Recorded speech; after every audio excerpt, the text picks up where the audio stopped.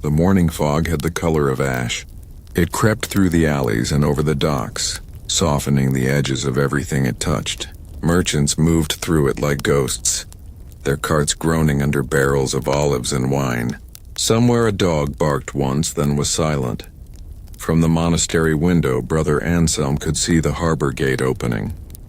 The porters crossed themselves as the first ship, La Couronne d'Argent, eased into view. Its hull was dark with rot, and the sails hung like rags from their beams.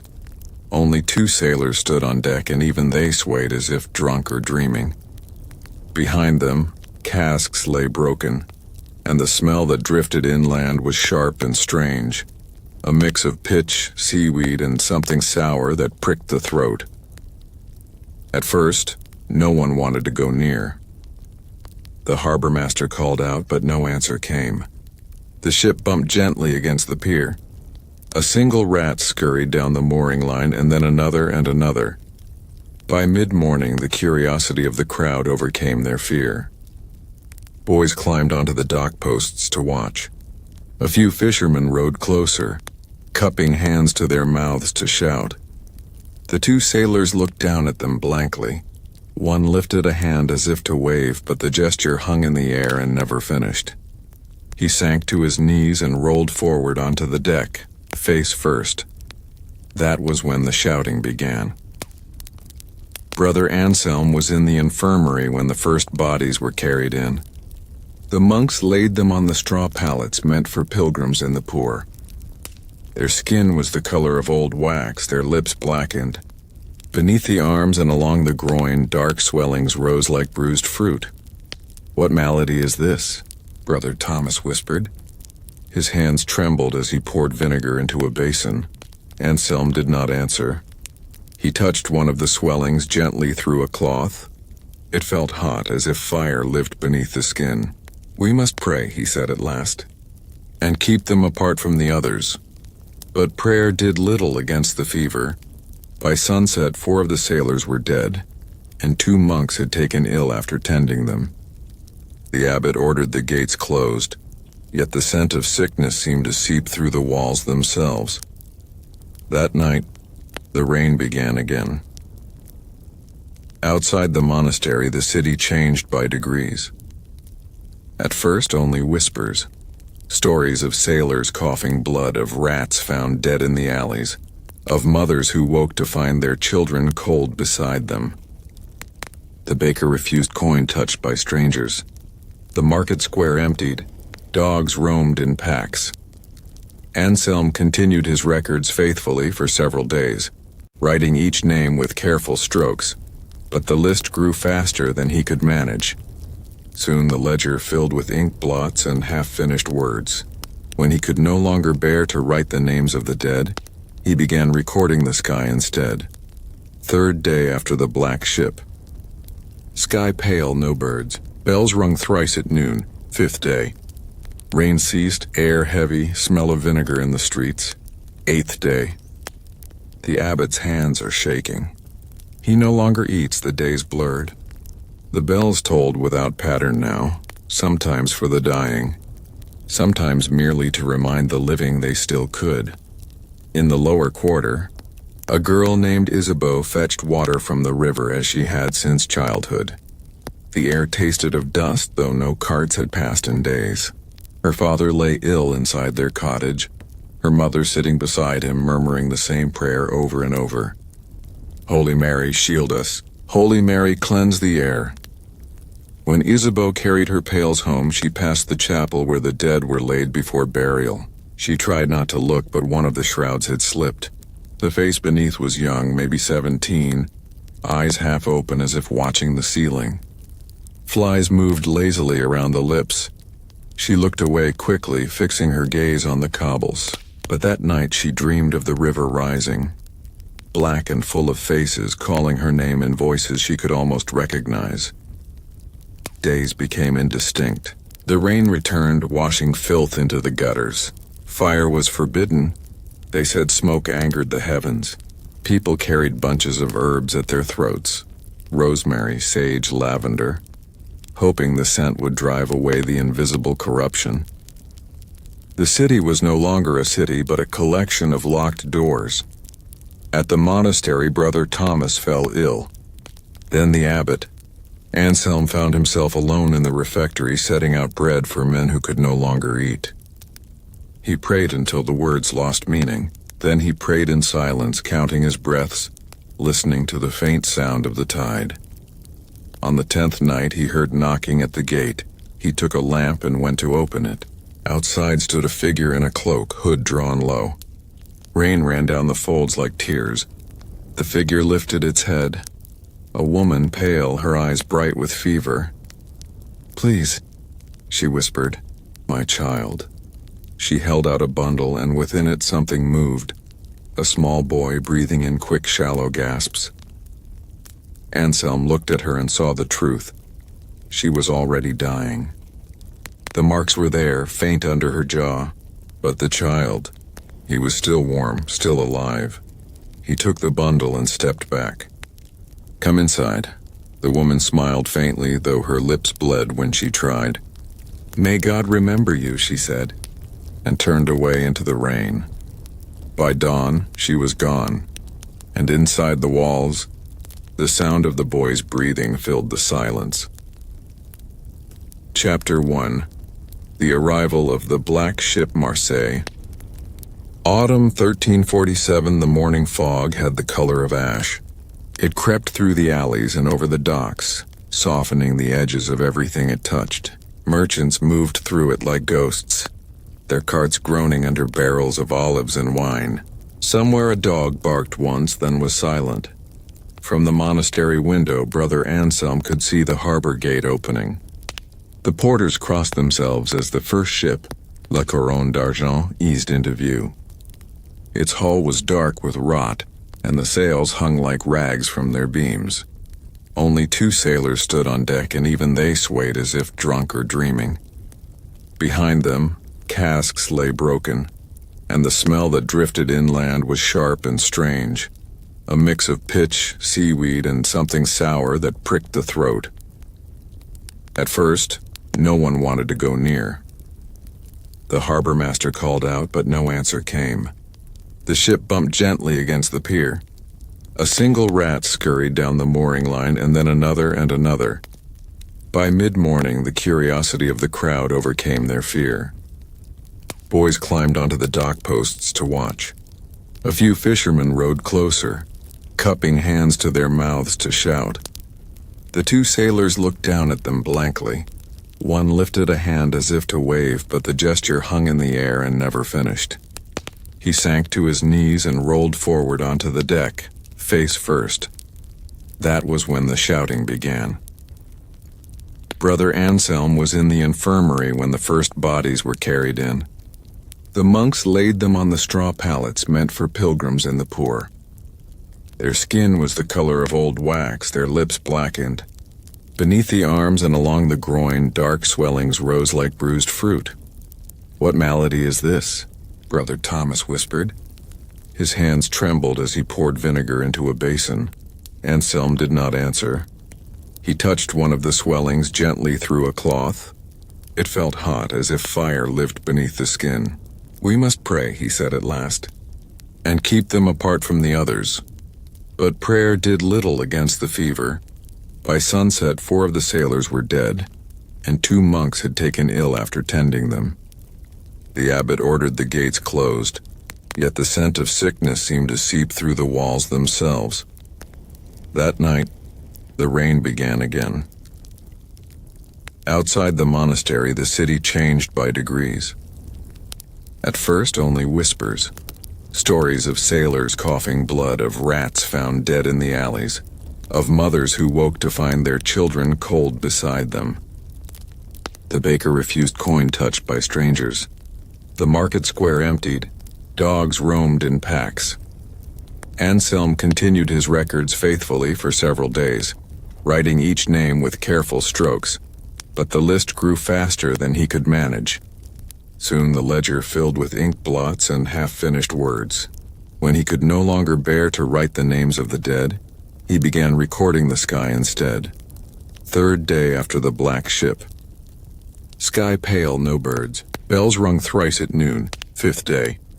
Rain ceased, air heavy, smell of vinegar in the streets. 8th day. The abbot's hands are shaking. He no longer eats, the days blurred. The bells tolled without pattern now, sometimes for the dying, sometimes merely to remind the living they still could. In the lower quarter, a girl named Isabeau fetched water from the river as she had since childhood. The air tasted of dust, though no carts had passed in days. Her father lay ill inside their cottage, her mother sitting beside him murmuring the same prayer over and over. Holy Mary, shield us. Holy Mary, cleanse the air.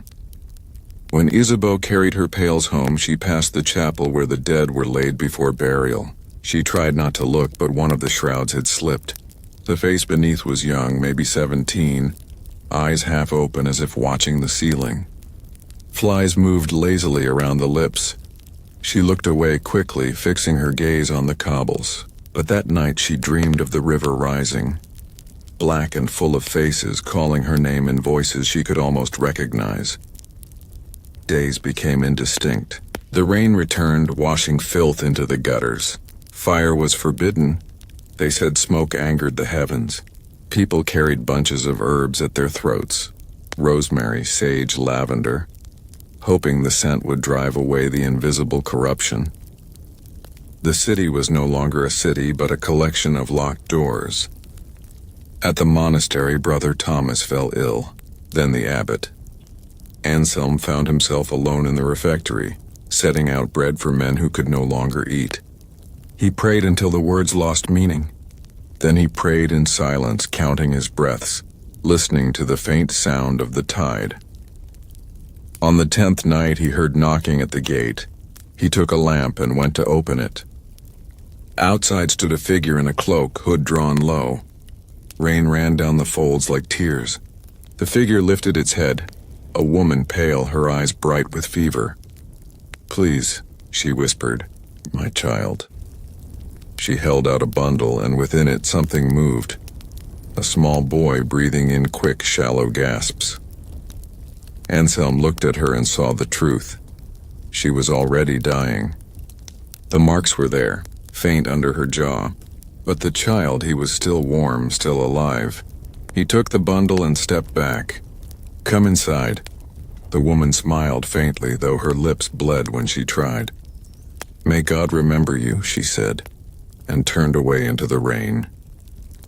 By dawn she was gone, and inside the walls, the sound of the boy's breathing filled the silence. At dawn, the fog was so thick that the monastery's own bell tower vanished above the mist. When Brother Anselm stepped into the courtyard, frost cracked beneath his sandals, and the world smelled of iron and salt. Somewhere in that gray hush, a single sound moved steadily closer, the soft metallic clink of a small bell. He waited at the gate. The man appeared just as the light began to thin. He wore a long coat of oiled leather, gloved hands, and that curious mask whose beak was stuffed with herbs and wool. The lantern he carried cast a trembling circle on the ground, where the footprints of the night had frozen in shallow puddles. "You are a physician," Anselm said. The stranger inclined his head. "Dr. Matteo Salviati, of Avignon once, now of everywhere." He leaned upon his staff. The little bell at its tip swung once and was still. "I am told your house has the sick." "Only one," Anselm answered.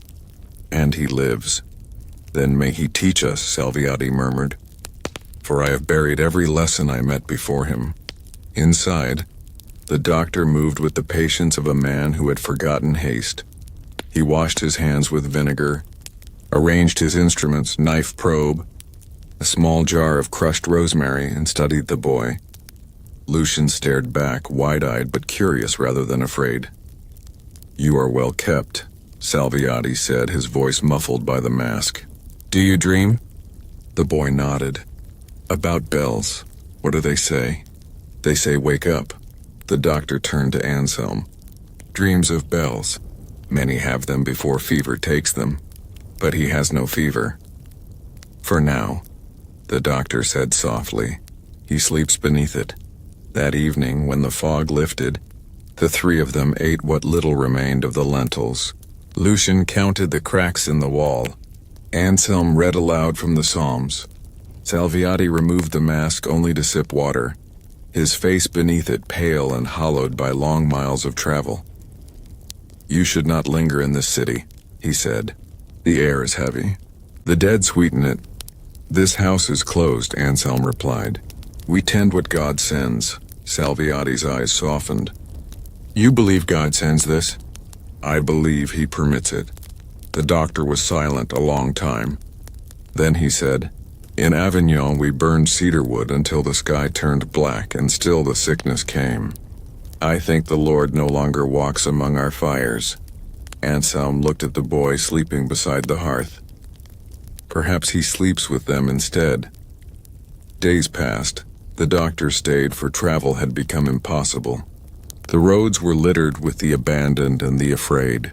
He treated what few souls still crawled to the gate: merchants, sailors, even a priest whose throat had turned purple. None survived. Each dawn he wrote in a small ledger.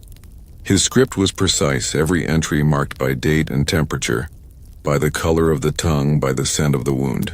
Yet between the lines Anselm read weariness deeper than science could cure. One night, while Lucien slept, the two men walked in the cloister garden. The vines were dry, the well half frozen. "Why do you still write?" Anselm asked. "Because forgetting is the only death that lasts," Salviati said. "I record what I cannot save." He paused, touching the edge of the well. "Do you keep faith, brother?" "I keep watch," Anselm answered.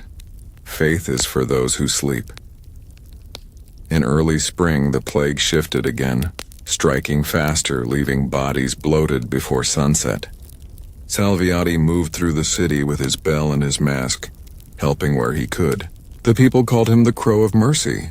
At times he did not return for days. Anselm stayed with Lucien, teaching him to read the Psalter, to tend the herbs, to light candles for those they buried. The boy grew quieter, older somehow, though no more than 10. One evening he asked, "Brother, will the doctor die too?" Anselm said nothing. Lucien looked into the candle's flame. "If he does, I'll ring the bell for him." Salviati returned one night near the equinox, carrying the mask in his hand instead of upon his face. His eyes were fever bright, his breath shallow. He set the bell upon the altar and whispered, "It is my turn." Anselm guided him to the infirmary. The doctor's hands trembled as he unrolled his own bandages. "Strange," he said. "All my life I chased this sickness, and now it has found me." "You will rest," Anselm said. Salviati smiled faintly. "No, brother. I will stop." He reached for the ledger at his belt and pressed it into Anselm's palm. "Write the last line for me." Anselm opened the book. Beneath the final date, the doctor had written only 3 words: "The air quietens." Before dawn, Matteo Salviati was still. Outside, the first lark of spring sang over the ruins of Marseille. Anselm buried him beneath the olive tree beside the abbot. Lucien rang the bell until the sound faded into the morning.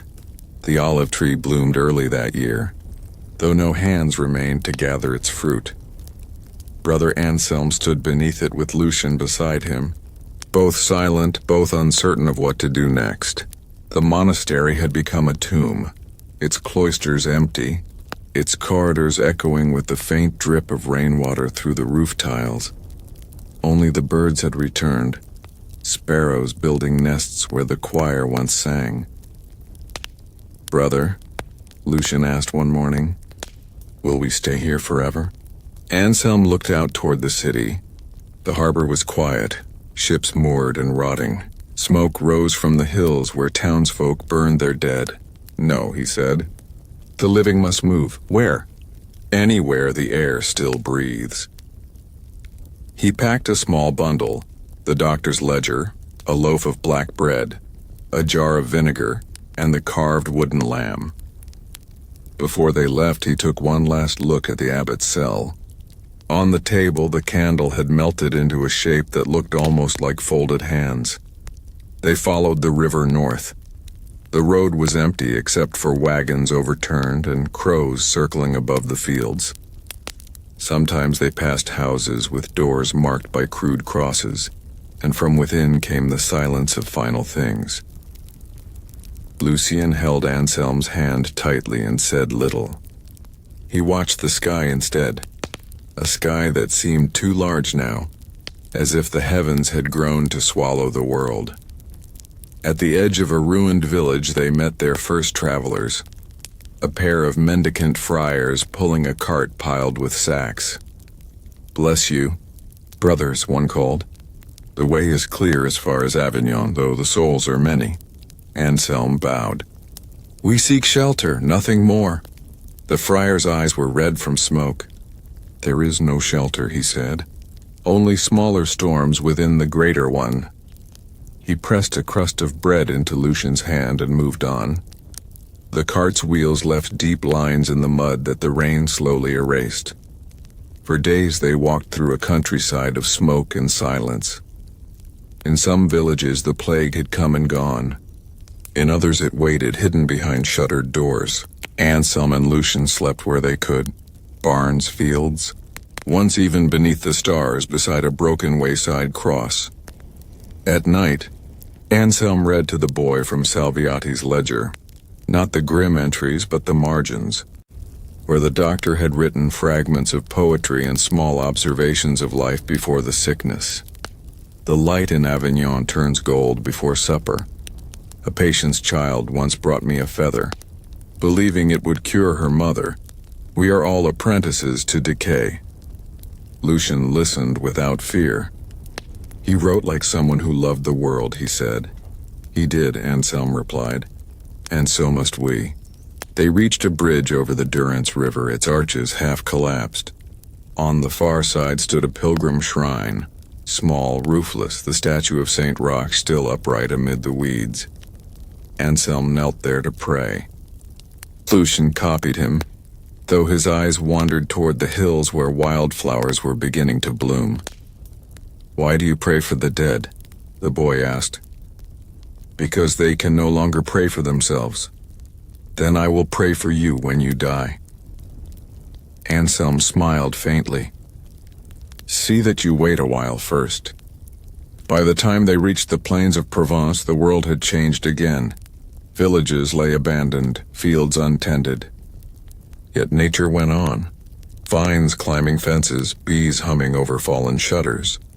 It was as if the earth had decided to forget humanity and begin anew. One evening, as they approached a small town, the smell of bread drifted through the air. It was the first warm scent in months. They followed it to a square where a handful of people cooked over a communal fire. A woman looked up, eyes hollow but kind. "You've come far," she said. "From the coast," Anselm answered. "We seek rest. You'll find little of it here," she said. "But you may share our fire." Lucien sat beside the flames and watched them dance. For the first time he did not cough. The woman gave him a bowl of broth and stroked his hair. "You've a gentle guardian," she said. "He's my brother," Lucien replied simply. Anselm opened his mouth to correct him, then decided not to. That night they slept beneath the stars again. The townsfolk sang softly, hymns without hope but with rhythm enough to soothe. Anselm lay awake, listening to their voices fade into the wind. Somewhere beyond the horizon he thought he heard the faint tolling of a bell. He dreamed of the monastery, the olive tree blooming, the doctor's ledger left open upon the altar, and all the candles relit one by one, until the whole place glowed like the heart of dawn. When he woke, the fire was out, and the world was gray again. The road along the Rhone was lined with willow trees, their branches dipping into the slow, dark river. The water moved without sound, reflecting the sky like a dull mirror. Brother Anselm and Lucien walked for hours, their footsteps echoing softly in the quiet morning. By midday, they reached a small bridge where a group of travelers had stopped to rest. There were 5 of them, a shoemaker and his daughter, a pair of monks from a distant abbey, and an old woman who carried a basket of herbs. All bore the faint look of weariness that comes from long travel and the shadows of loss. The shoemaker noticed Lucien first. "Is the child sick?" he asked, voice low. Anselm shook his head. "He is recovering, but the plague has claimed many before him." The woman stirred her herbs in a small bowl. "Then he is fortunate," she said, "for the world has grown too silent." They traveled together slowly. The group moved like a single, careful creature, walking in rhythm with the river. Along the banks, reeds swayed in the breeze, birds called faintly, and the sun fell warm against their shoulders. For the first time since Marseille, Lucien laughed. Not at words, but at a frog leaping into the water, its legs kicking at the sky. "Brother," he said later, "why do people die so quickly?" Anselm sighed. "The world has its seasons, Lucien. Some are long and some are short. We live in a short one now." The boy considered this. "Then I will enjoy the long seasons when they come." Anselm smiled faintly. "You will, but only if you remember them." At night, the travelers camped beside the river. A small fire crackled. The monks chanted softly, their voices threading through the reeds. Anselm and Lucien lay close together under a woolen blanket, listening to the distant croak of frogs. One evening, the old woman told a story of a child who walked through a field of lilies and found a hidden spring.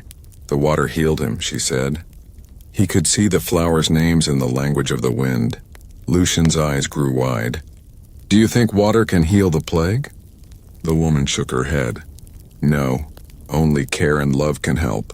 And even then, some things must end." Anselm nodded, thinking of the doctor, of the monks, of every life he had watched leave the world. Days became weeks. The travelers passed through villages where doors had been nailed shut. Chickens pecked through ruined kitchens. Wolves followed the roads at a distance, moving in the absence of humans.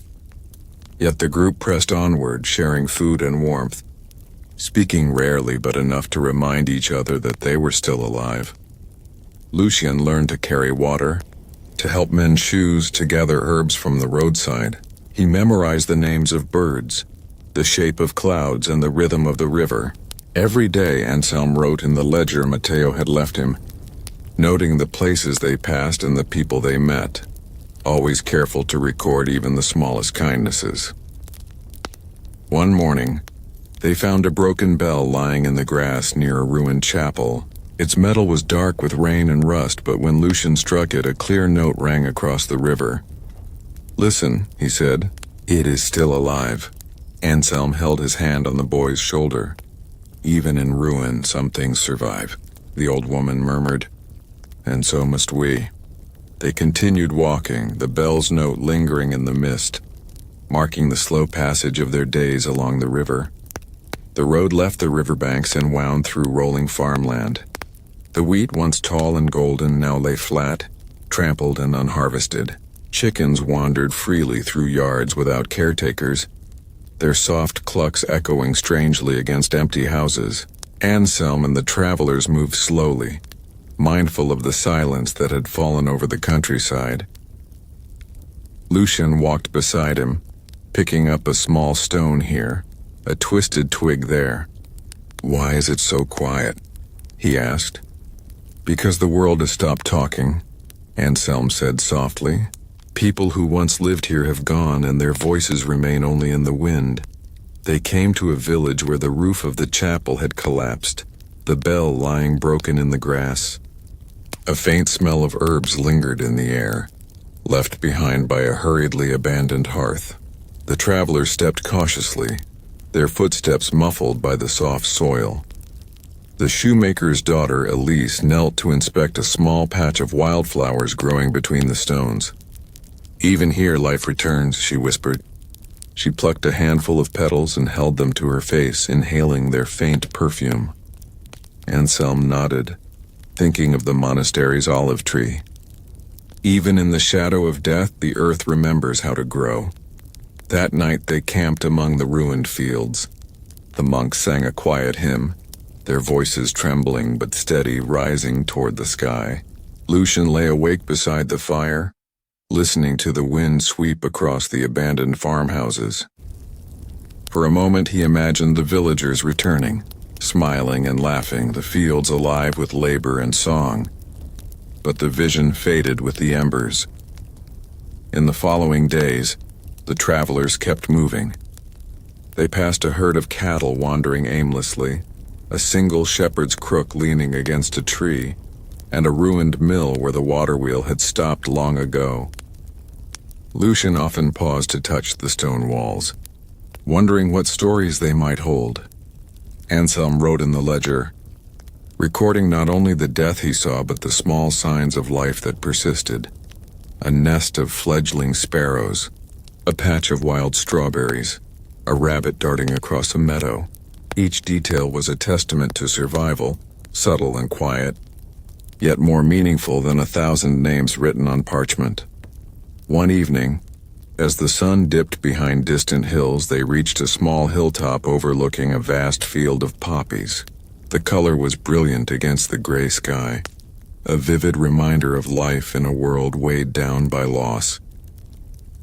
Lucien ran into the field, laughing despite himself. "Look, brother, they are alive." Anselm stood at the edge watching. "Yes, Lucien, some things are." The wind carried the scent of the flowers and the faint tang of the river below. It was a rare moment of peace, a breath taken in the middle of despair. That night, as they slept beneath the open sky, Anselm felt the quiet settle in his bones. The plague was still out there, relentless and merciless, but in the fields of silence life whispered softly, and he listened. The travelers descended into a valley where a small village clung to the riverbank. Smoke rose faintly from a few chimneys, curling lazily into the morning air. Compared to the villages they had passed, this place seemed almost alive. Children's voices rang faintly from the far side of the square, and the scent of bread drifted over the cobblestones. Yet the village was not untouched. Houses on the outskirts were shuttered, some abandoned entirely, their doors marked with crude crosses. The villagers moved cautiously, wary of outsiders, their eyes carrying the weight of grief. A man with a wide-brimmed hat approached them. His beard was flecked with gray, and his hands were calloused from labor. "Travelers," he said, voice low but firm, "you seek shelter?" Anselm bowed. "Yes, we are pilgrims moving slowly northward." The man nodded. "We have room for few, but there is work to be done. If you help with the harvest, you may stay." The villagers moved like shadows through their routines, tending gardens, mending walls, and caring for the few remaining animals. Lucien followed Elise into the herb garden, learning the names of plants that could soothe pain, strengthen the body, or ward off fever. He listened to the villagers' quiet conversations, their words slow and deliberate, as if spoken with the weight of absence in mind. At the edge of the village, Brother Anselm helped repair a collapsed wall of the granary. Every stone he lifted was heavy with history. Every layer of mortar a memory of labor that persisted even as death had swept the world. Evening brought a hush over the village. The sun set behind the hills, painting the river in shades of red and gold. Villagers lit lanterns, small glimmers of light against the encroaching darkness. By the fire, the old woman shared a story of the first plague season, of children who slept through the bells, of mothers who whispered names over empty graves, and of men who wandered the roads seeking something they could no longer find. Lucien listened with wide eyes, absorbing each word, and though his cheeks were flushed from the day's work, a quiet calm settled over him. Anselm reflected on the contrast between the living and the dead. Life persisted in small, deliberate ways. The turning of a key in a lock, the careful pouring of water into a pot, the tending of animals, all acts of patience, slow and mindful, that had become sacred in the absence of laughter and song. Days passed in the rhythm of this quiet village. The travelers learned to rise with the sun, tend to small tasks, and rest without expectation. The plague was still distant but never absent. The villagers spoke of families lost, of neighbors taken too soon, yet they continued to plant, build, and care for one another. Lucien grew stronger, his voice no longer faint. He ran along the riverbank, collecting stones and feathers, whispering small observations to Anselm. "Brother," he said one morning, "even if everyone leaves, some things stay." "Yes," Anselm agreed. "They stay if we remember." The sun rose higher each day, and the river shimmered in its light. Shadows of the past lingered in the corners of the village, but life continued in quiet, deliberate motion. In the village of shadows, the travelers began to understand that survival was not merely existence. It was the slow, mindful tending of what remained. The road beyond the village stretched endlessly, lined with fields overgrown and cottages abandoned. The travelers moved in silence, each step a careful negotiation with the uneven stones and soft earth. Birds called occasionally from distant trees, but their songs were faint, hesitant, as if the world itself had learned to speak less. Lucien walked close to Anselm, holding the carved lamb. "Brother," he whispered, "why does the wind sound so lonely?" Anselm looked out over the rolling hills. "Because it carries the echoes of those who are gone. Listen carefully and you may hear their stories in the sigh of the trees." The boy tilted his head, listening.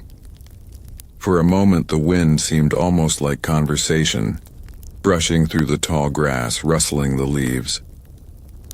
They passed a farmhouse where smoke still rose from the chimney, a rare sign of life.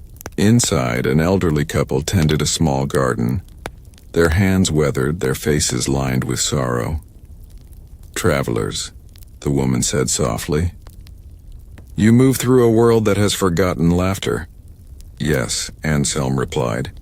"And we carry what we can quietly." The old man nodded. "Then walk gently. Take only what the earth offers, and speak only when needed." The travelers stayed for one night, sharing a meal of boiled vegetables and stale bread. Lucien, for the first time in days, laughed softly at a rabbit hopping through the garden. The sound was like a fragile bird, easily frightened but insistent. Beyond the farmhouse, the field stretched wider, emptier. Villages lay in ruins, their bell towers collapsed, their doors left ajar. Here and there a single soul wandered, stooped with labor, searching for something lost. Anselm kept a small journal, recording each detail. The color of the wheat in the sun, the way the river reflected the clouds, the faint scent of lavender carried from one ruin to another. Lucien learned to notice these small things too. The flight of a sparrow, the curve of a stone wall, the taste of spring water in his mouth. At night, they camped beside a stagnant pond. The moon was full, pale, and hung low in the sky. Anselm watched Lucien sleep, the boy's face calm despite the horrors they had seen. "I will remember this," Lucien whispered in his sleep. Anselm nodded silently. "Remembering is how we survive." The wind swept over the water, carrying whispers from the empty fields. Somewhere a bell rang faintly, though no one was near. The sound seemed to move with the current, a slow, deliberate pulse marking the passage of time in a world where most had stopped counting. As they continued their journey, the silence became a companion. Each step was a meditation, each pause a prayer. They met fewer travelers, fewer living souls. And yet in this emptiness, life persisted in quiet, understated ways. A deer drinking at the river, a patch of wildflowers growing through the cracks in a road, the steady rhythm of Lucien's breath beside Anselm's. The plague had stripped the world bare, but in the absence of noise and chaos, the smallest signs of life became profound. The travelers learned to honor them. Anselm wrote in the ledger, now full of observations both small and vast. "Even in silence," he noted, "the world speaks to those who listen." And as the sun set behind distant hills, painting the sky in shades of amber and gray, the road stretched on before them, empty, endless, and waiting. The Rhone stretched before them, wide and still, reflecting the gray sky like a mirror of sorrow. Anselm and Lucien followed the riverbank, their pace slow, measured, each step an acknowledgement of the emptiness surrounding them.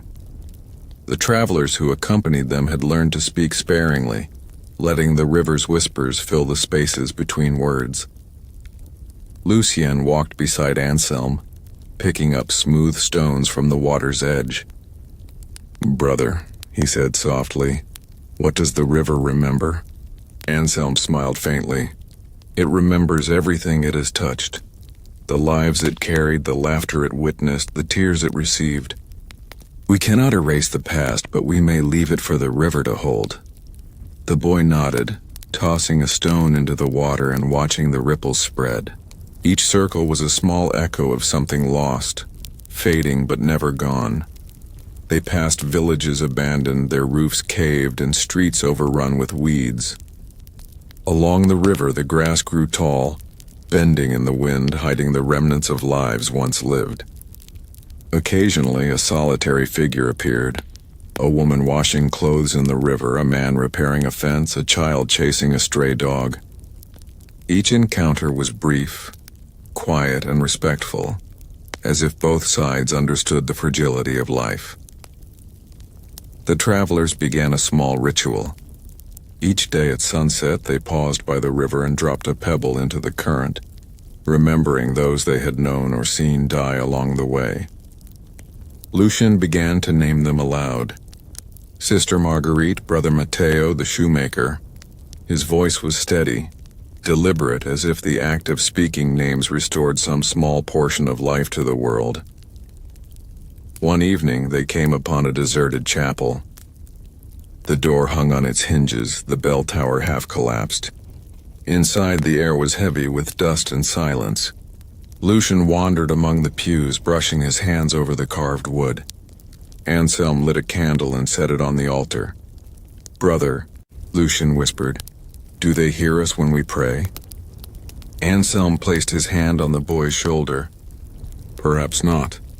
But we pray not for them alone, but for ourselves, to remember, to honor, to continue." The candle flickered, casting dancing shadows on the walls. In that light, the chapel seemed alive again, if only for a moment. The days passed in slow rhythm. Along the riverbank, they saw the signs of nature reclaiming the world. Reeds growing thick, fish darting beneath the surface, herons wading silently. Each observation was a quiet reminder that life endured even where humans faltered. Lucien learned to listen to the rhythm of the river, to feel the heartbeat of the earth beneath his feet. Anselm recorded these moments in the ledger, noting small miracles. A nest of sparrows, the first wild strawberries of the season, a fox darting across a field at dusk. The travelers found comfort in routine, in the deliberate pace of each day. The plague continued its shadow in distant villages, but here beside the river life moved forward slowly, measured by the pulse of wind and water, by the footsteps of those who remained. One morning, as fog lifted from the river, Lucien paused and dropped a pebble into the water. "Brother," he said, "the river carries our memories now. I think it will keep them safe." Anselm nodded, watching the ripples fade. "Yes, Lucien, and one day perhaps someone else will come and remember too." The river flowed on, steady, patient, and enduring, and as they continued northward, the travelers carried their small rituals, their quiet prayers, and their memories along with them, proof that even in the shadow of death, life persisted in the smallest, most deliberate ways. The hills rose gently from the river valley, dotted with ancient oaks and crumbling stone walls. The travelers climbed slowly, their steps measured, their pace dictated by the fatigue of the long journey and the stillness of the land. Lucien walked beside Anselm, carrying the carved lamb and a small bundle of herbs. "Brother," he said softly, "why does the world feel heavier here?" Anselm glanced at him. Because we climb, and in climbing we feel every burden. The hills demand patience, and the world is teaching us to wait. The boy nodded, eyes fixed on the distant ridge. He understood in the quiet way only a child can, that waiting was not idleness but a slow, deliberate act of survival. The hills were dotted with abandoned farms and empty cottages. Occasionally a door creaked in the wind or a lone bird took flight, startling the travelers. They passed a field where wheat had been trampled months before, now home to wildflowers that swayed gently in the breeze. Lucien paused, picking a small blue bloom. "Even here," he whispered, "something grows." Anselm smiled. "Yes, Lucien, even here life continues." At night they camped on a gentle slope overlooking the river valley. The wind moved through the trees, carrying the faint scent of smoke from distant fires. The travelers spoke little, letting the rustle of leaves and the call of night birds mark the passage of time. Days blended together. The travelers learned to move with the rhythm of the hills, rising with the sun, pausing at streams to drink and wash, tending fires with care. Lucien began to notice the small signs of life around him, the shape of a cloud, the flash of a fox's tail, the tremor of dew on a spider's web. Anselm recorded these observations in the ledger, noting that even in the shadow of devastation, the world persisted. "Memory," he wrote, "is not only of the dead, but of the living who watch and tend and care. Each step forward is a prayer, each breath a blessing." On the 5th day they came upon a small hamlet nestled among the hills. Smoke rose from 2 chimneys. A few people moved slowly through the streets. The travelers approached cautiously, aware of the quiet tension that lingered after so much loss. An elderly man greeted them. "Travelers," he said, "you are welcome here. But beware the silence, it is heavy with absence." The travelers nodded. They helped the villagers repair fences and mend thatched roofs. Lucien tended the children, teaching them to read simple letters from scraps of parchment. Anselm assisted with the sick and kept records, noting every sign of life and death. Evening came, soft and golden. The hills glowed in the fading light, shadows stretching across the valley. Lucien sat beside Anselm, holding the carved lamb. "Brother," he asked, "will the world ever be loud again?" Anselm thought of the monastery bells, the laughter of the village children, the wind moving through the trees. "Perhaps," he said slowly. "But even if it does not, the quiet teaches us what to treasure." The boy nodded, understanding more than words could convey. Together they watched the sunset, the hills of waiting stretching endlessly before them, a gentle reminder that time, patience, and care could carry them through the long shadow of the plague. Beyond the hills, a dense forest awaited, its trees tall and dark, their leaves a mixture of gold and brown. The travelers entered slowly, careful with each step over the carpet of fallen leaves. The forest seemed to hum softly, the wind moving through the branches like whispered voices. Lucien clutched the carved lamb tightly. "Brother," he said, "why does the forest feel like it remembers?" Anselm nodded thoughtfully. "Because it does. Every tree, every stone, every fallen leaf holds the memory of what passed here long before we arrived, and what will come after we leave." The boy walked quietly, listening. A faint rustle of animals, the distant call of a woodpecker, the creak of branches, all sounded amplified in the hushed stillness. It was a living cathedral of memory, both beautiful and solemn. They found signs of former lives among the trees. A broken cart half buried in leaves, a charred fire pit, the remnants of a cottage swallowed by moss. Lucien bent down to examine a small wooden bowl, cracked and weathered. "Someone used this," he whispered. "A long time ago." "Yes," Anselm said. "And now it waits for us to remember it, even if only for a moment." The travelers moved through the forest with reverence. Every step was deliberate. Every sound, every sight was acknowledged, even in places where the plague had passed first. Leaving silence and decay, there was beauty. The spiral of a fern, the silver of dew on a spider's web, the shaft of sunlight piercing the canopy. Night fell quickly, deep and quiet, and they made camp beneath an ancient oak. The wind whispered through the branches, carrying echoes of the past. Anselm lit a small fire, its glow reflecting in Lucien's eyes. The boy spoke softly. "Brother, do the trees ever forget?" Anselm thought for a moment. Perhaps not. They hold the memory of everything they have witnessed, for better or worse.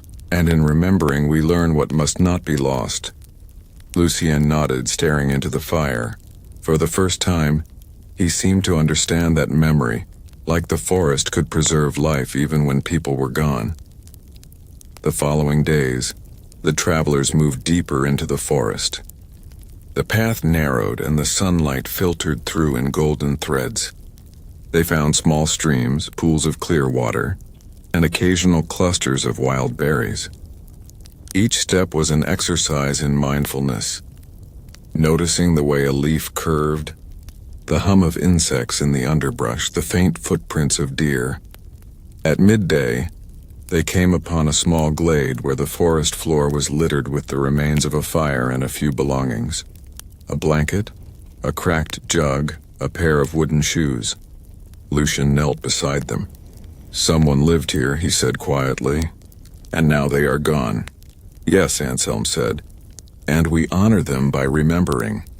The travelers spent the night in the glade, and though the forest was filled with shadows, it also held a sense of serenity. Even in the heart of silence, life persisted, the slow, patient growth of trees, the soft rustle of leaves, the heartbeat of the boy beside Anselm. The forest seemed endless, yet every day brought small revelations. Lucien learned to recognize birds by their calls, to distinguish edible plants, to move quietly so as not to disturb the small animals.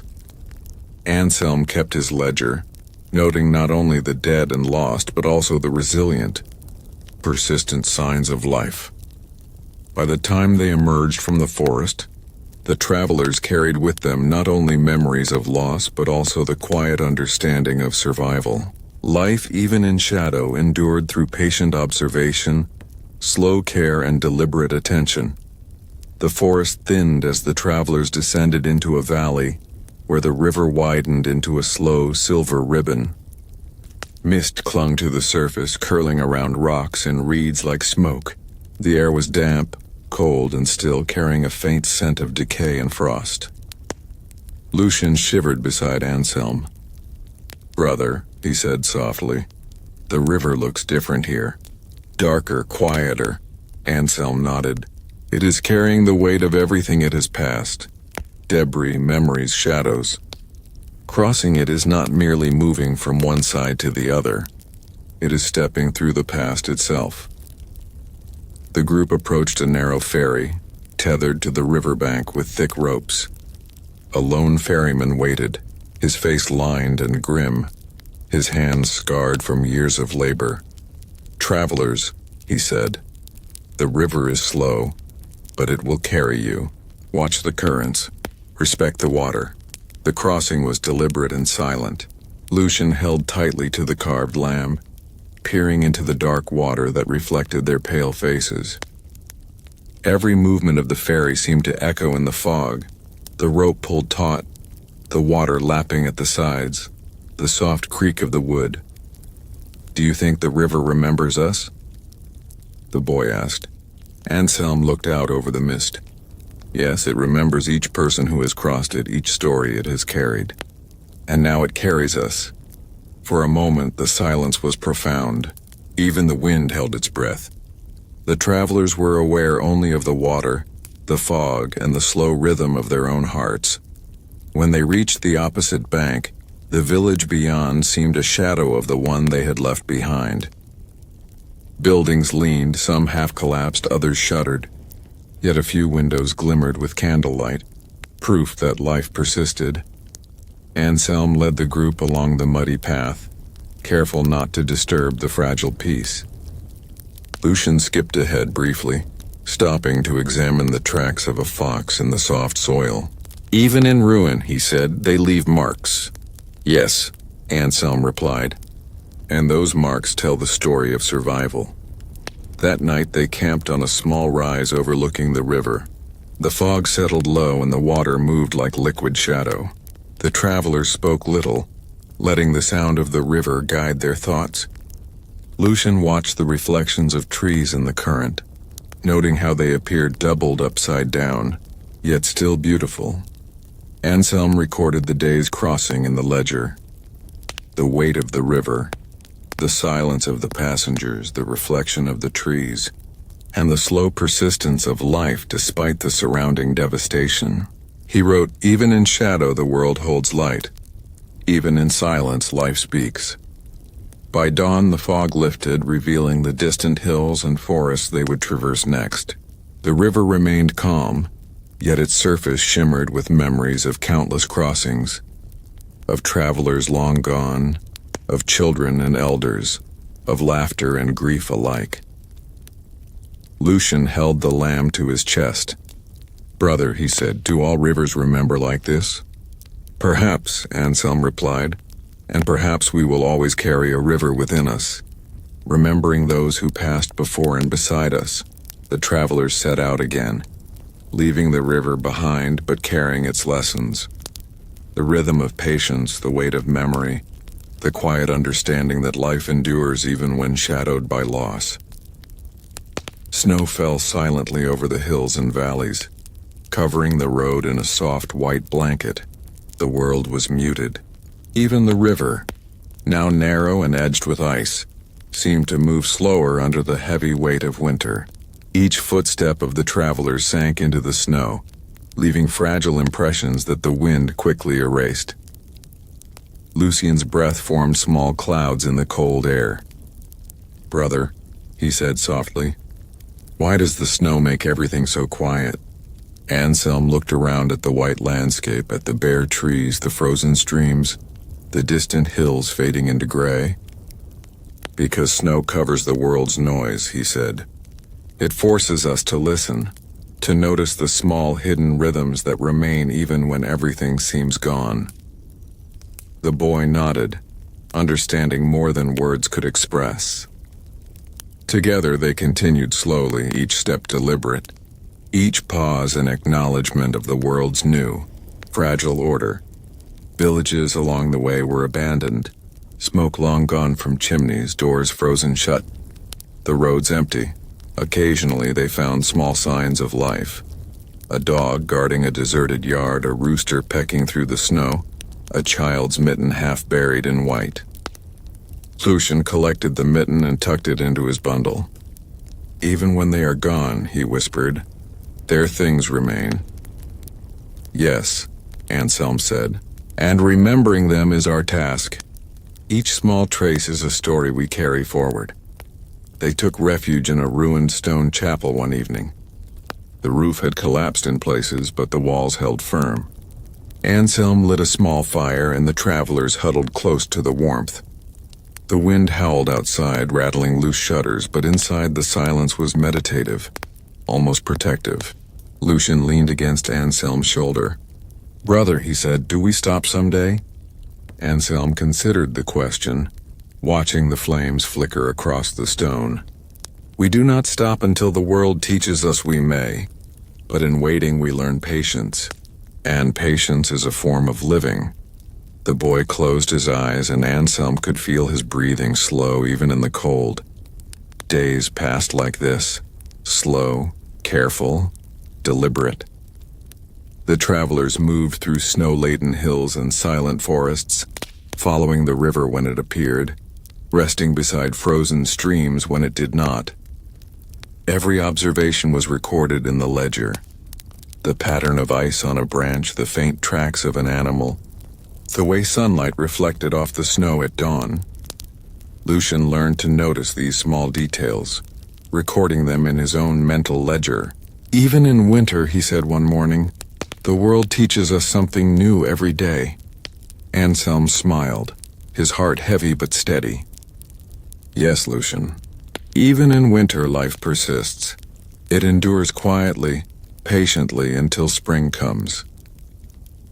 One evening they reached a hilltop overlooking a valley blanketed in white. The wind moved softly through the trees, and in the distance the faint glimmer of a distant village appeared through the snow haze. The travelers paused, watching the pale light, feeling the long weight of months behind them, and the small hope of months yet to come. Lucien pressed the carved lamb to his chest. "Brother," he said, "I think we will carry this winter with us forever." "Yes," Anselm replied, "and it will carry us too. We remember, we endure, and we move forward." And as the snow continued to fall, covering all traces of the past, the travelers pressed onward step by step, through the winter of waiting, holding life, memory, and hope in their hands. The snow had receded, leaving a damp, earthy smell in the air. Streams swelled with melted ice, and the first green shoots pushed through the thawed ground. Birds returned slowly, their songs tentative but growing bolder each day. Lucien walked beside Anselm, noticing each small sign of life. "Brother," he said softly, "everything is waking again." Anselm smiled, watching the boy's eyes widen at the sight of crocuses breaking through the soil. "Yes," he said, "even after the long silence, the world remembers how to live." The travelers moved along familiar paths, now transformed by the slow hand of spring. The river glimmered with sunlight. The hillsides glowed with patches of green, and the wind carried the scent of blossoms. For the first time in months, there was a feeling of gentle anticipation in the air. Villages were emerging from hibernation. Some homes were still abandoned, but others saw doors opened again, smoke rising from chimneys and the faint sound of human voices. Farmers began tending fields once more. Children chased each other along dirt roads, and the rhythm of daily life returned in subtle, careful ways.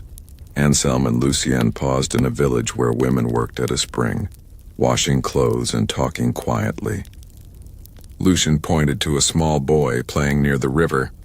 "Look, brother, life never left completely?" "Yes," Anselm replied. "Even in shadow, small sparks remain.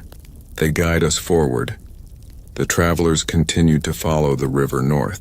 Trees regained their leaves, and the ground was dotted with wildflowers. Lucien learned the names of new plants, noting their colors, scents, and uses.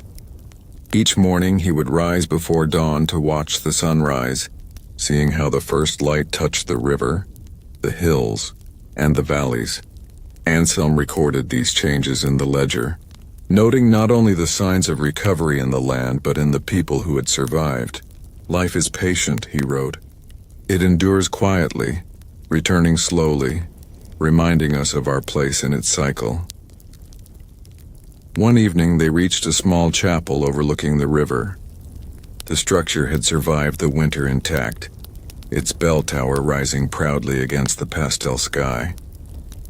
Lucien ran ahead to touch the stone walls. "Brother," he said, "the world remembers us too." "Yes," Anselm replied, "and we remember it. Every step, every breath, every small act of care contributes to the renewal of life." The travelers lit a fire outside the chapel, sharing a modest meal with a handful of villagers who had begun returning to this quiet place. The flames cast long shadows, flickering across faces lined with fatigue but brightened by hope. Night fell, gentle and clear. Stars shimmered above, reflected faintly in the calm river below.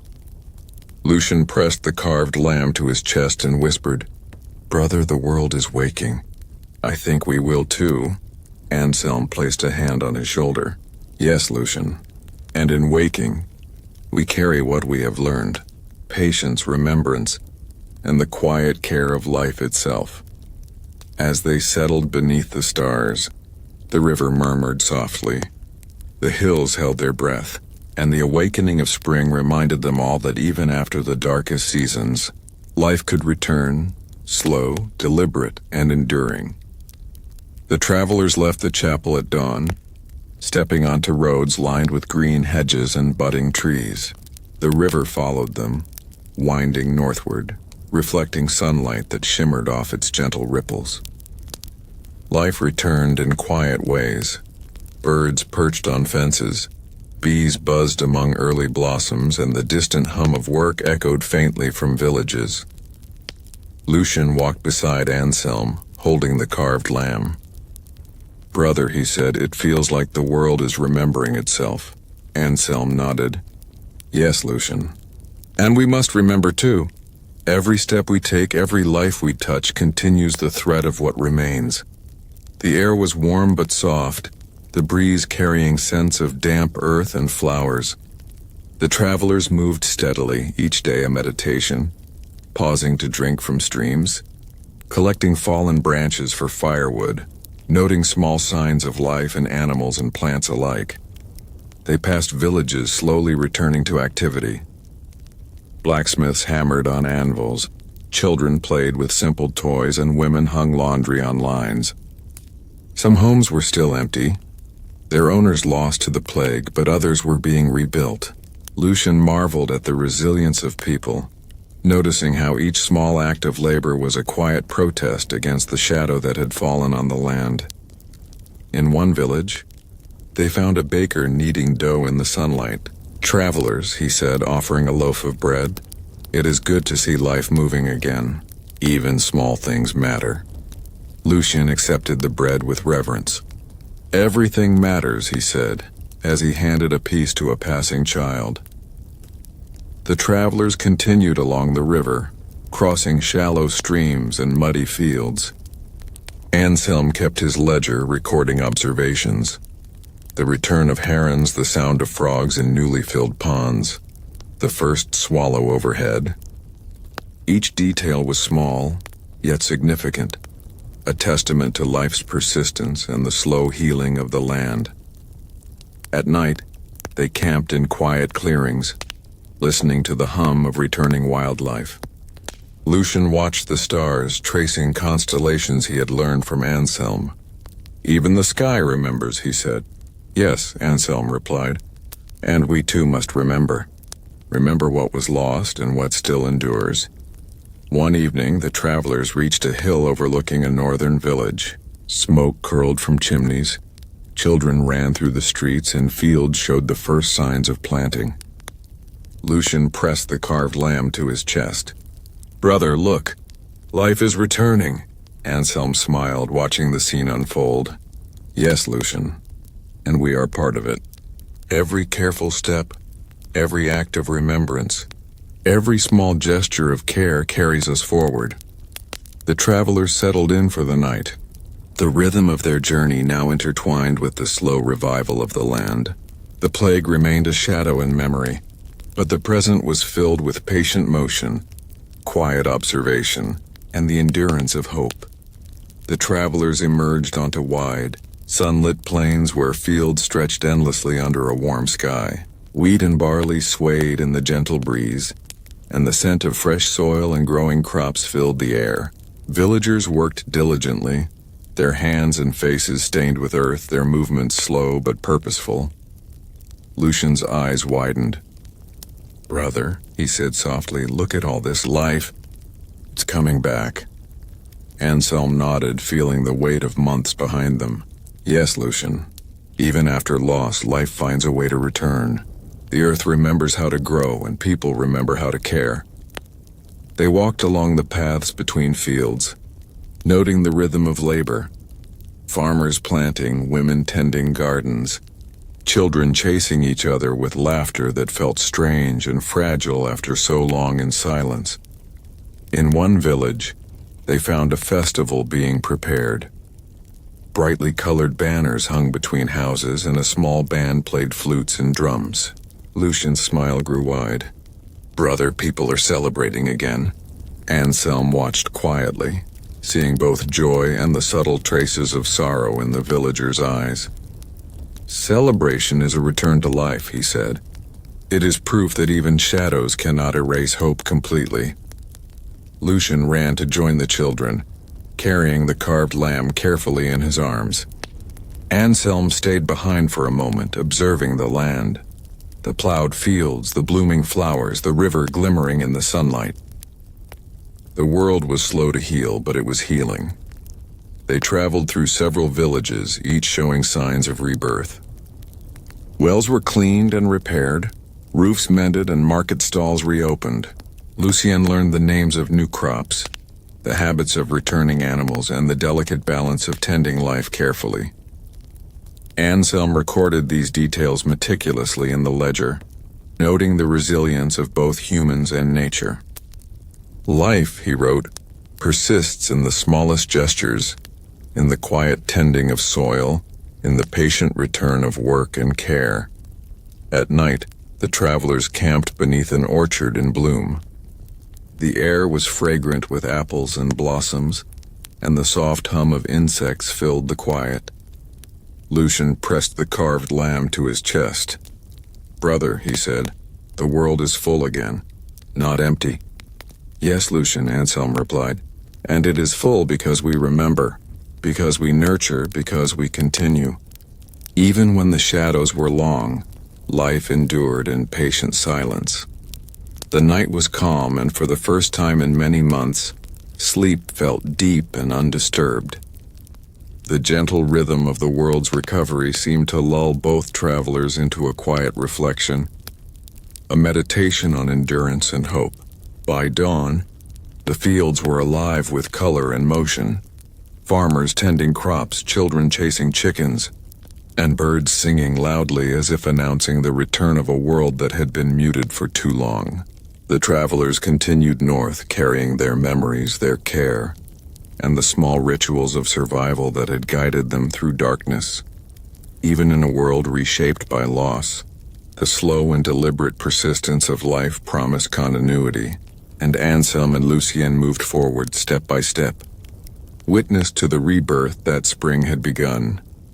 The travelers followed the Rhone northward, where the river widened into fertile plains dotted with small settlements. Smoke rose from chimneys and children ran along paths worn smooth by footsteps. The villages were alive with sound, hammers on anvils, the laughter of women at wells, and the distant song of a man guiding oxen through the fields. Lucien looked around with wide eyes. "Brother, people are living again everywhere." Anselm nodded. "Yes, Lucien. After long silence, life returns. It is patient but unstoppable." They walked slowly along the river, pausing to observe the rhythms of daily life. Each village had its own character, some bustling with merchants and markets, others quiet but productive, focused on repair and growth.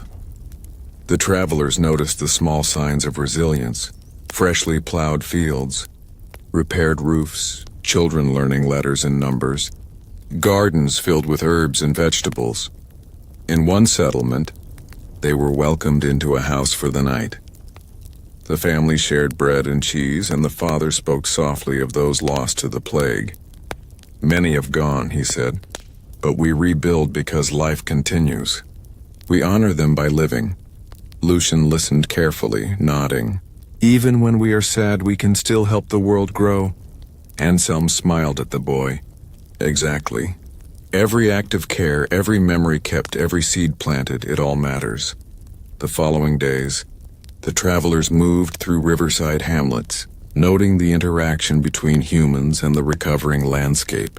Fish returned to the shallows, birds nested in orchards, and animals cautiously roamed gardens. People worked with deliberate patience, mindful that the fragile balance of life demanded attention and care. Anselm recorded these details in his ledger. The river carries not only water, but life, memory, and hope. Those who survive tend the earth, and the earth tends them in return. Lucien began to help more actively, carrying water, tending animals, and assisting in planting small gardens. The boy observed closely how the villagers repaired what was broken, nurtured what was growing, and celebrated life despite the shadow of past loss. At night, they would camp beside the river, listening to its gentle flow. Lucien pressed the carved lamb to his chest. "Brother," he whispered, "the river carries everything, our memories, our sadness, our hope." "Yes, Lucien," Anselm said, "and as long as it flows, we remember and endure. By the end of their journey along the river settlements, the travelers saw a pattern emerge. Life persisted, humans adapted, and the land slowly healed. Communities had become resilient, their rhythm steady and their care deliberate. Even in the memory of the plague, there was now evidence of continuity and hope. Small acts of perseverance building toward renewal. Lucien and Anselm walked through one final village before leaving the river, taking with them the quiet lessons of patience, remembrance, and the endurance of life itself. The Rhone flowed beside them, carrying stories of the past and the seeds of the future, steady and unbroken. The travelers left the river settlements behind, moving into rolling northern hills where forests and fields alternated in quiet rhythm. The sun slanted lower in the sky, casting long shadows across the valleys, and the air carried the crisp scent of approaching winter. Lucien walked beside Anselm, noticing the small signs of life returning in the hills. A fox darting through underbrush, a brook rippling over mossy stones, leaves turning gold and crimson. "Brother," he said softly, "even the hills are waking." Anselm smiled. "Yes, Lucien. Every place remembers what has been lost and nurtures what remains. The hills teach patience. They remind us that recovery is slow but inevitable." They encountered isolated farms tucked among the slopes. Some had been abandoned, their walls half collapsed, but many were alive with renewed activity. Farmers repaired fences, children gathered kindling, and livestock grazed under watchful eyes. Even in sparsely populated areas, the signs of human resilience were clear. In one hilltop village, the travelers paused to rest. The villagers welcomed them with warmth, offering bread and fresh goat's milk. Lucien joined a group of children playing in the fields, learning the rhythms of life and play once lost. Anselm watched quietly, noting in his ledger, "Recovery moves slowly, yet steadily. The earth and its people remember, and each deliberate act nurtures continuity." The northern hills were quieter than the river valleys, but they held a subtle vitality.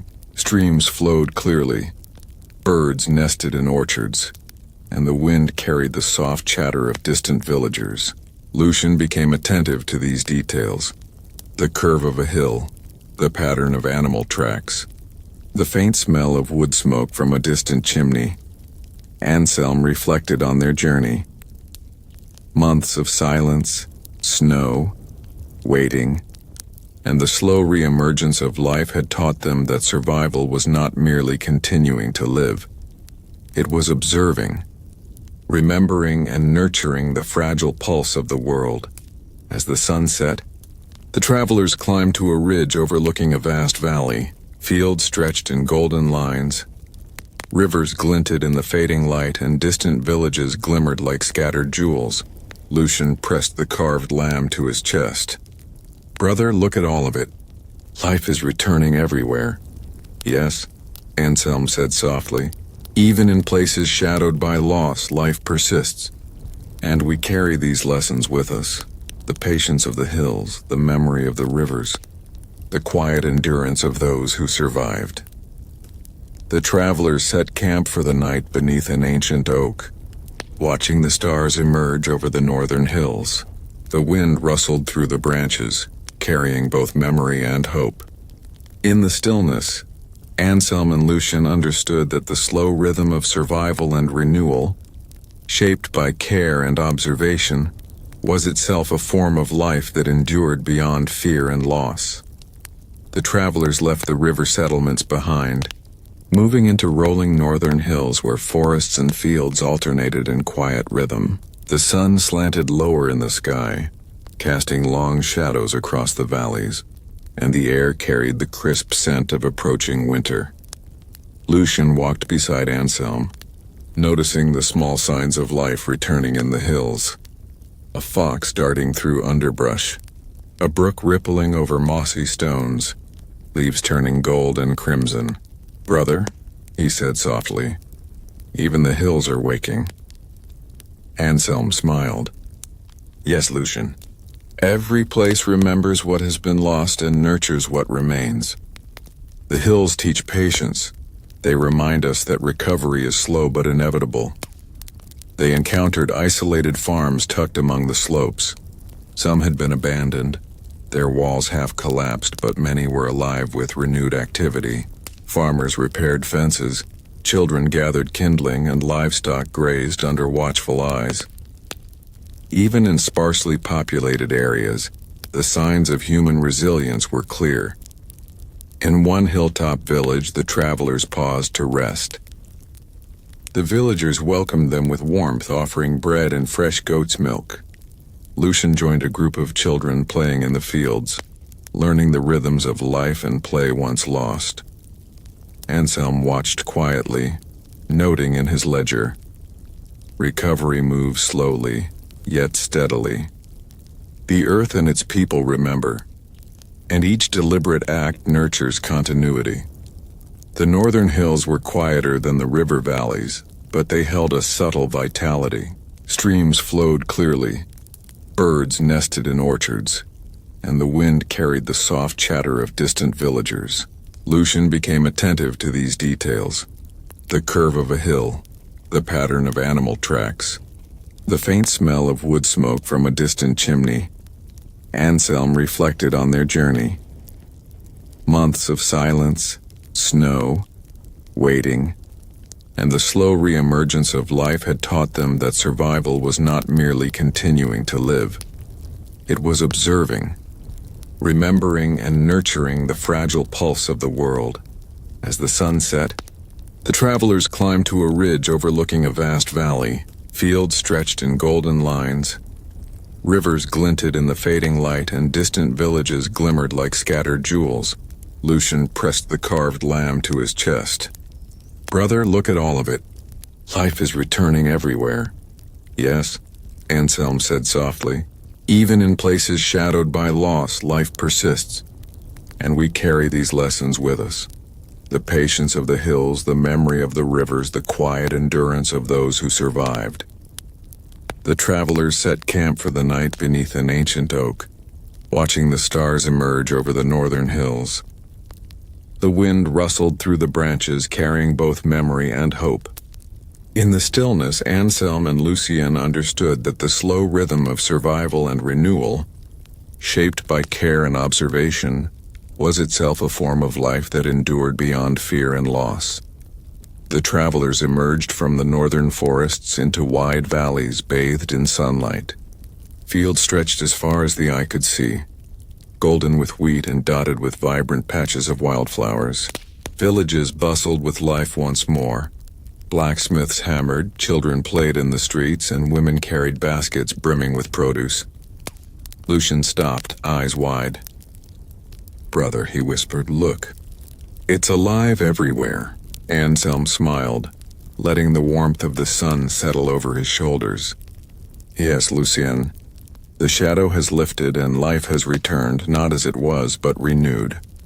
The travelers walked through the villages, observing the rhythm of human activity. Markets were open, songs of daily labor filled the air, and small celebrations marked the planting and harvest.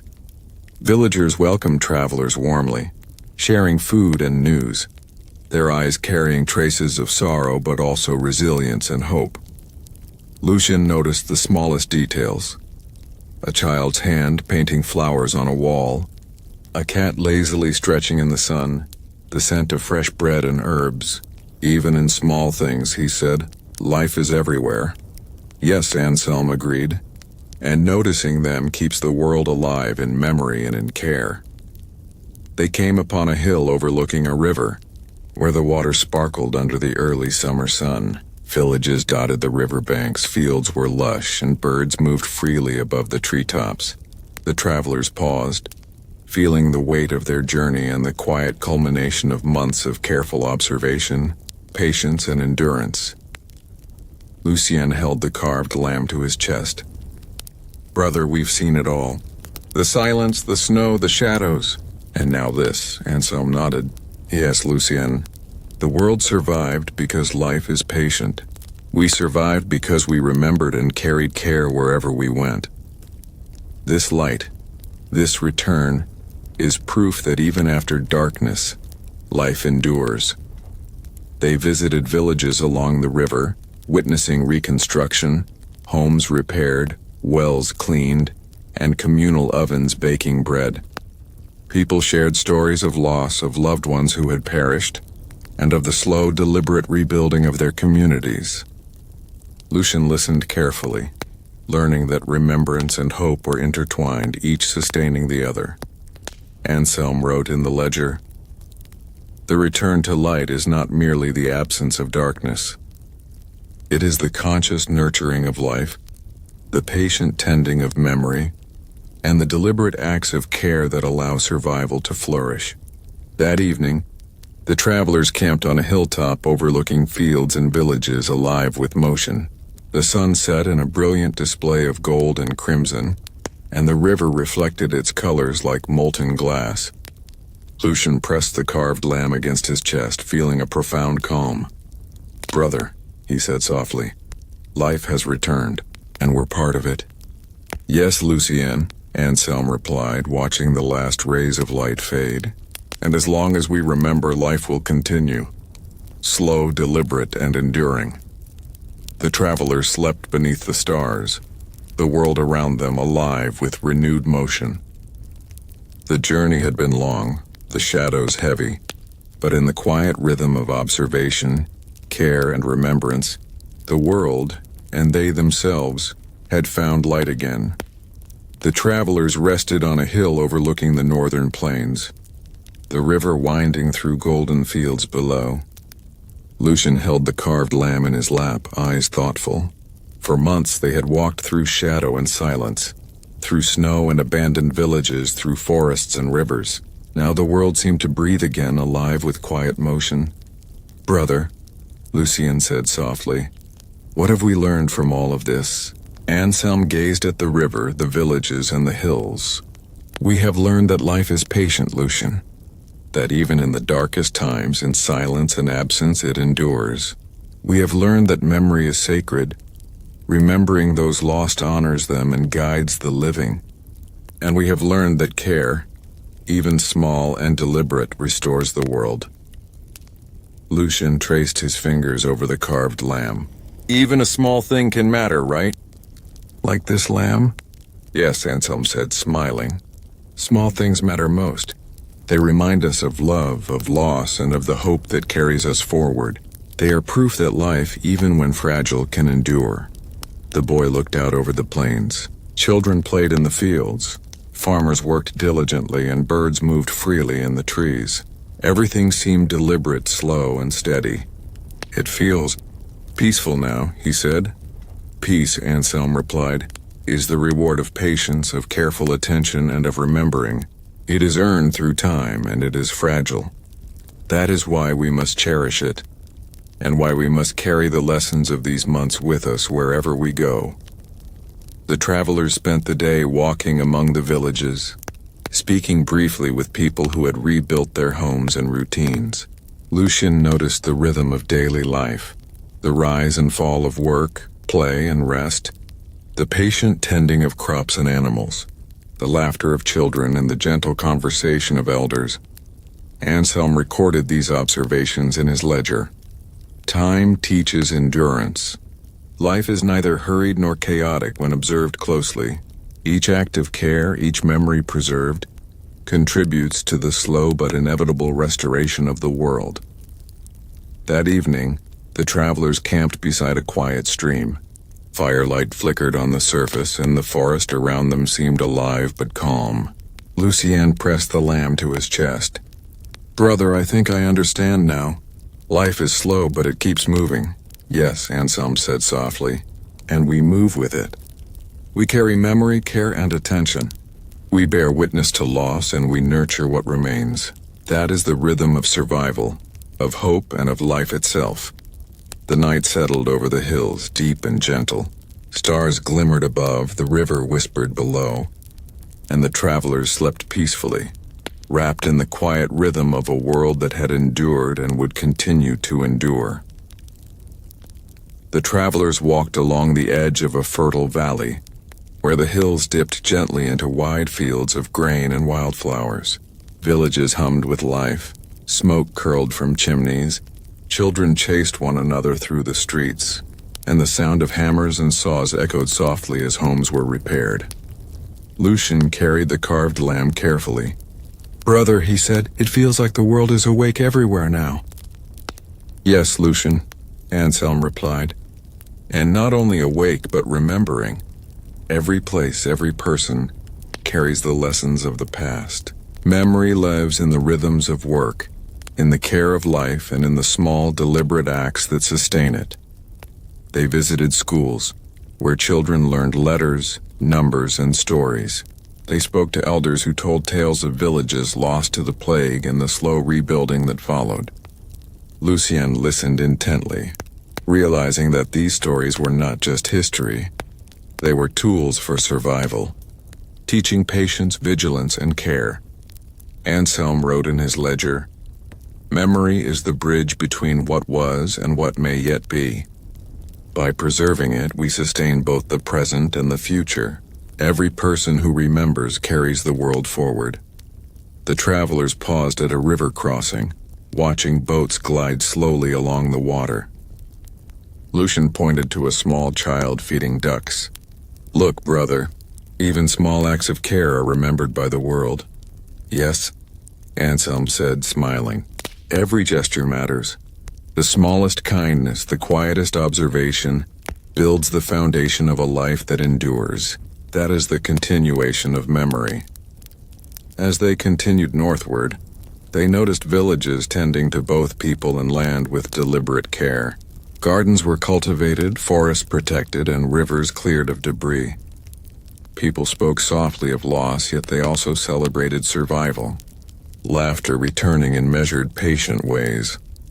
Lucien began to understand that memory was not just in stories or objects.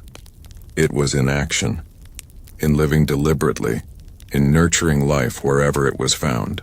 "Brother," he said, "we carry the past so the world can keep moving forward."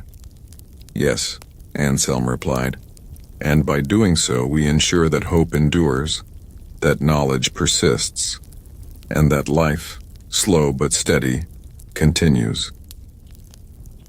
That evening, the travelers camped on a gentle hill overlooking a village. Smoke rose from chimneys, the river glimmered in the sunset, and fields of green stretched to the horizon. Lucien pressed the carved lamb to his chest. "Brother, I think memory is like a river, too. It keeps flowing, carrying everything with it." Anselm nodded. "Exactly, Lucien. And as long as we remember and care, the river never stops. It nurtures life, preserves the past, and guides the future."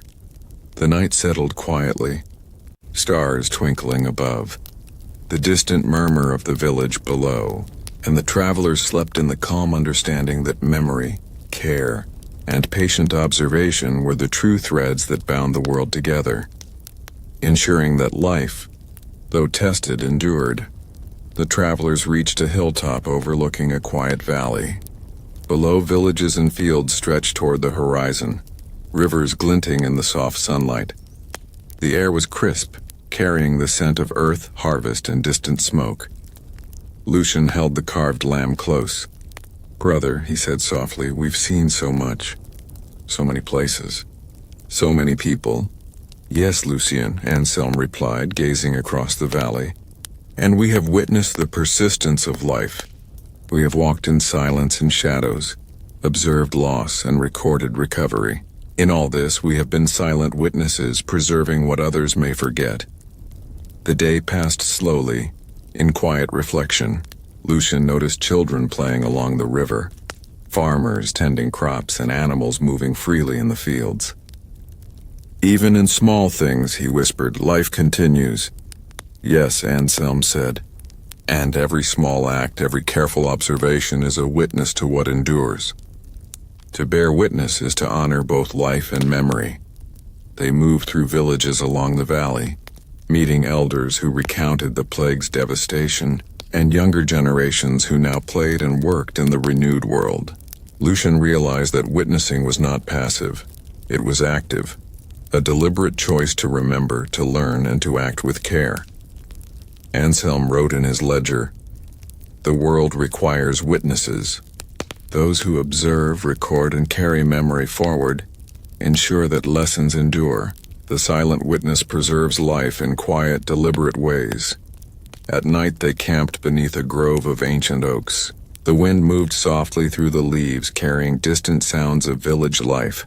Lucien pressed the carved lamb to his chest. "Brother, I think we are part of this memory too." "Yes," Anselm replied. "We are threads in the fabric of the world. Our observations, our care, and our patience contribute to its continuity. Witnessing is a responsibility, and in carrying it, we preserve life and hope." The travelers slept under the stars, the soft murmur of the valley below and the gentle sway of the trees above creating a meditative rhythm. They had moved through silence and shadow, winter and snow, forests and rivers, and in every step they had witnessed the slow, deliberate restoration of life. Lucien dreamt of the places they had seen, abandoned villages now alive, rivers carrying stories, forests renewing themselves, children laughing, and the gentle persistence of hope.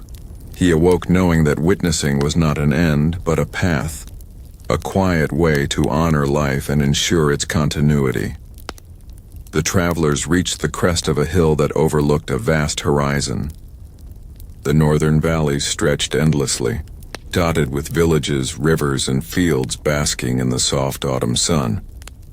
Trees glowed in shades of gold and crimson, their leaves rustling gently in the cool breeze. Lucien held the carved lamb tightly. "Brother," he said softly, "it feels like the world goes on forever from here." "Yes, Lucien," Anselm replied. "And it does. Life moves forward beyond what we see, beyond the shadows we have known. Our journey is but one thread in the vast tapestry of memory, care, and persistence." The valley below was alive with human activity. Farmers harvested crops, children ran between houses, and the sound of music drifted from a village celebrating the season's bounty. Lucien watched the scene with wonder. "Brother, everything we've seen, the silence, the snow, the empty villages, it's all part of this, isn't it?" "Exactly," Anselm said. "The darkness showed us what is fragile, and the light reveals what endures. By observing, remembering, and caring, we have traveled with the world's pulse, learning the rhythm of survival." As they descended into the valley, the travelers passed villages showing the slow but deliberate rebuilding of life. Roads were cleared, houses repaired, gardens planted, and markets opened again. Anselm noted how every act, no matter how small, contributed to the restoration of community, echoing the lessons of patience and remembrance they had carried throughout their journey. Lucien helped wherever he could, carrying water, tending animals, and speaking to children about the lessons he had learned. He understood now that witnessing was active participation, a deliberate effort to sustain life and memory in the present. That evening, the travelers camped beside a quiet river. The water reflected the setting sun, painting the sky with hues of orange and purple. Lucien pressed the carved lamb to his chest. "Brother," he said softly, "I think I understand now. Life moves forward slowly and we move with it." "Yes, Lucien," Anselm said, "and in moving with it we preserve memory, honor those who came before, and nurture the future. Every step, every observation, every act of care is part of the horizon ahead." The stars emerged as night fell, twinkling above the valleys and rivers below. The travelers slept peacefully, wrapped in the quiet rhythm of the world's deliberate motion. They had walked through shadows and silence, through snow and stillness, through decay and rebirth. And now, as the horizon stretched endlessly before them, they carried forward the lessons of endurance, memory, and the patient persistence of life itself. The travelers paused on a gentle hilltop, overlooking fields rippling with late autumn grains and villages alive with quiet activity. The air was crisp, carrying the sense of earth, wood smoke, and distant orchards. Lucien pressed the carved lamb to his chest, looking thoughtfully at the world around him. "Brother," he said softly, "we've seen so much. The loss, the silence, the snow, and now all this. What does it mean for the future?" Anselm gazed across the valley. "It means that life endures when we act with patience, when we observe carefully, when we remember. The world is not restored by grand gestures alone, but by countless small acts of care, of rebuilding, of memory. That is the legacy we leave." They walked slowly through villages, watching people tending fields, repairing homes, and caring for livestock. Children played in the streets, learning from elders who recounted both sorrow and survival. Lucien noticed how every deliberate act of work, teaching, and tending created the quiet rhythm of a living, enduring world. "Brother," Lucien said, "everything we've done, every observation, every story we've remembered, it matters. It keeps the world alive." "Yes," Anselm replied, "and this is the true legacy of patience, to witness, to care, to remember, and to pass that knowledge forward. Future generations will live in part because of the care we practice today." As the sun began to set, painting the fields in shades of amber and gold, the travelers camped beside a small orchard.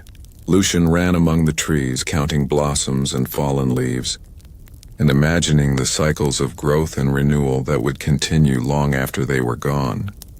Anselm lit a small fire, its warm glow reflecting on his thoughtful face. "Patience," he said quietly, "is not merely waiting.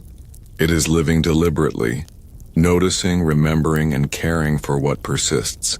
That is how life endures." Lucien nodded, feeling the truth of the words in his heart. "And we carry it with us always," he said. Night fell, calm and quiet. The stars shimmered above. The distant village lights twinkled below, and the gentle murmur of the wind through the orchard reminded them of the enduring rhythm of the world. Lucien and Anselm lay beneath the trees, understanding that their journey had taught them more than survival. It had shown them how to witness life patiently, how to preserve memory deliberately, and how to nurture hope in ways both small and profound. The Black Death had left shadows and silence in its wake, but through observation, care, and deliberate patience, life had returned, and the legacy of that endurance would continue for generations yet to come. The northern hills lay behind them, their forests and fields a patchwork of gold and green, fading into the early winter chill. Lucien walked beside Anselm, holding the carved lamb tightly, eyes tracing the horizon where valleys and villages stretched endlessly. "Brother," Lucien said softly, "we've seen so much, and yet there's still more ahead. How do we keep moving?" Anselm looked thoughtfully at the distant hills. "Step by step, Lucien. Life, memory, and hope all move forward slowly, deliberately. Our path is not just a road. It is the careful tending of what remains, carrying lessons forward and acting with care along the way." The travelers descended into a valley where the first snows of winter dusted the ground. Streams reflected the pale light, animals moved cautiously, and villagers hurried to complete final harvests and prepare for the cold months ahead. Lucien noticed the careful coordination between humans and nature. Fields harvested, animals sheltered, water collected. "Even when it is cold," Lucien said, "people keep the world alive." "Yes," Anselm replied. "Survival is not merely enduring. It is tending life, preserving memory, and building the future in ways that are deliberate and patient. That is the path forward."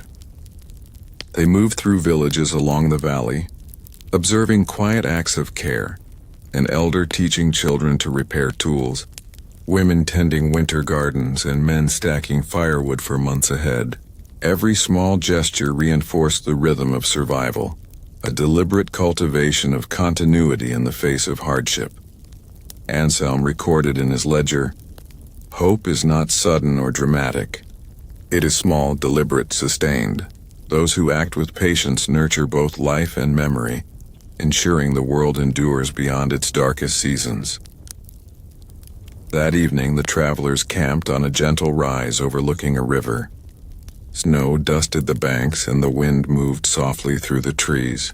Lucien pressed the carved lamb to his chest. "Brother," he said, "I understand now. The path forward is not about rushing or fearing the shadows. It is about carrying what we've learned and acting carefully, one step at a time." "Yes, Lucien," Anselm replied. "And by walking deliberately, observing, remembering, and caring, we ensure that life persists. The world continues because of patience, memory, and the quiet acts of those who endure." The stars emerged over the northern hills, reflected faintly in the river's calm surface.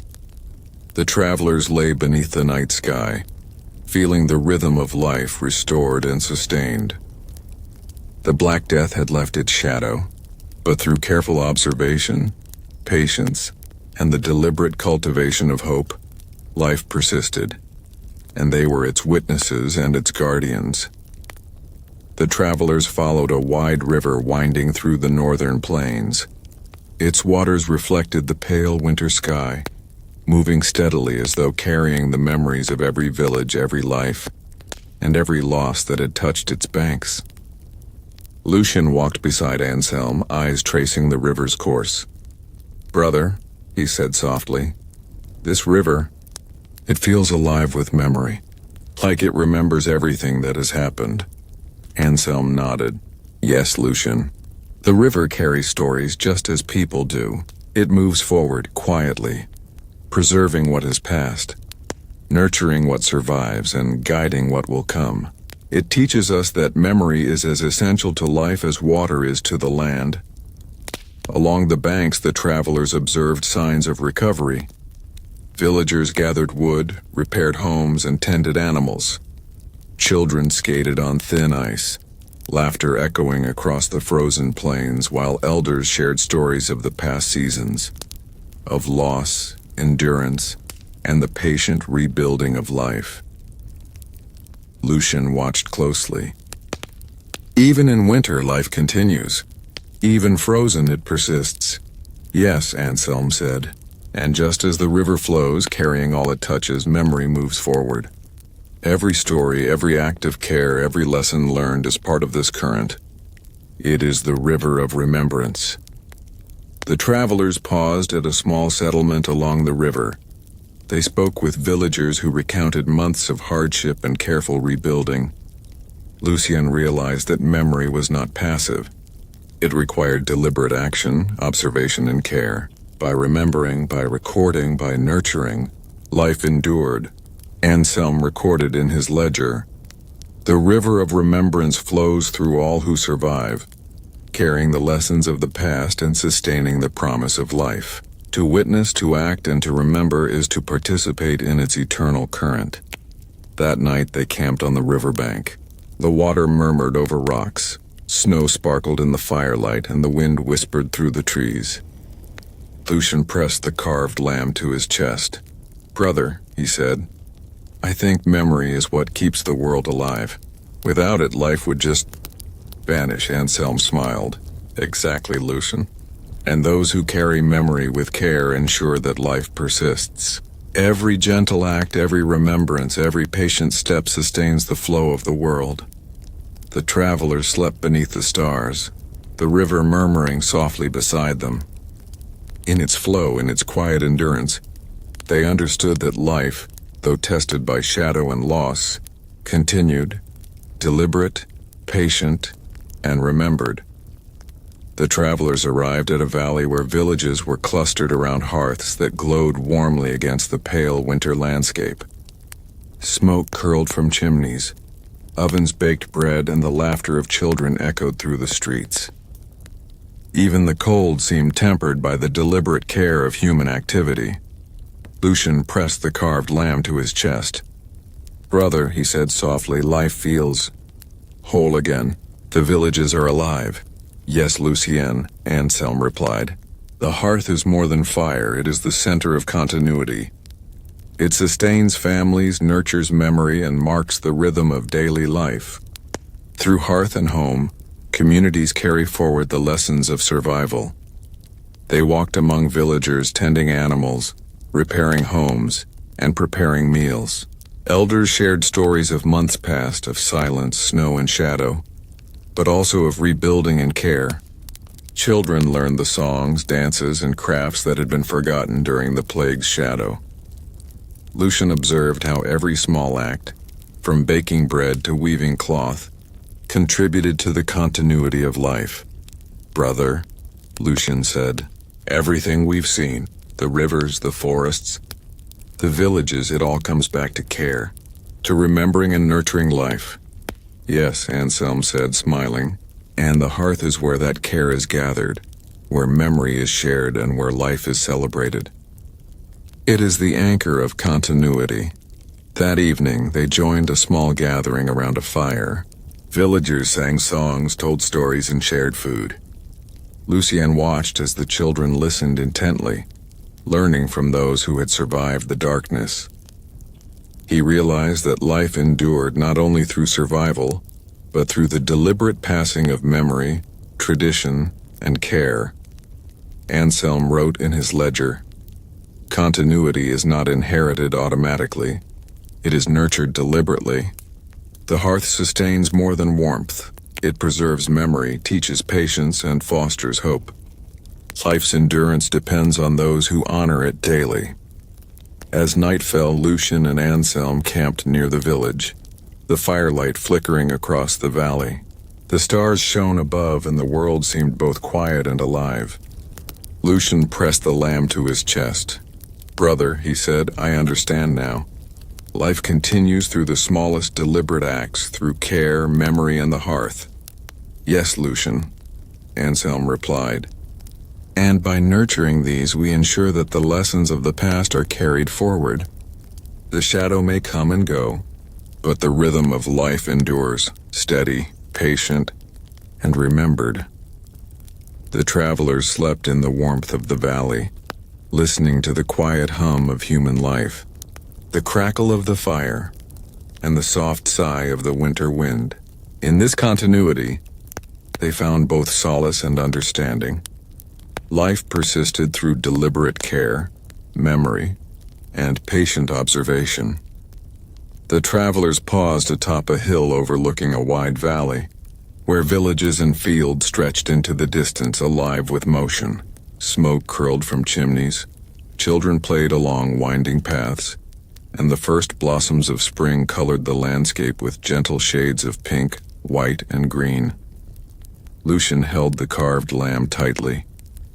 "Brother," he said softly, "we've seen so much, and now it feels like life is finally steady again. What is our role here?"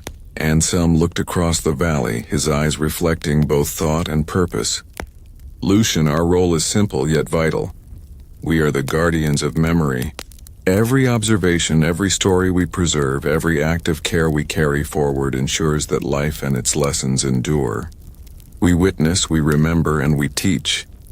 They moved among the villages, speaking to elders and children alike. Lucien saw how knowledge and tradition were being passed along deliberately. Farming techniques, medicinal remedies, songs, and stories of survival. He realized that life was preserved not only through daily labor, but through the conscious act of remembering. "Brother," he said, "we are part of this chain now. We help keep the lessons alive." "Yes," Anselm replied. "Every witness strengthens the chain. Without those who remember, knowledge is lost, and with it, life becomes fragile. Our task is to nurture memory, patience, and deliberate care wherever we travel." The day passed slowly in quiet observation. Villagers harvested early crops, repaired homes, and shared meals. Lucien helped where he could, carrying water, tending animals, and listening to stories. Each small act reminded him that guardianship was active, not passive. It required attention, care, and commitment. Anselm wrote in his ledger, "Memory is a living thread connecting past, present, and future. Those who observe, record, and teach ensure that life continues in its deliberate rhythm, resilient and enduring. That evening, they camped near a riverbank. The water flowed steadily, reflecting the soft light of dusk. Lucien pressed the carved lamb to his chest. "Brother," he said, "I think I understand. We protect memory not just by remembering ourselves, but by helping others remember too." "Yes, Lucien," Anselm replied, "and in doing so we preserve life itself. Every act of observation, every story shared, every lesson passed on is a guardian of the world. That is our purpose, and it is enduring." The travelers slept beneath the stars, the river murmuring softly beside them, the valley alive with motion and memory. They had become witnesses, teachers, and guardians, carrying the lessons of survival, care, and deliberate patience forward into the unfolding world. The valley stretched before them, bathed in the soft light of early spring. Fields were green and fertile, rivers sparkled in the sunlight, and villages hummed with life. Flowers bloomed along the paths, and the air was filled with the gentle song of returning birds. Lucien held the carved lamb close. "Brother," he said softly, "it feels like the world has truly come back to life." "Yes, Lucien," Anselm replied, gazing across the valley. The darkness of the past months was deep, but it could not extinguish the light. Life endures, slowly, deliberately, patiently, and even when shadows return, this light persists because it is nurtured by memory, care, and hope. They walked through the villages, observing people tending animals, planting crops, and repairing homes. Children played in the streets, learning old games and songs, while elders shared stories of survival and endurance. Lucien realized that the light he saw was not merely sunlight. It was the enduring rhythm of life itself, made visible through the deliberate acts of people caring for one another and the world around them. "Brother," he said, "this light, it comes from everything people do, from remembering, caring, and living deliberately." "Yes," Anselm said, smiling. "The ever-persistent light is born of action. It is sustained by patience, by attention, by memory. It reminds us that even in the shadow of loss, life continues." That day, they visited a village celebrating the planting season. Fires crackled, children laughed, and families worked together to prepare the fields. Lucien helped plant seeds, realizing that each tiny act of nurturing carried forward the lessons of survival and care he had learned on their journey. Anselm recorded in his ledger, "The light of life persists because it is tended deliberately. Memory, patience, and careful action sustain it. To witness, to participate, and to teach ensures that this light endures through time." As evening fell, the travelers camped on a hill overlooking the valley. The sun set in a blaze of gold and crimson, reflected in the river below. Lucien pressed the carved lamb to his chest, feeling the warmth of life, memory, and hope surrounding him. "Brother," he said, "I understand now. Even after darkness, the world always returns to light if we nurture it carefully." "Yes, Lucien," Anselm replied, "and we are its witnesses, its guardians. Through deliberate observation, care, and memory, the ever-persistent light continues. Life, though fragile, endures, and we have walked with it to see that truth." The stars appeared above. The river reflected their shimmer, and the valley pulsed with quiet, enduring life. Lucien and Anselm slept peacefully beneath the sky, knowing that even in the shadow of devastation, the light of life persisted, patient, deliberate, and eternal. The travelers sat atop a hill overlooking the valley, where rivers curved like silver ribbons through green fields and villages hummed with renewed life. The air was fragrant with blooming flowers, warm earth, and the faint scent of smoke from distant chimneys. Lucien held the carved lamb to his chest, eyes thoughtful. "Brother," he said softly, "we've walked through so much. Shadow, silence, snow, loss, and now may life feel steady again. What does it all mean?" Anselm gazed across the landscape, reflecting on the months of their journey. Lucien, it means that life is deliberate, patient, and enduring. The shadows teach us where care is needed. The silence reminds us of memory, and the slow restoration shows us the rhythm of survival. Our journey has been a witness to this rhythm. They recounted their travels, from abandoned villages to forests slowly returning to life, from the frozen northern hills to river settlements full of renewal. Lucien realized that every observation, every act of care, every story they carried had been a thread in the fabric of life. "Brother," Lucien said, "so all the suffering, all the loss, it taught us how to protect life, how to remember and how to care." "Yes," Anselm replied. "Without attention, memory, and patience, the world falters. But with deliberate care, life continues, fragile, yes, but resilient. Every person who observes, remembers, and nurtures contributes to this meditative rhythm of survival." That afternoon, they walked among the villagers, watching them repair homes, tend gardens, and share stories with children. Lucien noted how every small act carried meaning, reinforcing the lesson that survival was not only about endurance but about deliberate, mindful participation in the world. Anselm wrote in his ledger, "Life's persistence is quiet and deliberate. It is nurtured in small gestures, deliberate observation, and patient care. The rhythm of survival is a meditation, and each person who participates carries the world forward." As the sun set, Lucien and Anselm climbed a hill overlooking the valley. The sky glowed with gold and rose, and the rivers reflected the fading light. Lucien pressed the carved lamb to his chest. "Brother," he whispered, "our journey, it taught us how to live carefully and patiently, and how to help the world endure." "Yes, Lucien," Anselm replied softly, "and as long as memory, care, and patience are preserved, life continues.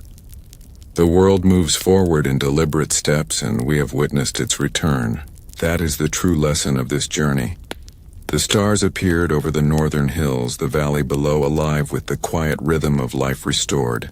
The travelers lay down beneath the sky, reflecting on the months behind them. The shadow of the Black Death, the patient rebuilding of nature and humanity, and the enduring light of life itself. The travelers returned to a village they had first visited months before. The fields were lush. Children laughed along the streets, and the air carried the soft hum of human life renewed. Lucien held the carved lamb tightly, feeling the weight of both memory and responsibility. "Brother," he said softly, "everything we've seen, it's alive again. But what do we do now?" Anselm gazed across the village, thoughtful. "Now, Lucien, we become the guardians of what we've witnessed. Every story, every lesson, every observation must be carried forward. It is not enough that life endures. We must ensure that memory and care continue to shape it." They visited schools and gathering spaces, sharing stories of shadow and survival, of silence and renewal. Lucien helped children learn about past seasons, teaching patience and observation, while Anselm guided elders in recounting histories of both loss and hope.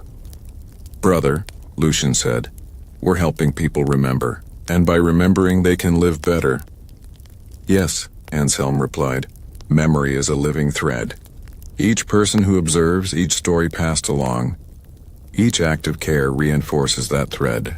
Our legacy is to nurture it, ensuring that the lessons of endurance and hope continue." The villagers invited them to share in daily tasks, repairing homes, tending gardens, and preparing communal meals. Every small act reinforced the rhythm of continuity, showing Lucien that legacy was not written only in words or stories, but in deliberate, patient participation in life. Anselm wrote in his ledger, "The guardians of memory preserve more than history, they preserve life. Through deliberate acts of observation, care, and teaching, the lessons of survival endure, guiding future generations toward resilience and hope."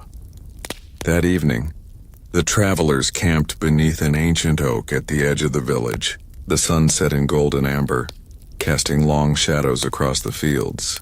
Lucien pressed the carved lamb to his chest, understanding that their journey had culminated in something far greater than themselves. A responsibility to ensure that memory, care, and patient observation continued to flow through the world. "Brother," he said softly, "we carry everything forward now. All the lessons, all the stories, all the hope." "Yes, Lucien," Anselm replied. "And in carrying them forward, we ensure that life persists. We are witnesses, teachers, and guardians. The world endures because memory, care, and patience are preserved." The stars emerged over the northern hills, the village alive beneath their glow.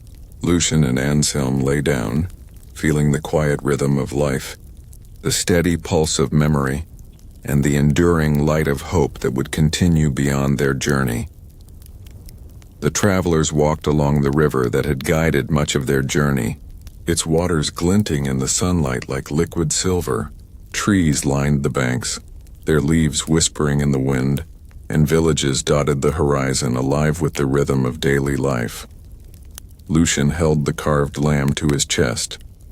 "Brother," he said softly, "the river, it never stops. It keeps flowing, carrying everything with it. Is life like that too?" Anselm nodded. "Yes, Lucien. Life is an eternal flow shaped by memory, care, and patience. Just as the river moves steadily, carrying water, stories, and sustenance, so too does life continue, each generation passing lessons forward, ensuring continuity." They observed villagers along the riverbank tending crops, repairing homes, and preparing food. Children laughed as they ran to gather water, while elders guided them patiently. Lucien noticed how every small act contributed to the rhythm of life, and he realized that continuity depended on deliberate care, not mere survival. "Brother," Lucien said, "everything we do, every observation, every story, every act of care, it keeps the flow alive, doesn't it?" "Yes," Anselm replied. "The flow of life is sustained by those who notice, who remember, and who act with deliberate care. We are part of this current, as are all who endure and nurture the world." As the day passed, they moved with the river's flow, visiting villages that had slowly rebuilt over the past year. The travelers saw how memory guided actions. Traditions were preserved, knowledge shared, and communities strengthened. Lucien understood that life's persistence was not sudden or dramatic.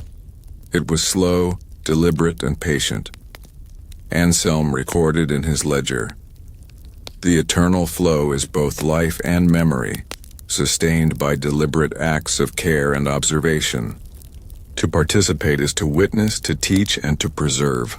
This is the rhythm of survival and hope." That evening, the travelers camped on the riverbank, the water murmuring softly beside them. Lucien pressed the carved lamb to his chest, feeling the pulse of life around him, the trees, the river, the villages, and the people who carried memory forward. "Brother," he said, "the world keeps moving and we are part of it. Memory, care, and patience, they never end." "Yes, Lucien," Anselm replied. "And as long as people observe, remember, and act deliberately, the eternal flow continues. Life endures, shadows may come and go, but the current of memory and hope carries everything forward." The stars shone above, mirrored in the river below. Lucien and Anselm lay beneath the sky, embracing the quiet rhythm of life restored, its eternal flow unbroken. They were witnesses, guardians, and participants in the steady, deliberate persistence of existence itself. The travelers reached a hill overlooking the valley where their journey had begun. The rivers flowed steadily, villages thrived, and fields glowed golden in the warm summer sun. Lucien held the carved lamb close, feeling the weight of memory and the lessons of the long journey. "Brother," he said softly, "we've seen the worst, and we've seen life return. What should we remember most?" Anselm gazed across the valley, thoughtful. "Lucien, We must remember that life endures through patience, care, and deliberate observation. Shadows may come, but they cannot erase memory or hope. Our journey has taught us that survival is not just enduring. It is nurturing, witnessing, and passing knowledge forward. They walked slowly through the villages, seeing families work together, children play, and elders share stories. Every act, from tending fields to teaching lessons, was a reflection of the slow, deliberate rhythm that sustains life. Lucien realized that memory, care, and participation were the true pillars of endurance. "Brother," he said, "so all we've learned, it's not just for us. It's for everyone and for the future." "Yes," Anselm replied. "Life is a chain of memory and care. Each person who observes, records, teaches, or nurtures contributes to the world's persistence." That is the final reflection. Life continues because of deliberate acts, no matter how small, carried forward by those who remember. That evening, they camped atop the hill. The sun set in gold and crimson, reflecting off the rivers and casting long shadows across the valley.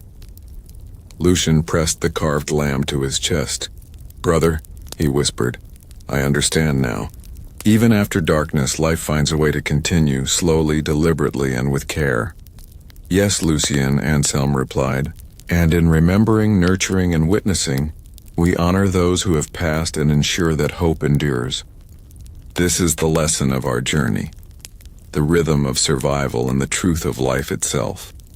The stars emerged in the sky above, mirrored faintly in the river below. The valley thrummed with quiet life, steady and enduring.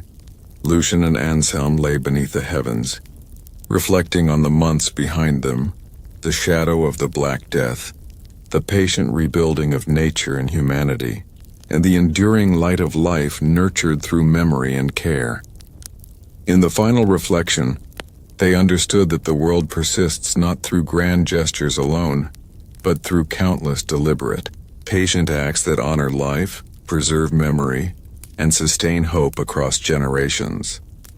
The travelers walked through a valley where life had returned fully. Fields stretched in vibrant green and gold, rivers sparkled under the sunlight, and villages thrived with laughter, work, and song. Children ran through the streets. Elders shared stories, and families tended gardens and livestock with careful attention.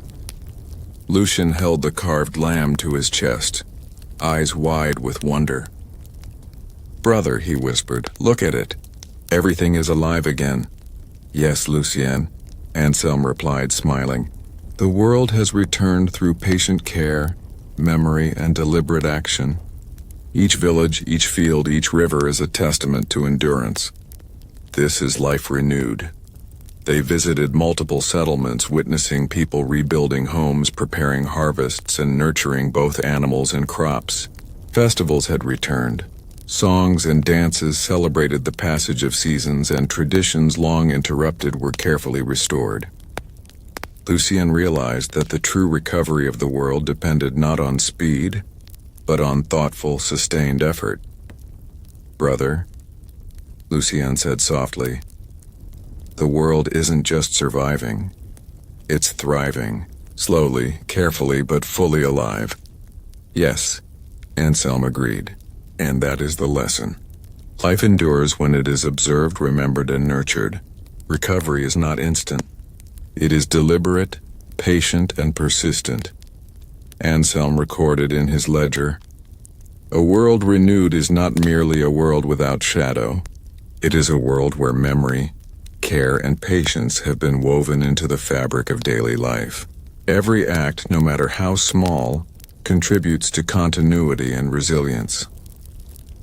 The travelers walked along rivers teeming with fish, through forests thick with life, and past fields rippling with grain. Every sight and sound reminded them that recovery was not accidental. It was the cumulative result of deliberate care, patience, and persistent observation. That evening, they camped atop a hill overlooking the valley. The sunset painted the rivers and villages in gold and crimson. Lucien pressed the carved lamb to his chest. "Brother," he said softly, "everything we've learned, it's everywhere. Life really does persist." "Yes, Lucien," Anselm replied, "and now we see the culmination of our journey. Shadows may return, winters may come, but life continues, patiently, deliberately, and remembered. This world renewed is proof that hope endures when nurtured carefully." The stars emerged over the northern hills, reflecting in the rivers below. Villages thrummed with activity. Forests swayed gently in the wind, and the travelers slept beneath the sky, knowing that the world had returned to life and that memory, care, and patience would ensure it persisted for generations to come. The travelers ascended a gentle hill, overlooking a panorama of forests, rivers, and thriving villages. Birds moved freely across the sky, and the rustle of leaves in the wind mingled with the distant hum of human activity. Lucien held the carved lamb to his chest, gazing thoughtfully at the world below. "Brother," he said softly, "everything is connected.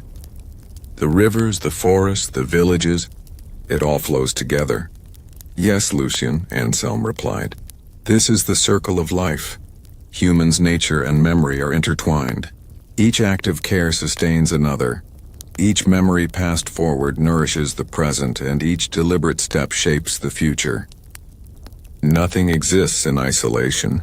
They walked through villages, observing farmers tending fields with awareness of soil and season, families nurturing children with care and stories, and elders guiding with wisdom learned from years of shadow and survival.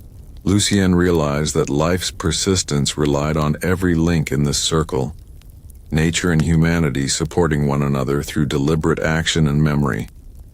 "Brother," he said, "so the circle keeps moving because everyone remembers and cares?"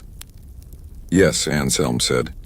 "The circle of life is maintained through observation, memory, and careful action. Each person, each act of attention contributes to the rhythm that allows life to endure. We are part of this circle, as are all who survive, nurture, and teach." Anselm recorded in his ledger, "Life is sustained by cycles of care and memory. Every generation contributes to the circle, preserving lessons, nurturing growth, and ensuring continuity. The rhythm of survival is deliberate, patient, and interconnected." They continued along the river, watching it nourish fields and forests, linking villages together in its flow. Lucien understood that just as the river sustained life, so too did memory and care sustain the human world, connecting past, present, and future in a steady, meditative rhythm. That evening, the travelers camped beside the river. The water reflected the stars above, and the soft murmur of flowing currents filled the air. Lucien pressed the carved lamb to his chest. "Brother," he whispered, "I see it now. The circle of life is endless. Everything we do matters to keep it going." "Yes, Lucien," Anselm replied. "Every act, every memory, every deliberate care sustains the circle. Life endures not by accident, but through attention, patience, and remembrance. And so the world continues, endlessly renewed." The stars shone over the northern hills. Forests swayed gently. Rivers reflected the night sky, and villages thrummed quietly with life. Lucien and Anselm lay beneath the heavens, feeling the rhythm of existence, the connectedness of all things, and the enduring circle that would carry life forward for generations to come.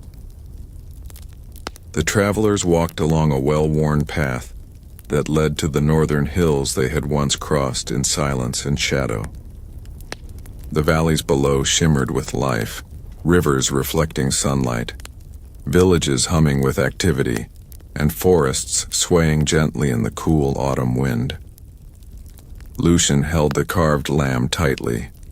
"Brother," he said softly, "it feels like the journey is ending. But the world, it keeps moving." "Yes, Lucien," Anselm replied. "Our journey may end, but life does not. The lessons we have carried, the memory of loss, the deliberate care, and the patient endurance, continue beyond us. Every act of attention, every story passed forward sustains the world. They revisited villages they had first seen in despair, noting the remarkable recovery. Homes were rebuilt, fields were fertile, and children ran freely through the streets. Elders told stories of shadows past, yet they also celebrated resilience, teaching the young the lessons of patience and remembrance. "Brother," Lucien said, "we've seen life return everywhere. And it's stronger because people remembered and cared." "Yes," Anselm replied. "Life's continuity depends on memory, care, and deliberate action. Recovery is not instantaneous, it is cultivated slowly, patiently, and carefully. That is the ultimate truth of survival." Along the riverbanks, they watched villagers repair water wheels, harvest late crops, and tend livestock. The forest nearby thrived, and the river flowed steadily, linking all the communities together. Lucien realized that the world's persistence was maintained by countless small acts of care, observation, and memory, repeated across generations. Anselm recorded in his ledger, "The final journey is not about reaching an end, but about understanding the continuity of life. Memory, patience, and care create an enduring rhythm. Shadows may pass, but deliberate acts sustain existence." That evening they camped atop a hill overlooking the northern valley. The sun set in gold and crimson, painting the rivers and villages in warm light. Lucien pressed the carved lamb to his chest. "Brother," he whispered, "even after all the darkness, life continues, because of care and memory." "Yes, Lucien," Anselm said, "and that is the gift of this journey. We are witnesses, guardians, and participants. Life endures because attention, remembrance, and deliberate action flow like a river, constant, patient, and sustaining. This is the final lesson of our journey." The stars emerged, mirrored in the rivers below, as the travelers lay beneath the night sky. The world had endured, shadowed yet resilient, and through memory, care, and patience, the rhythm of life would continue, steady, deliberate, and eternal. The travelers stood atop a ridge overlooking the valley, now alive with movement, color, and sound. Villages thrived, rivers ran clear, and forests stretched in vibrant green across the landscape. Lucien held the carved lamb tightly, feeling the culmination of months of observation, reflection, and travel. "Brother," he said softly, "the world, it remembers itself. Everything we've seen, the darkness, the snow, the loss, it's all part of this renewal." "Yes, Lucien," Anselm replied. "The world is remembered through every deliberate act, every story passed on, and every moment of care. Memory sustains life as much as water sustains rivers or soil sustains crops. Without it, recovery would falter. But with it, the rhythm of life continues, steady, deliberate, and enduring." They wandered through villages, speaking with elders who recounted the plague's shadow and children who learned songs, crafts, and stories from the past. Lucien saw that memory was not merely a recollection. It was active, shaping daily life, guiding decisions, and nurturing hope. "Brother," Lucien said, "all of this, it's proof that remembering matters. It keeps life alive." "Yes," Anselm replied. "The Black Death left shadows, but through memory, care, and patience, those shadows have been transformed into lessons. Life continues because humans observe, remember, and nurture. Generations passing knowledge forward, sustaining the world." They visited forests and rivers where nature too had recovered. Trees grew strong, rivers teemed with life, and animals moved freely, unhindered by the human tragedies of the past. Lucien realized that memory and care were not limited to humanity. They extended to the natural world, ensuring its persistence alongside human life. Anselm wrote in his ledger, "The world is remembered in every deliberate act of care. Memory connects past, present, and future. Life persists because those who observe, teach, and nurture maintain continuity across generations. Shadows pass, but the world endures through attention and remembrance. That evening they camped beneath an ancient oak, the valley illuminated by the glow of the setting sun. Lucien pressed the carved lamb to his chest.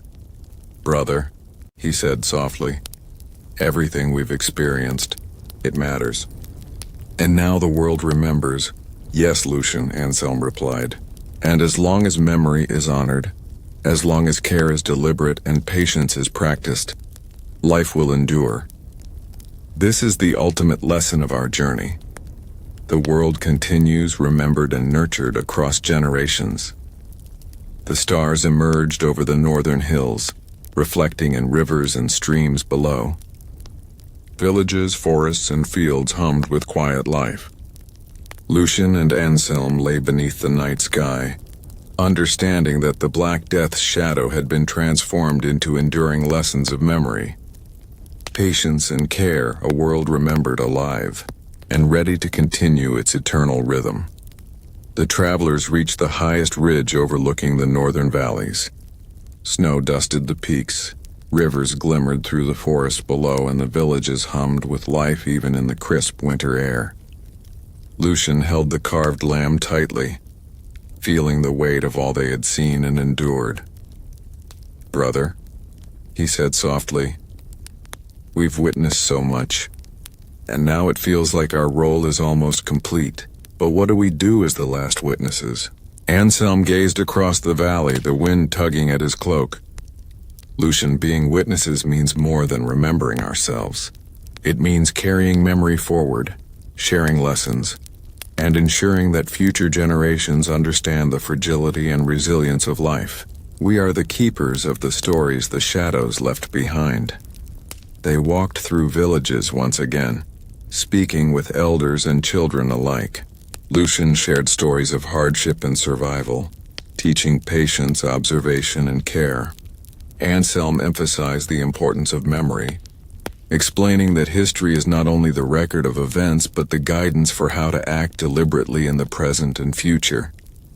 "Brother," Lucien said, "so our purpose is to make sure these lessons are never forgotten?" "Yes," Anselm replied. "Memory must live in action, in teaching, and in daily life. To witness is not enough if the knowledge dies with us. We must ensure that every shadow, every trial, and every act of care is passed forward." The travelers visited the forests and rivers, noting how nature had recovered alongside humanity. Animals thrived, trees stood tall, and rivers flowed freely. Lucien realized that their role as witnesses extended beyond human history. They were observers of life in all its forms, ensuring that lessons from the past were carried forward to guide the world into the future. Anselm wrote in his ledger, "The last witnesses are not passive. They observe, record, teach, and act. Their purpose is to ensure continuity, to preserve memory, and to guide future generations. Through deliberate care and attention, the world endures." That evening they camped on the ridge, watching the sun set across the valleys below. Lucien pressed the carved lamb to his chest. "Brother," he said softly, "we've seen shadows and light, silence and life, and now we know our role. We are the last witnesses carrying everything forward." "Yes, Lucien," Anselm replied, "and as long as we honor memory, nurture life, and act with care, the lessons will live on. Shadows may return, but life persists through deliberate, patient action. We bear witness, and through that, hope endures." The stars emerged, reflected in rivers and snow-capped peaks. Lucien and Anselm lay beneath the sky, feeling the quiet rhythm of life, the pulse of memory, and the enduring responsibility of being the last witnesses of a world that had survived the Black Death and was ready to continue, guided by memory, care, and patience. The travelers descended the final ridge, the northern valley stretching before them in vibrant life. Villages glimmered with warm lights, rivers sparkled under the pale winter sun, and forests swayed gently in the cold breeze. Lucien held the carved lamb to his chest, reflecting on the months of shadow, silence, and slow recovery. "Brother," he said softly, "we've seen the world fall and rise again. What does it mean now at the end? Anselm gazed across the valleys, his eyes filled with both wisdom and quiet awe. It means that our journey is complete, yet life continues. The Black Death left shadows that will never be forgotten, but through memory, deliberate care, and patience, the world endures. Our travels were not merely to witness, but to understand and carry the lessons forward. They revisited the villages they had passed before, noting the resilience and careful rebuilding. Children played, families worked the land, and elders taught songs and stories that preserved history. Lucien realized that the true measure of survival was not only endurance, but the deliberate passing of knowledge, care, and hope from one generation to the next. "Brother," he said softly, "the world is alive because people remembered and cared." "Yes, Lucien," Anselm replied. "Memory and care are the foundation of life. Survival is not just endurance. It is active, deliberate, and patient.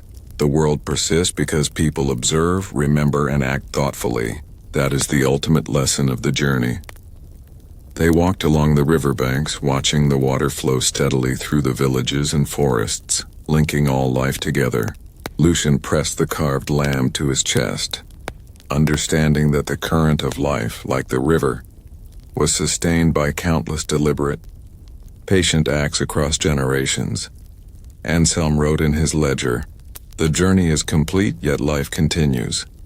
The Black Death showed the fragility of existence, but memory, care, and deliberate action sustain continuity. Shadows may return, but the rhythm of life persists, guided by those who remember and nurture.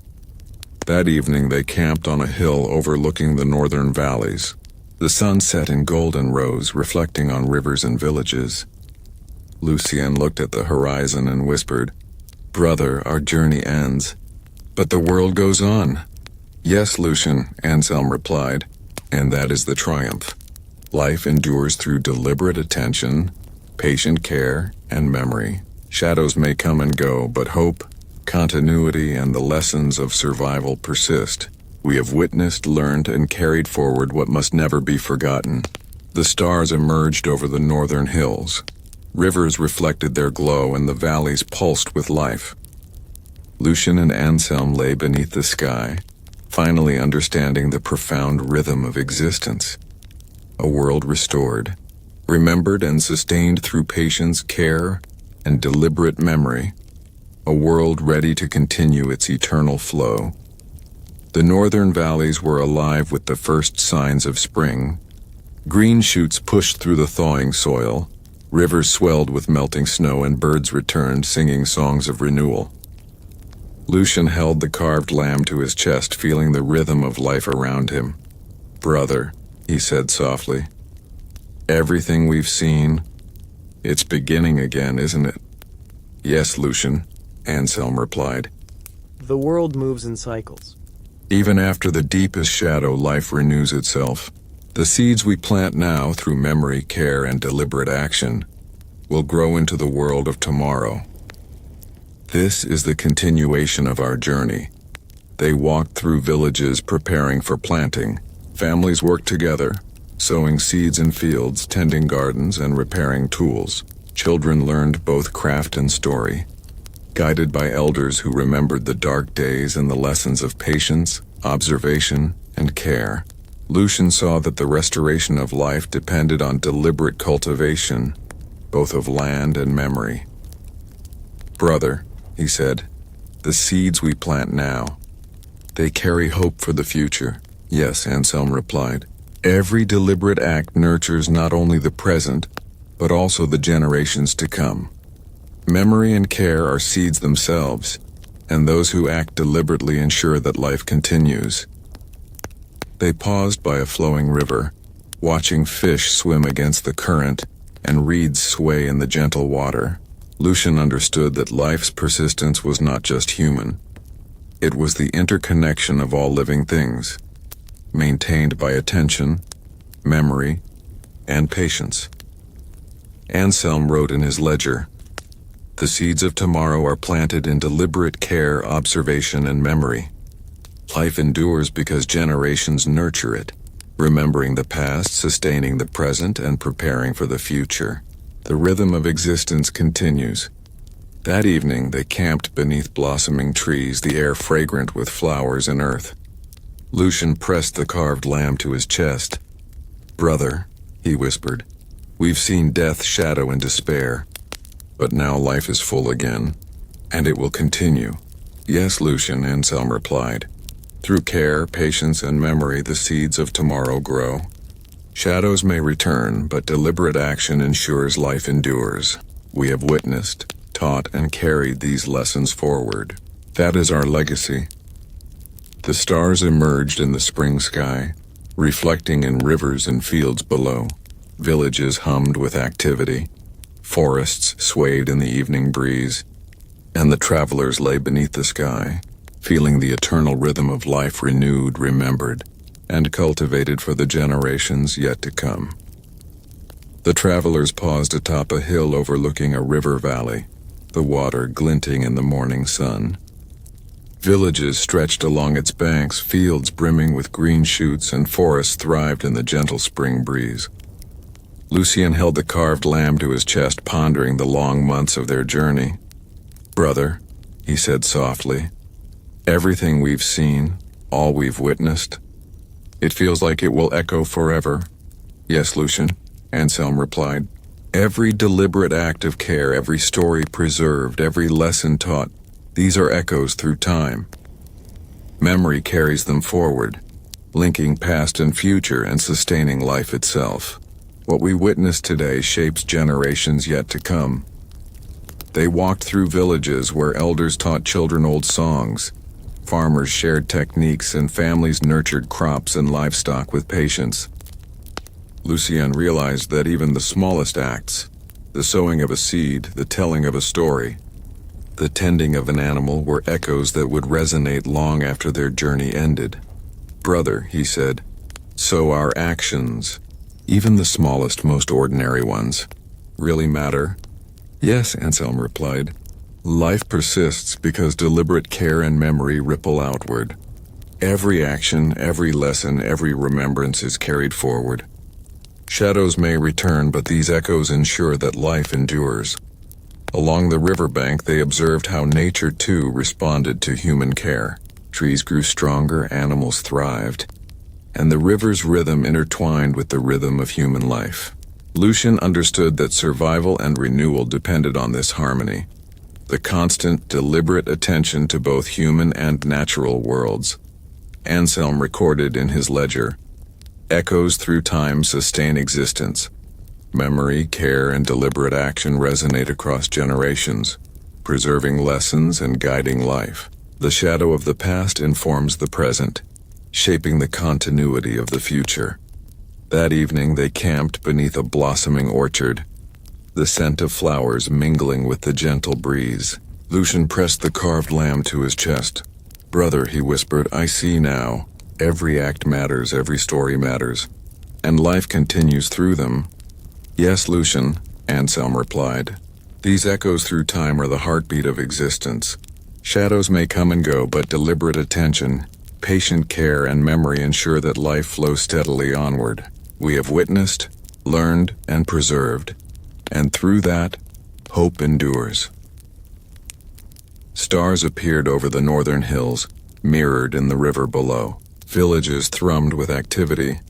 Forests swayed gently, and the travelers lay beneath the sky, understanding that the echoes of their journey and of all acts of care and memory would continue to ripple through generations, sustaining life, resilience, and hope. The travelers climbed a hill that overlooked the northern valleys, bathed in the golden light of late spring. Rivers shimmered, forests swayed gently in the wind, and villages thrived with laughter, song, and labor. Lucien held the carved lamb to his chest, feeling the steady rhythm of life below. "Brother," he said softly, "everything seems connected. It's like life itself shines through all of this." "Yes, Lucien," Anselm replied. "This is the light of continuity. Life endures because it is observed, remembered, and nurtured. Every act of care, every story preserved, every lesson taught keeps the current of existence flowing. Continuity is the quiet, steady illumination that guides life through shadow and light alike. They wandered through villages, observing elders teaching children crafts, farmers tending crops with care, and families working together to maintain homes and fields. Lucien realized that the continuity of life was not accidental. It was deliberate. Every effort, however small, contributed to sustaining the rhythm of existence. "Brother," he said, "the world continues because people remember and act. Patiently, carefully." "Yes," Anselm replied. "The light of continuity shines through deliberate action.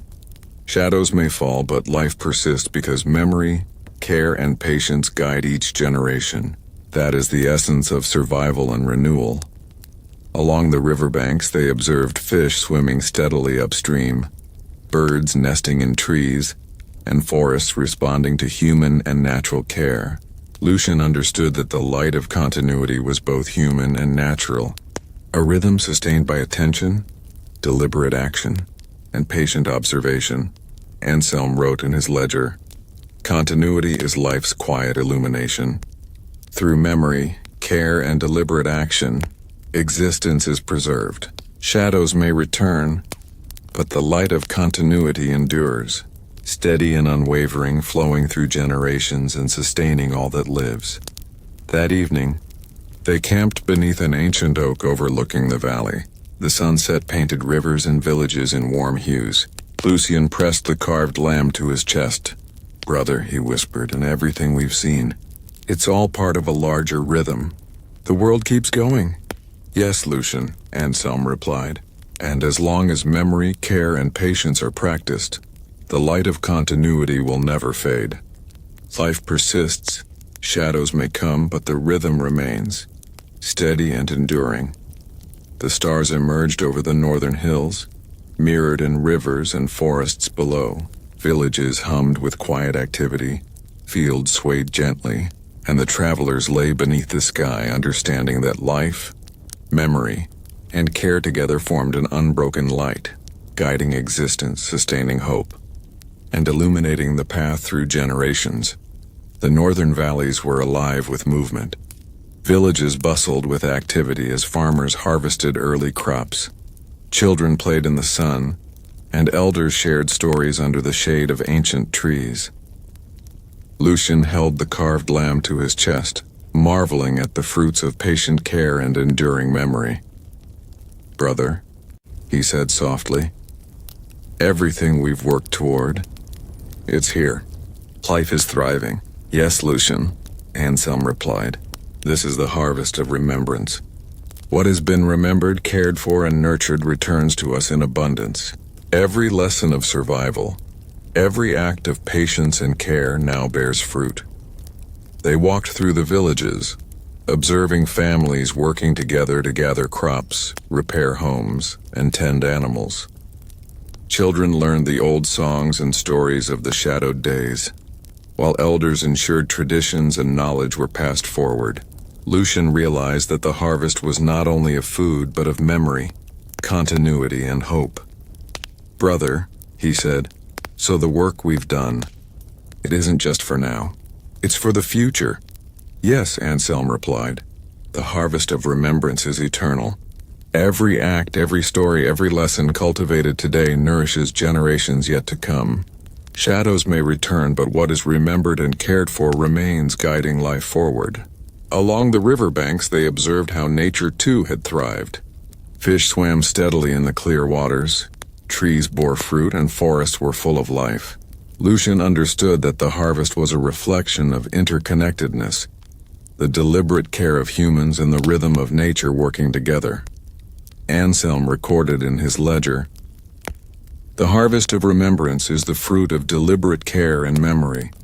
Life endures because those who observe, nurture, and teach sustain it. Shadows pass, but the lessons and continuity remain, feeding both human and natural worlds." That evening they camped beneath blossoming trees overlooking the valleys. The sunset painted the rivers and villages in warm hues. Lucien pressed the carved lamb to his chest. Brother, he whispered, everything we've seen, everything we've learned, it has grown. Life continues beautifully. Yes, Lucien, Anselm replied. Through care, patience, and memory, the harvest of remembrance flourishes. Shadows may come, but the lessons endure and life persists. We are witnesses, and now we see the fruits of our journey reflected in the world. The stars emerged over the northern hills, mirrored in the flowing rivers and fertile fields below. Villages hummed with activity. Forests swayed in the gentle evening breeze. And the travelers lay beneath the sky, feeling the quiet, deliberate rhythm of life, and understanding that the harvest of remembrance would sustain generations yet to come. The travelers reached the edge of a forest where sunlight filtered through the leaves, casting a mosaic of light and shadow on the ground. Birds sang in the branches above, rivers glistened in the distance, and villages hummed with quiet life below. Lucien held the carved lamb tightly, feeling the weight of their journey and the lessons it carried.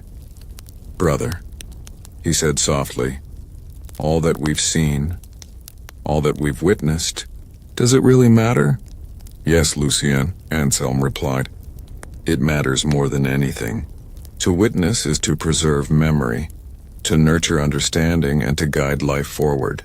Shadows may return, but deliberate observation, care, and teaching create a thread that cannot be broken.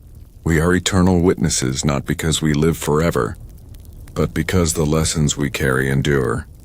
They walked through villages once more, observing families tending gardens, children learning old songs and stories, and elders sharing lessons from the past. Every deliberate act of care and every remembered story reinforced the continuity of life. Lucien understood that being a witness was not passive, it was active, a responsibility carried through attention, memory, and teaching. Brother, he said, so every story we tell, every act we do, it keeps life alive. Yes, Anselm replied. Life persists because people remember, nurture, and act deliberately. Shadows may fall, but memory and care are eternal. Every observer, every teacher, every guardian contributes to this unbroken chain of life. That is the essence of being an eternal witness. Along the rivers and fields, they noticed the rhythm of life continuing steadily.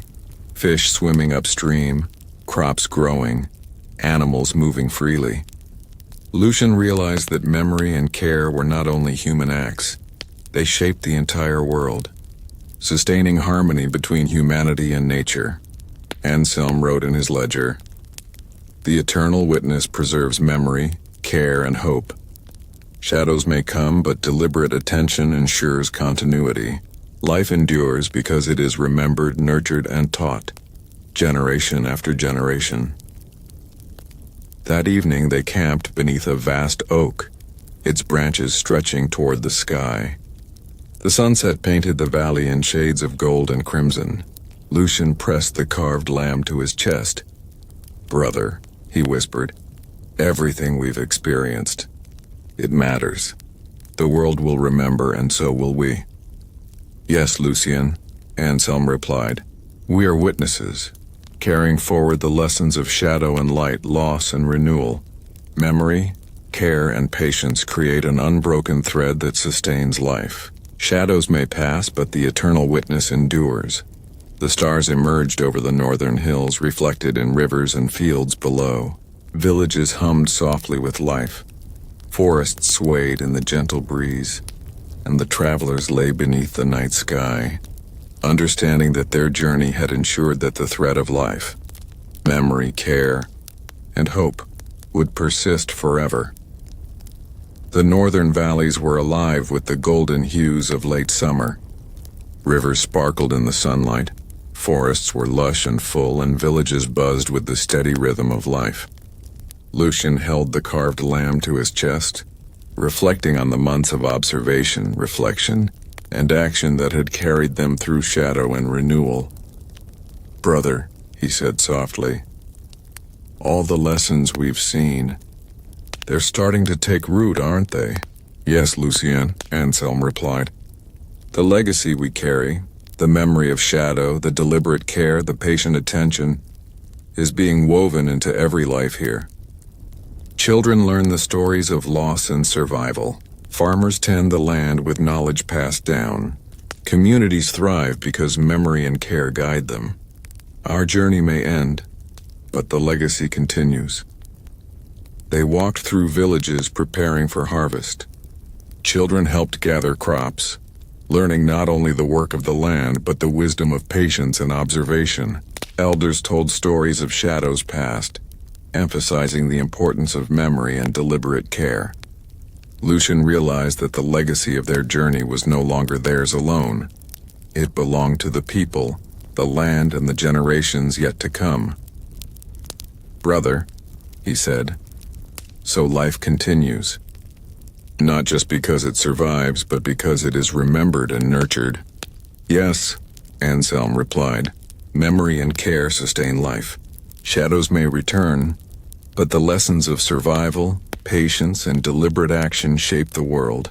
The legacy we carry forward ensures that hope, continuity, and understanding endure. Along the rivers and forests, they observed the harmony of nature and humanity. Fish swam in clear waters, trees bore fruit, and animals thrived alongside human settlements. Lucien understood that the legacy of deliberate care extended beyond humanity. It preserved balance and continuity throughout the world. Anselm recorded in his ledger, "The legacy carried forward is the culmination of memory, care, and patience. Life endures because those who witness, nurture, and teach sustain it. Shadows may pass, but continuity and hope are preserved through deliberate action." That evening, they camped beneath an ancient oak on a hill overlooking the valleys. The sunset painted rivers, forests, and villages in warm gold and rose hues. Lucien pressed the carved lamb to his chest. "Brother," he whispered, "everything we've done, it matters. The lessons, the care, they live on." "Yes, Lucien," Anselm replied. "Through memory, patience, and deliberate action, the legacy of shadow and renewal continues. Life persists, hope endures, and the world is carried forward by those who remember and nurture. This is the culmination of our journey." The stars appeared in the night sky, mirrored in rivers and fields below. Villages thrummed softly with life, forests swayed gently in the breeze, and the travelers lay beneath the heavens, understanding that the legacy of their journey, the deliberate care, patient observation, and memory of survival, would persist across generations, guiding the world forward in continuity, hope, and light. The travelers reached the western ridge, where the sun dipped low, casting long shadows over the valleys below. Rivers shimmered like molten silver, fields glowed gold, and villages hummed with the quiet rhythm of life. Lucien held the carved lamb close, feeling the culmination of months of shadow, reflection, and renewal. "Brother," he said softly, "it feels like the world is holding its breath, and yet everything is alive." "Yes, Lucien," Anselm replied. "This is the final sunset of our journey, but not the end of life. Shadows have passed and life continues, sustained by memory, care, and deliberate action. What we have witnessed, what we have carried, will persist long after this sun sets." They walked through the valley one last time, seeing families gather for the evening, children laughing, elders recounting stories of the shadowed days, and rivers reflecting the warm hues of the sky. Lucien understood that the Black Death had left scars, but those scars had been transformed into lessons of endurance, patience, and hope. "Brother," he said softly, "so all the shadow, the loss, it wasn't just suffering. It taught life how to endure." "Yes," Anselm replied. "Shadows are never meaningless. They teach us the value of memory, the necessity of care, and the importance of deliberate action. Life continues because we observe, remember, and nurture. That is the ultimate lesson of the Black Death and our journey." Along the rivers, forests, and fields, Lucien noticed the harmony of human and natural life.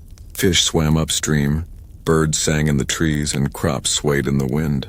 He realized that the lessons of survival were not only human, they extended to all living things, interconnected through attention, care, and observation. Anselm wrote in his ledger, "The final sunset is a reminder that life persists through memory, care, and deliberate action. Shadows may come and go, but the rhythm of existence continues. The lessons of survival and hope illuminate the path forward, generation after generation." That evening, they camped atop the ridge. The sun set in a blaze of gold, crimson, and violet, reflecting across rivers, forests, and villages. Lucien pressed the carved lamb to his chest. "Brother," he whispered, "everything we've witnessed, it's beautiful. Life endures." "Yes, Lucien," Anselm replied. "The final sunset is not an ending, but a symbol of continuity. Memory, care, and patience ensure that life persists. Shadows may pass, but hope endures. We have carried the lessons, and now they live in the world we leave behind." Stars emerged over the northern hills, mirrored in the rivers and forests below. Villages thrummed with quiet life, forests swayed in the gentle evening breeze, and the travelers lay beneath the sky, reflecting on the resilience of life, the enduring rhythm of memory and care, and the everlasting pulse of hope. The travelers descended into the valley, where the colors of autumn painted fields, forests, and rivers in shades of gold, amber, and crimson. Villages thrived quietly, children laughed as they ran through streets, and elders shared the wisdom of the past. Lucien held the carved lamb to his chest, feeling the harmony of life around him. "Brother," he said softly, "everything seems balanced.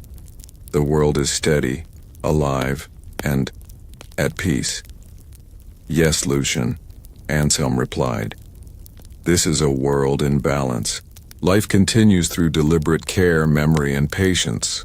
Shadows have passed, but the lessons of survival and nurture remain. Humans, nature, and memory exist in harmony, sustaining one another. Balance is the culmination of attention and deliberate action." They walked through forests where animals thrived, rivers that flowed clean and full, and fields tended carefully by human hands. Lucien realized that the rhythm of life was not solely human. It depended on the interconnectedness of all living, things each sustained by deliberate observation and care. "Brother," Lucien said, "so balance is the result of everything working together. People, nature, and memory?" "Yes," Anselm replied. "The world is a living system. When humans remember, act deliberately, and nurture the natural world, balance emerges. Life endures not by chance, but by care and attention. This is the legacy of our journey, to understand, witness, and participate in that balance." Along the rivers, they saw fish swimming freely, birds nesting, and trees shedding leaves that nourished the soil. Lucien understood that survival depended on harmony, the careful interplay of human action, natural cycles, and preserved memory. Anselm wrote in his ledger, "A world in balance is the result of deliberate care and memory. Life endures because attention, patience, and observation sustain it. Shadows may return, but balance, once cultivated, supports continuity and hope." That evening, they camped on a ridge overlooking the valley, the setting sun painting rivers, forests, and villages in warm autumn hues. Lucien pressed the carved lamb to his chest. "Brother," he whispered, "everything is alive, thriving, and steady. Balance. It feels like the world itself is breathing." "Yes, Lucien," Anselm replied. Balance is the natural rhythm of life, guided by memory, care, and deliberate action. Shadows may come, but continuity endures. Life persists because it is remembered, nurtured, and respected. This is the world we leave behind and carry forward. The stars emerged over the northern hills, mirrored in rivers and forests below. Villages hummed softly, forests swayed gently, and the travelers lay beneath the night sky witnessing the harmonious pulse of life, the steady, deliberate balance that would sustain the world across generations. The travelers sat atop a quiet ridge, watching the sun dip toward the horizon. The valleys below glowed in soft amber and gold. Rivers reflected the fading light, and villages hummed with gentle evening activity. Lucien held the carved lamb to his chest, thinking of the months of shadow, learning, and renewal. "Brother," he said softly, "we've seen so much. Death, despair, and now life. Thriving. I feel like I finally understand." "Yes, Lucien," Anselm replied. "Twilight is a time for reflection. We have witnessed both the shadow and the light, the fragility and resilience of life. Memory, care, and patience have guided survival. Everything we've seen, recorded, and nurtured carries forward into the world. This is the rhythm of life after the Black Death." They wandered slowly through the valleys below, seeing children playing, farmers tending fields, and elders telling stories. Lucien realized that survival was not merely endurance, it was deliberate, sustained care, and memory woven into daily life. "Brother," he said, "all the things we've done, observing, recording, teaching, they're all part of life continuing." "Yes," Anselm replied. "Every deliberate act, every lesson preserved, every story shared contributes to the continuity of existence. Shadows may return, but the careful attention of generations ensures that life endures. Reflection helps us understand the importance of each act. Along rivers and forests, they observed the harmony of human and natural life. Animals thrived, crops grew, and rivers flowed steadily, reflecting the sky. Lucien understood that the lessons of the past had shaped the present and would guide the future. Memory, care, and deliberate attention were the invisible forces sustaining life. Anselm recorded in his ledger, "Reflections at twilight illuminate the rhythm of life. Memory, care, and deliberate action preserve continuity. Shadows may pass, but the lessons of survival, patience, and nurture persist across generations, guiding all who follow." That evening they camped beneath an ancient tree on the ridge. The sun set in brilliant gold, crimson, and violet. Lucien pressed the carved lamb to his chest. "Brother," he whispered, "everything we've witnessed, everything we've learned, it carries on. Life endures." "Yes, Lucien," Anselm replied. "Twilight is a reminder that continuity depends on deliberate care and memory. Shadows may return, but the pulse of life persists. The lessons of survival, patience, and nurturing hope endure, flowing through generations. We have reflected, witnessed, and carried these lessons forward." Stars appeared over the northern hills, mirrored in the rivers and forests below. Villages hummed softly with life, forests swayed gently, and the travelers lay beneath the sky, contemplating the enduring rhythm of existence, the steady, deliberate, and patient flow of life, memory, and hope that would guide the world beyond the Black Death. The first light of dawn broke over the northern valleys, painting rivers, forests, and villages in soft hues of gold and rose. A gentle frost shimmered across the fields, and the air was crisp with the promise of a new season. Lucien held the carved lamb to his chest, feeling the quiet heartbeat of the world awakening beneath the sun. "Brother," he said softly, "look at it. Everything is alive again. Even after all the shadow, life begins anew." "Yes, Lucien," Anselm replied. "This is a new dawn, not only of the day but of an era. The Black Death has passed, leaving scars and lessons. Through memory, care, and patience, life has endured and continues. The world awakens once more, stronger, deliberate, and resilient." They walked through villages where people greeted the morning with work and song. Children helped with chores and learned old stories. Farmers tended the land carefully, and elders observed with pride and care. Lucien understood that the dawn symbolized more than sunlight. It was the continuation of life, memory, and deliberate attention, renewed each generation. "Brother," he said, "the dawn isn't just light, it's hope, isn't it? A promise that life continues?" "Yes," Anselm replied. "A new dawn is hope made visible. It is the result of memory preserved, care practiced, and patience endured. Life persists because it is nurtured, remembered, and taught. The world begins again each day, just as it has after every shadow. Along rivers and forests, nature awoke in harmony with humanity. Fish darted through clear waters, birds sang from the trees, and forests shimmered with movement. Lucien saw that the world's pulse was steady, deliberate, and alive, sustained by generations of memory and care.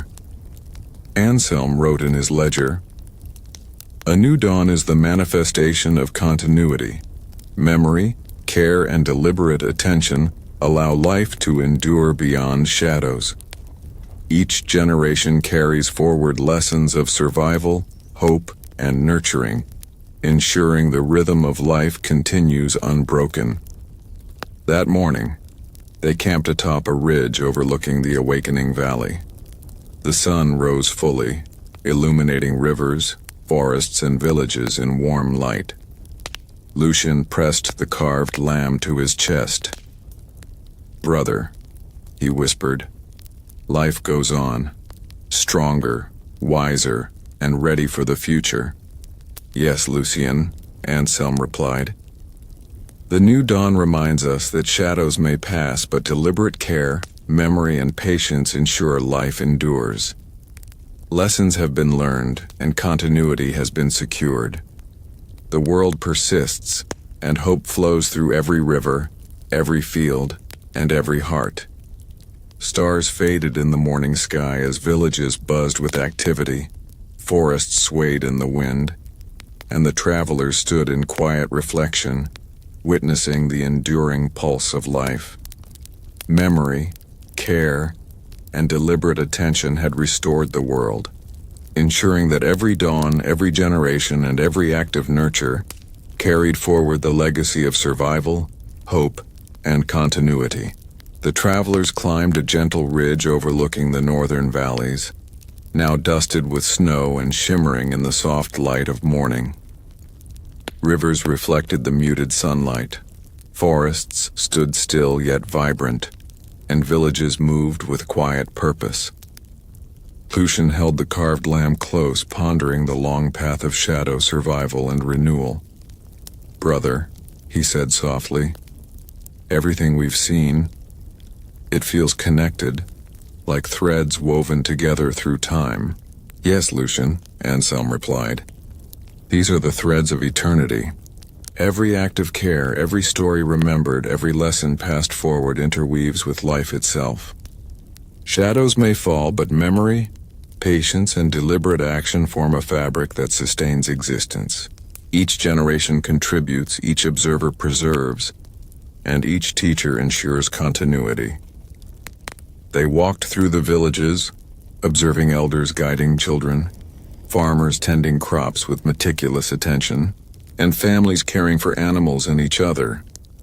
Lucien realized that every deliberate act, no matter how small, was a thread connecting past, present, and future. "Brother," he said, "so life endures because these threads, they keep weaving, generation after generation?" "Yes," Anselm replied. "The threads of eternity are built from memory, care, and patience. Shadows may pass, but the woven fabric of deliberate attention ensures life continues. Every person, every act of observation, strengthens the eternal rhythm." Along rivers and forests, they saw the pulse of nature intertwined with human activity. Fish moved steadily in clear waters, trees bore fruit and dropped leaves to nourish the soil, and animals roamed freely alongside human settlements. Lucien understood that life's resilience depended on this interconnected web, deliberate, patient, and attentive. Anselm wrote in his ledger, "Threads of eternity sustain life. Memory, care, and deliberate action weave together past, present, and future. Shadows may come, but the fabric endures, strengthened by each observer, nurturer, and teacher. This is the rhythm of existence across generations." That evening they camped beneath an ancient oak on the ridge. The valley below bathed in golden twilight. Lucien pressed the carved lamb to his chest. "Brother," he whispered, "everything we've witnessed, every lesson, every act, it lives on. The threads will never break." "Yes, Lucien," Anselm replied. "The threads of eternity carry life forward. Shadows may fall, but memory, care, and patience create continuity. Lessons endure, hope persists, and life flows through every generation. We are witnesses, and our threads join the eternal weave." Stars appeared over the northern hills, mirrored in rivers, forests, and snow-dusted fields. Villages thrummed softly, forests swayed gently, and the travelers lay beneath the night sky, understanding the unbroken rhythm of life, the enduring web of memory and care, and the eternal threads connecting every generation. The northern valleys had transformed once again. Snow had melted, rivers ran full and clear, forests burst with fresh green, and villages hummed with the energy of renewal. Lucien held the carved lamb to his chest, marveling at how life persisted in cycles, returning with resilience after shadow and loss. "Brother," he said softly, "it feels like everything comes back. The world begins again over and over." "Yes, Lucien," Anselm replied. "Life is a circle renewed through memory, care, and patience. Shadows may pass, but the deliberate attention of each generation ensures that the cycle continues." The Black Death was a dark chapter, yet the lessons it left nurture the world anew, guiding every rebirth of life. They walked through villages, preparing fields for planting. Families worked together with care. Children learned from elders, and stories of shadow and survival were passed on alongside practical knowledge. Lucien realized that the renewal of life was inseparable from the renewal of memory. The deliberate preservation of lessons, patience, and observation. "Brother," he said, "so every new season, every new generation, carries the past forward?" "Yes," Anselm replied. "The circle is sustained through remembrance, care, and deliberate action. Shadows may return, but the cycle continues, strengthened by knowledge, memory, and patience. Life endures because it is nurtured." Along rivers and forests they witnessed the interconnection of all living things. Fish swam energetically in clear waters, trees blossomed and bore fruit, and animals thrived alongside human settlements. Lucien understood that the circle of life depended on this harmony, cultivated through deliberate observation, memory, and care. Anselm wrote in his ledger, "The circle renewed is the manifestation of life's continuity. Memory, care, and patience perpetuate existence. Shadows may fall, but cycles of renewal sustain the world, connecting generations through deliberate action and deliberate attention." That evening, they camped atop a ridge overlooking the valleys. The sunset painted rivers, forests, and villages in soft gold and amber, Lucien pressed the carved lamb to his chest. "Brother," he whispered, "the world keeps turning, and everything we've learned, it lives on in this circle." "Yes, Lucien," Anselm replied. "The cycle of life is endless. Memory, care, and deliberate action ensure continuity. Shadows may pass, but hope endures, and every generation nurtures the world anew. The circle is complete, yet it begins again, forever renewed." Stars appeared over the northern hills, reflected in rivers and forests below. Villages hummed with activity. Forests swayed in the gentle evening breeze, and the travelers lay beneath the sky, witnessing the eternal cycle, the deliberate, patient, and mindful renewal of life, memory, and hope across generations. The travelers walked slowly through the northern valleys, where fields flourished, rivers glimmered, and forests swayed gently in the spring breeze. Villages hummed with activity. Children learned from elders, and families nurtured their crops, animals, and communities.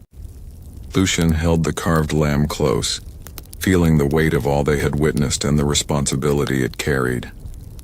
"Brother," he said softly, "we've seen the world survive and thrive, but who ensures that these lessons are never forgotten?" "Yes, Lucien," Anselm replied.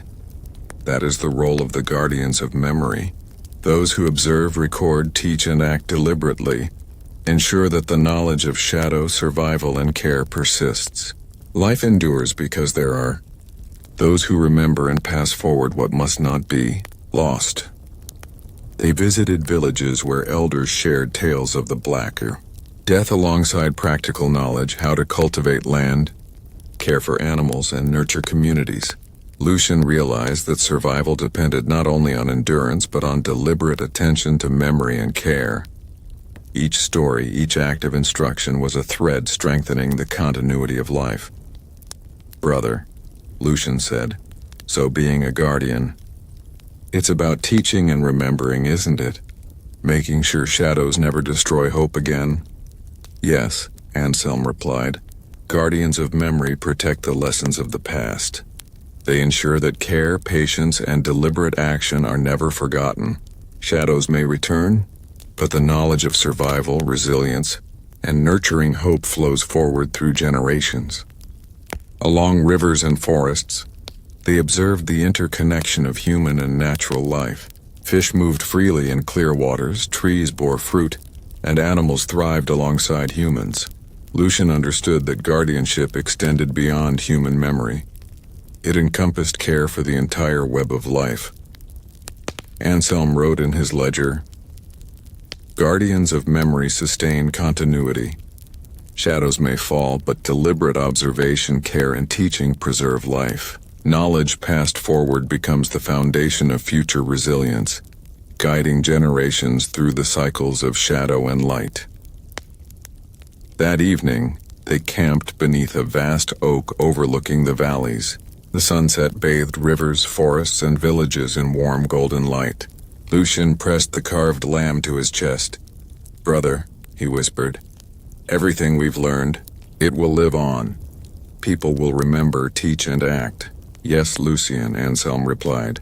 "Guardians of memory ensure that life, hope, and knowledge persist. Shadows may pass, but deliberate attention and care protect continuity. Our journey has ended, but the guardianship continues in every person who observes, remembers, and nurtures the world." Stars appeared in the twilight sky, mirrored in rivers and forests below. Villages thrummed softly, forests swayed in the evening breeze, and the travelers lay beneath the heavens, witnessing the enduring pulse of life, the unbroken rhythm of memory, care, and deliberate action guiding the world across generations. The valleys glowed in the gentle warmth of late spring. Rivers reflected the bright morning sun. Forests shimmered in new foliage, and villages hummed with life renewed. Lucien held the carved lamb to his chest, contemplating the journey of shadows, survival, and renewal that had brought them to this point. "Brother," he said softly, "all we've seen, all we've learned, it feels like a flame that never goes out, Yes, Lucien, Anselm replied. This is the everlasting flame. Memory, care, and deliberate attention sustain life like a fire carried across generations. Shadows may fall, but the lessons we preserve and nurture keep the flame alive. Hope, continuity, and renewal endure through those who remember and act deliberately. They walk through villages where families work together, teaching children the stories of survival, patience, and care. Farmers tended crops with careful hands, elders guided young ones, and communities thrived through deliberate action. Lucien realized that the flame of hope was not abstract. It burned in every act of care, every remembered lesson, and every deliberate choice. Brother, he said, so every act, no matter how small, keeps the flame alive? Yes, Anselm replied. Every memory preserved, every lesson taught, every act of care fuels the everlasting flame. Shadows may return, but life continues because those who observe, nurture, and teach ensure that hope never dies. Along rivers and forests, they observed the interconnected rhythm of all living things. Fish swam steadily, trees bore fruit and nourished the soil, and animals thrived alongside human settlements. Lucien understood that the flame of life depended on this harmony, cultivated through deliberate observation, care, and memory. Anselm wrote in his ledger, "The everlasting flame is the embodiment of continuity. Memory, care, and deliberate action sustain existence. Shadows may fall, but the lessons of survival, resilience, and nurturing hope endure through generations, illuminating the path of life." That evening, they camped beneath an ancient oak atop a ridge overlooking the valleys. The sunset bathed rivers, forests, and villages in gold and crimson. Lucien pressed the carved lamb to his chest. "Brother," he whispered, "everything we've witnessed, everything we've learned, it continues. The flame, it will never go out." "Yes, Lucien," Anselm replied. "The everlasting flame endures because memory, care, and deliberate action persist across generations. Shadows may pass, but life continues. Hope flows, and the world is guided by the lessons we carry forward. Our journey has shown us how deliberate attention preserves existence and sustains the future." Stars emerged in the sky, mirrored in rivers and forests below. Villages hummed softly, forests swayed gently, and the travelers lay beneath the heavens, witnessing the eternal rhythm of life, the everlasting flame of memory, care, and deliberate action burning steadily through generations. The travelers reached the summit of a high ridge, overlooking the northern valleys stretching far beyond the horizon. Rivers glinted in the sunlight, forests swayed in gentle breezes, and villages thrummed with life rebuilt and renewed. Lucien held the carved lamb to his chest, feeling the weight of all they had seen and the wisdom they had gathered. "Brother," he said softly, "our journey, it feels complete. But I still wonder, what is the most important lesson of all?" "Yes, Lucien," Anselm replied. "The final reflection is this: life persists because of memory, care, and deliberate attention. Shadows may fall, the Black Death may pass through, and hardships may return, but humanity, nature, and hope endure when lessons are remembered, nurtured, and shared." They walked through the valleys one last time, observing children playing and learning, elders recounting stories of shadow and survival, and families tending fields and animals with care. Lucien realized that the continuity of life depended not only on survival, but on the deliberate preservation of knowledge, patience, and guidance. "Brother," he said, "everything we've done, every observation, every lesson, it has shaped the future, hasn't it?" "Yes," Anselm replied. "Every act of care, every story remembered, every deliberate choice creates ripples across generations. Life endures not by chance, but through attention, patience, and memory. This is the essence of survival and hope." Along rivers and forests, the pulse of life continued. Fish swam steadily, trees bore fruit, and animals roamed freely alongside human settlements. Lucien understood that the lessons of the Black Death had shaped a new era, one of harmony, deliberate care, and mindful observation.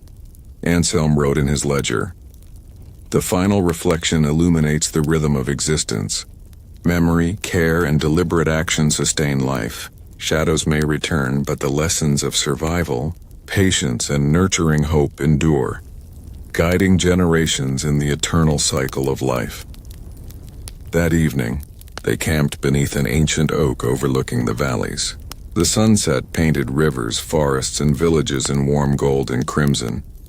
Lucien pressed the carved lamb to his chest. "Brother," he whispered, "everything we've witnessed." It continues. The lessons, the care, the hope, they live on. "Yes, Lucien," Anselm replied. "The final reflection reminds us that life, memory, and deliberate attention endure. Shadows may pass, but continuity and hope persist. Our journey may end, but the lessons and the legacy we carry forward will guide generations yet to come." Stars appeared in the evening sky, mirrored in rivers, forests, and snow-capped ridges. Villages hummed softly, forests swayed in the breeze, and the travelers lay beneath the heavens, contemplating the unbroken rhythm of life, the deliberate, patient, and mindful cycle of memory, care, and hope that sustains existence beyond the shadow of the Black Death. The travelers reached the edge of the northern plateau, where the valleys stretched endlessly beneath a sky painted in soft morning gold. Rivers sparkled in the sunlight, forests thrived with fresh greenery, and villages thrummed with life renewed. Lucien held the carved lamb close, feeling the culmination of months of observation, learning, and reflection. "Brother," he said softly, "it feels like our journey never really ends. Life continues, and so do the lessons." "Yes, Lucien," Anselm replied. "This is the journey eternal. Memory, care, and deliberate action weave a thread that stretches across generations. Shadows may return, hardships may pass through the world, but life persists when we witness, nurture, and teach. Our journey is eternal, because it becomes part of the endless cycle of life." They walked through villages, observing families tending fields, elders teaching stories of shadow and survival, and children learning to care for the land and each other. Lucien realized that the journey of life was not linear. It was an unbroken cycle, sustained by attention, memory, and deliberate action. "Brother," he said, "every choice, every lesson, it becomes part of this endless journey?" "Yes," Anselm replied. "Every act of care, every preserved story, every deliberate observation contributes to the eternal flow. Life endures because lessons are carried forward, memory is preserved, and hope is nurtured.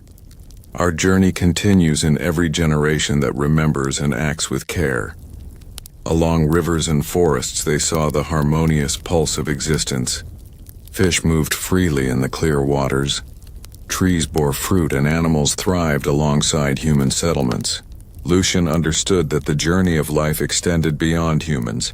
It encompassed all living things, each thread woven deliberately into the fabric of continuity. Anselm wrote in his ledger, "The journey eternal is the unbroken rhythm of life. Memory, care, and deliberate action sustain existence. Shadows may pass, but the thread continues, strengthened by every observer, nurturer, and teacher.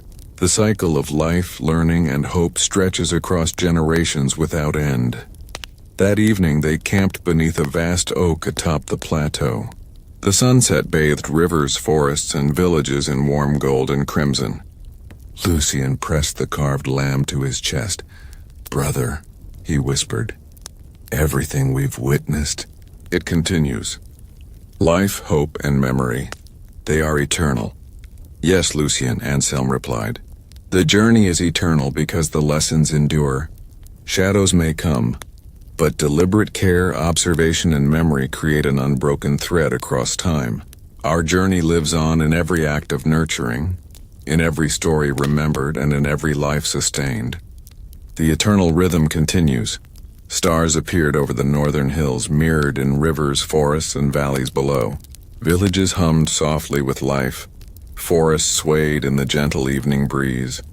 And the travelers lay beneath the heavens, understanding the infinite continuity of life, the eternal journey of memory, care, and hope carried forward by every generation. The valleys glowed in the warm light of late summer. Rivers sparkled under the sun. Forests were full of life, and villages thrummed with laughter, song, and labor. Lucien held the carved lamb to his chest, reflecting on the journey that had taken them through shadow, survival, and renewal. "Brother," he said softly, "everything we've witnessed, it feels like light spreading across the world." "Yes, Lucien," Anselm replied. "This is the legacy of light. Memory, care, and deliberate action illuminate life. Shadows may fall, but lessons preserved and hope nurtured guide generations. Our observations, stories, and teachings are like flames, small but powerful, lighting the path for those who come after." They walked through villages where families worked together. Elders taught children the ways of survival and care, and communities thrived through deliberate attention to the land and each other. Lucien realized that the light they carried was not just knowledge, it was hope, continuity, and guidance passed forward like a torch. "Brother," he said, "so, the light, it keeps the darkness from returning." "Yes," Anselm replied. "The light of memory and care does not erase shadows, but it ensures they do not dominate. Knowledge preserved, hope nurtured, and deliberate action sustained become a legacy that protects and guides life. Every person who remembers and teaches keeps the light alive." Along rivers and forests they saw the harmony of life continuing. Fish swam steadily in clear waters, trees bore fruit, and animals roamed freely alongside human settlements. Lucien understood that the light of care, memory, and deliberate action extended beyond humanity. It guided the entire web of life. Anselm wrote in his ledger, "The legacy of light is the enduring flame of memory, care, and deliberate action. Shadows may pass, but hope, knowledge, and nurture illuminate the world for future generations. Life continues because each observer, teacher, and nurturer carries the light forward." That evening they camped atop a ridge overlooking the valleys. The sunset bathed rivers, forests, and villages in warm gold and crimson. Lucien pressed the carved lamb to his chest. "Brother," he whispered, "everything we've done, it lives on. The light, it will guide the world forever." "Yes, Lucien," Anselm replied. "The legacy of light ensures continuity, hope, and memory. Shadows may return, but life endures, guided by deliberate care and observation. Every story, every lesson, every act of nurture contributes to this eternal illumination. The journey may conclude, but the light continues in every generation." Stars emerged over the northern hills, mirrored in rivers and forests below. Villages hummed softly, forests swayed gently, and the travelers lay beneath the night sky, witnessing the enduring brilliance of life, the legacy of light, memory, care, and hope that would guide the world long after their journey ended. The northern valleys shimmered under the early autumn sun. Rivers flowed steadily, forests rustled with the turning leaves, and villages thrummed with life. Lucien held the carved lamb to his chest, watching the waters move as if carrying the story of life itself. "Brother," he said softly, "the river, it never stops. It feels like everything we've seen is moving forward with it." "Yes, Lucien," Anselm replied. "This is the river of time.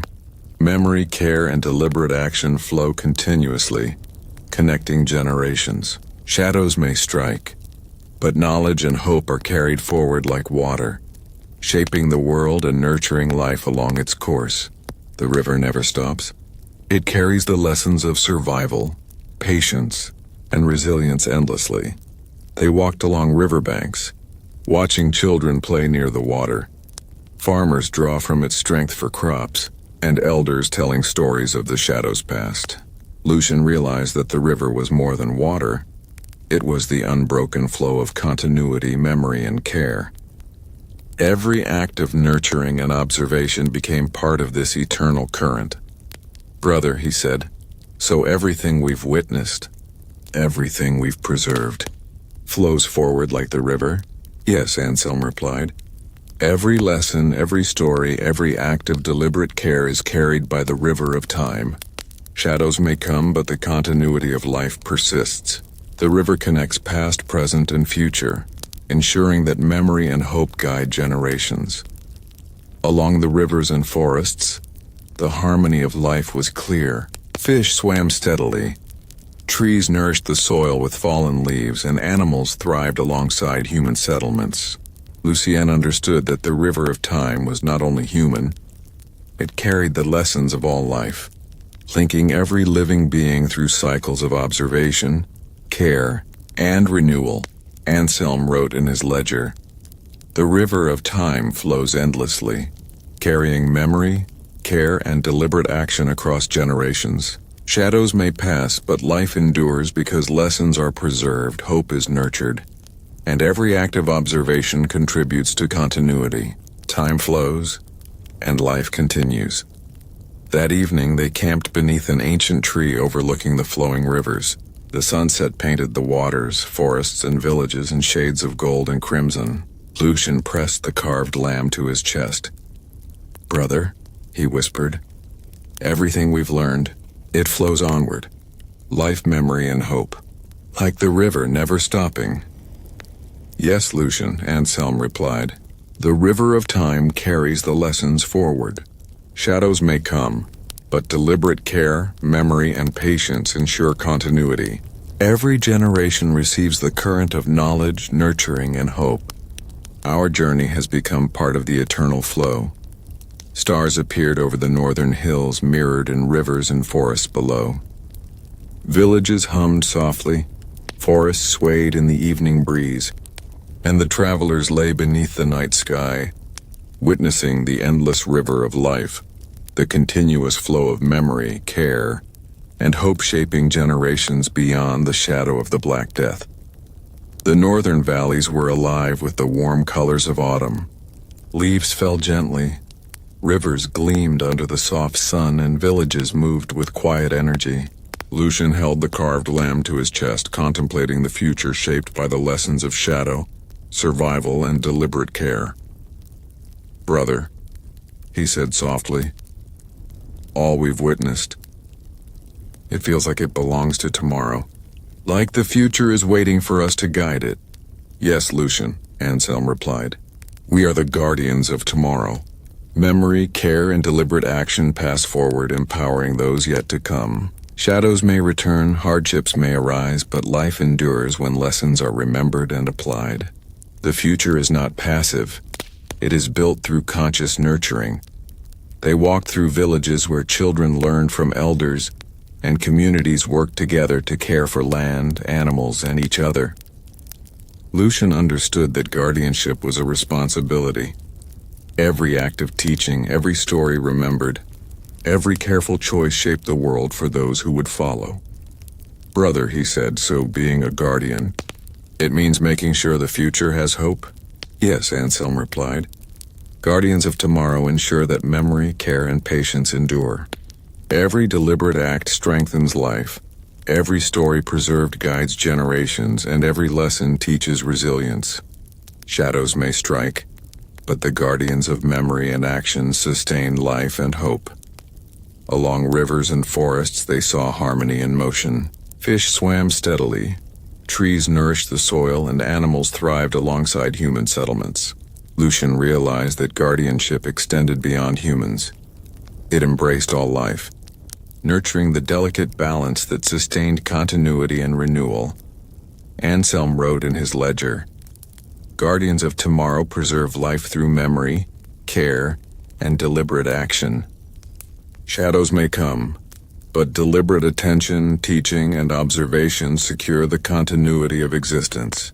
Every generation inherits the responsibility to sustain life and hope. That evening, they camped beneath a vast oak atop a ridge overlooking the valleys. The sunset painted rivers, forests, and villages in golden and crimson light. Lucien pressed the carved lamb to his chest. "Brother," he whispered, "everything we've learned, it will guide the future.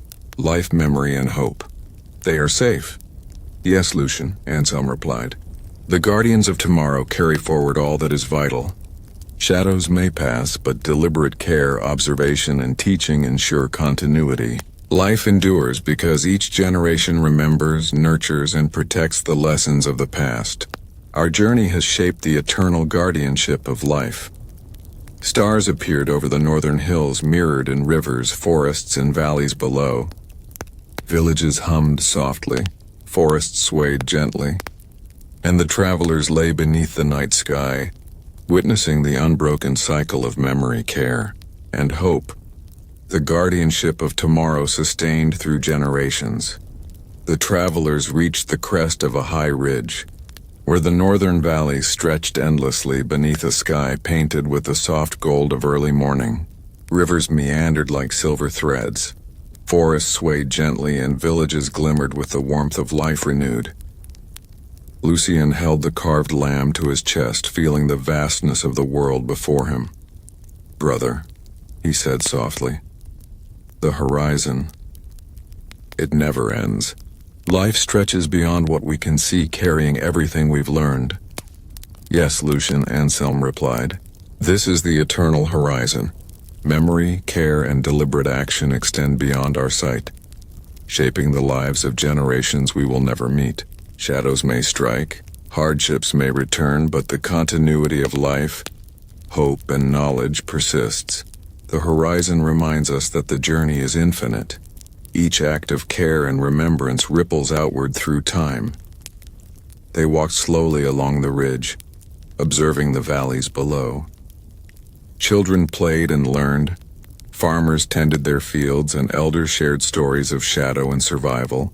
Lucien realized that the horizon symbolized not an end, but infinite possibility, the unbroken continuation of life guided by memory, care, and deliberate attention.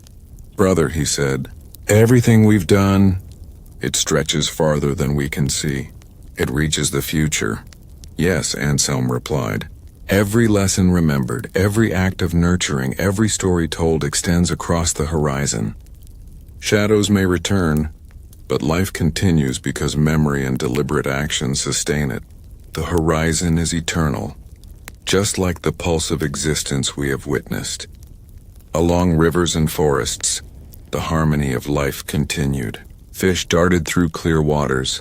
Trees bore fruit to nourish the soil, and animals thrived alongside human settlements.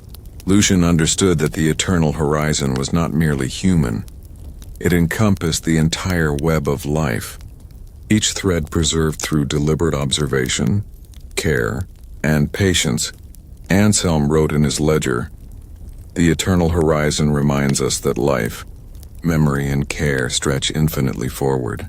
Shadows may fall, but deliberate attention, preservation of knowledge, and nurturing hope carry existence across generations. The journey has no end. It flows eternally through time."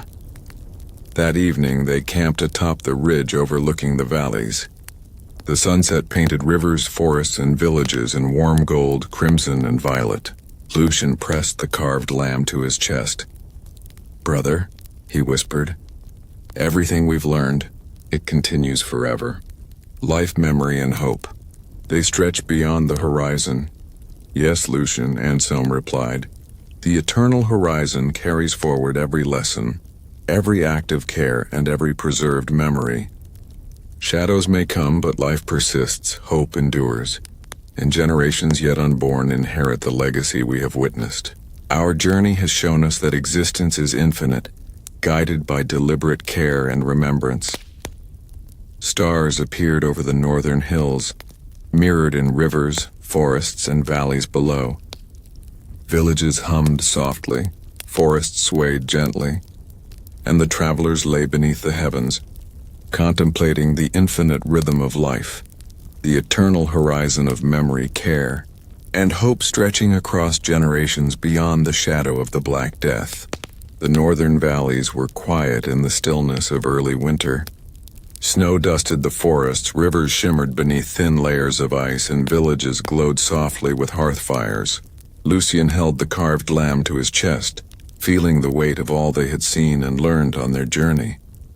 "Brother," he said softly, "we've walked so far. Through shadow and light, it feels like the circle is complete." "Yes, Lucien," Anselm replied. "The circle is complete yet unending.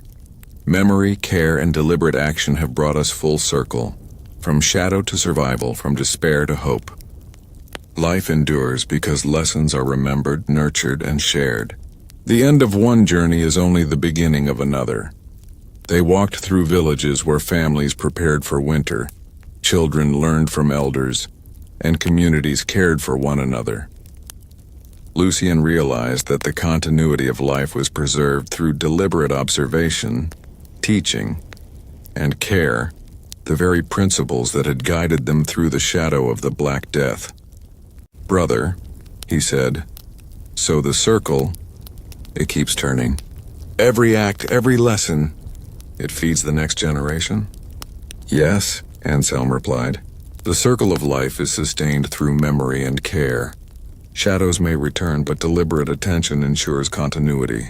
Every act of teaching, every story remembered, every moment of nurture strengthens the circle. Life persists because it is deliberately sustained." Along rivers and forests, they observed the harmony of life continuing. Fish moved through clear waters, trees bore fruit, and animals thrived alongside humans. Lucien understood that the circle was more than human. It encompassed the entire web of life, carefully preserved and nurtured through every act of care.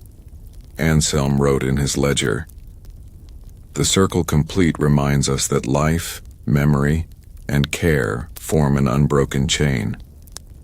Shadows may fall, but deliberate attention and nurturing actions ensure continuity. Lessons carried forward guide generations, preserving existence beyond the shadow of the past." That evening, they camped beneath an ancient oak atop a ridge overlooking the valleys. The sunset painted rivers, forests, and villages in golden and crimson hues. Lucien pressed the carved lamb to his chest. "Brother," he whispered, "everything we've witnessed, everything we've learned, it flows on. The circle, it never ends." "Yes, Lucien," Anselm replied. "The circle of life endures. Shadows may pass, but memory, care, and deliberate action create unbroken continuity. Every generation inherits the lessons, the hope, and the deliberate nurture of life. Our journey may conclude, but the circle remains eternal." Stars appeared over the northern hills, mirrored in rivers, forests, and valleys below. Villages hummed softly, forests swayed gently, and the travelers lay beneath the night sky, contemplating the unbroken rhythm of existence, the circle of memory, care, and hope stretching endlessly beyond the shadow of the Black Death. The northern valleys lay under a blanket of snow. Rivers shimmered beneath thin ice, forests stood silent but alive, and villages glowed softly with the warmth of life nurtured and preserved. Lucien held the carved lamb to his chest, reflecting on the journey that had carried them from shadow to hope. "Brother," he said softly, "all we've learned, all we've seen, it feels like it will never end, like it will last forever." "Yes, Lucien," Anselm replied. "This is the legacy eternal. Memory, care, and deliberate action create a permanent thread through time. Shadows may return, but the lessons we preserve, the acts of nurturing we practice, and the stories we share ensure that life endures. Our observations, teachings, and attention to continuity become a legacy beyond measure." They walked through the villages, seeing families caring for one another, children learning the lessons of survival, patience, and nurture, and elders preserving the stories of shadows past. Lucien realized that the legacy was not abstract. It was alive in every act of care, every remembered story, and every deliberate choice. "Brother," he said, "so everything we've done becomes part of the future?" "Yes," Anselm replied. "Every memory preserved, every lesson taught, every deliberate act sustains life. Shadows may strike, but continuity is ensured because future generations inherit the legacy of care and attention. This is how life persists and hope endures." Along rivers and forests, they saw the harmonious rhythm of existence. Fish swam in clear waters, trees nourished the soil, and animals thrived alongside human settlements. Lucien understood that the legacy extended beyond humans. It encompassed the entire web of life, preserved and nurtured through observation, memory, and deliberate care. Anselm wrote in his ledger, "The legacy eternal is the preservation of memory, care, and deliberate action. Shadows may pass, but the lessons of survival, hope, and nurture endure through generations. Life persists because deliberate attention is maintained, guiding existence across time." That evening, they camped beneath a towering oak overlooking the valleys. The sunset bathed rivers, forests, and villages in warm gold and crimson. Lucien pressed the carved lamb to his chest. "Brother," he whispered, "everything we've witnessed, everything we've learned, it will guide the future forever." "Yes, Lucien," Anselm replied. "The legacy eternal ensures continuity, hope, and memory. Shadows may pass, but life endures through deliberate care, observation, and teaching. Every story, every lesson, every act of nurture becomes part of an everlasting thread that sustains the world beyond the shadow of the Black Death." Stars emerged in the night sky, mirrored in rivers, forests, and valleys below. Villages hummed softly, forests swayed gently, and the travelers lay beneath the heavens, contemplating the unbroken rhythm of life, the legacy eternal of memory, care, and hope stretching infinitely through generations. The northern valleys awakened under the first light of spring. Rivers shimmered with melted snow, forests swelled with fresh green, and villages hummed with life renewed and thriving. Lucien held the carved lamb to his chest, sensing that the world itself was rising from the shadows of the past. "Brother," he said softly, "the darkness, it feels so far behind us now. The dawn, it feels endless." "Yes, Lucien," Anselm replied. "This is the dawn beyond shadow. Memory, care, and deliberate attention have guided us through the darkness, and now life emerges renewed. Shadows may always exist, but the light of knowledge, nurturing, and hope continues to expand. The world is recovering, stronger and more deliberate in its rhythm." They walked through villages preparing fields for planting, children learning lessons from elders, and families sharing the wisdom of survival and care. Lucien realized that the dawn was not merely light. It was the active, deliberate continuation of life, memory, and hope into the generations yet to come. "Brother," he said, "so the dawn, it isn't just a day, it's everything we've learned shining forward?" "Yes," Anselm replied. "The dawn beyond shadow is the manifestation of deliberate care, memory, and attention applied to the future. Shadows may return, but life persists because knowledge, patience, and hope are preserved and shared. Each day is a continuation of the recovery, a testament to deliberate nurturing."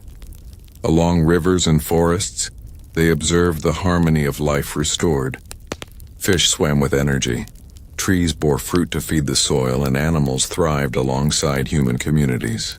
Lucien understood that the dawn's light was not only human, it encompassed the entire web of life, flowing through every act of care and observation.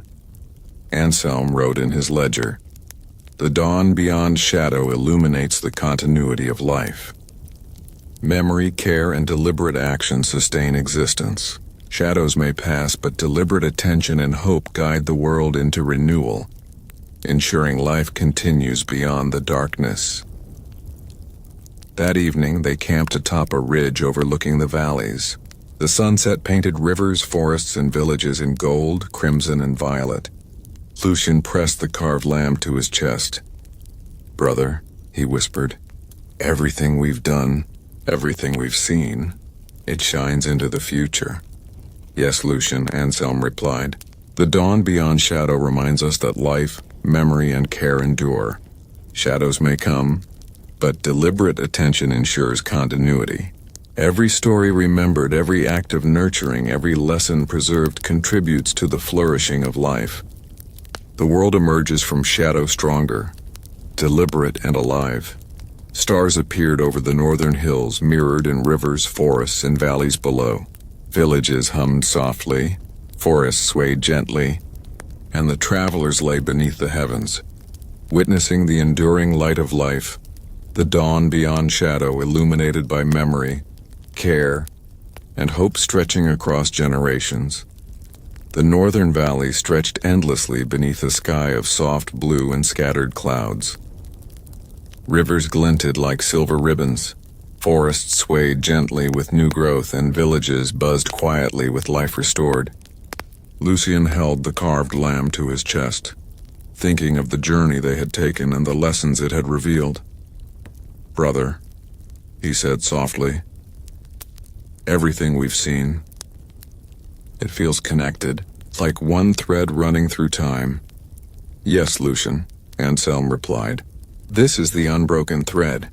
Memory, care, and deliberate action weave life across generations. Shadows may strike and hardships may come, but the thread endures. Every story remembered, every act of nurturing, every lesson preserved strengthens the continuity of existence." They walked through the villages, watching elders guide children, families tend crops and livestock, and communities sustain one another. Lucien realized that the unbroken thread was more than knowledge. It was life itself, deliberately preserved and shared through observation, care, and memory. "Brother," he said, "so life continues because the thread never breaks?" "Yes," Anselm replied. "The unbroken thread sustains all life. Shadows may return, but deliberate attention ensures continuity.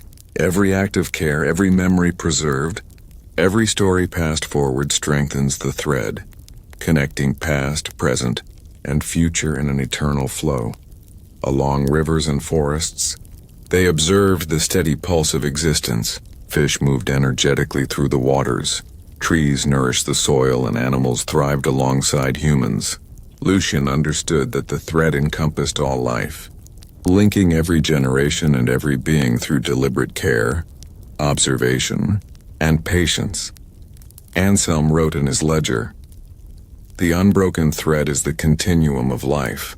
Memory, care, and deliberate action preserve existence. Shadows may fall, but the lessons and nurturing acts carried forward sustain life across generations, connecting every moment in the eternal flow." That evening, they camped beneath an ancient oak on a ridge overlooking the valleys. The sunset bathed rivers, forests, and villages in warm gold and crimson. Lucien pressed the carved lamb to his chest. "Brother," he whispered, "everything we've done, it flows onward. Life, memory, and hope, all part of the same thread." "Yes, Lucien," Anselm replied. "The unbroken thread endures because memory, care, and deliberate attention persist. Shadows may pass, but life continues. Every generation inherits the thread and strengthens it through nurturing, teaching, and observation. The thread connects all of existence across time." Stars appeared over the northern hills, mirrored in rivers, forests, and valleys below. Villages hummed softly, forests swayed gently, and the travelers lay beneath the night sky, contemplating the unbroken thread of life, the continuous, deliberate flow of memory, care, and hope stretching across generations beyond the shadow of the Black Death. The northern valleys were alive with the vibrant colors of late spring. Rivers sparkled under the sun, forests thrummed with growth, and villages hummed with renewed life. Lucien held the carved lamb to his chest, reflecting on all they had witnessed since the shadow of the Black Death first descended.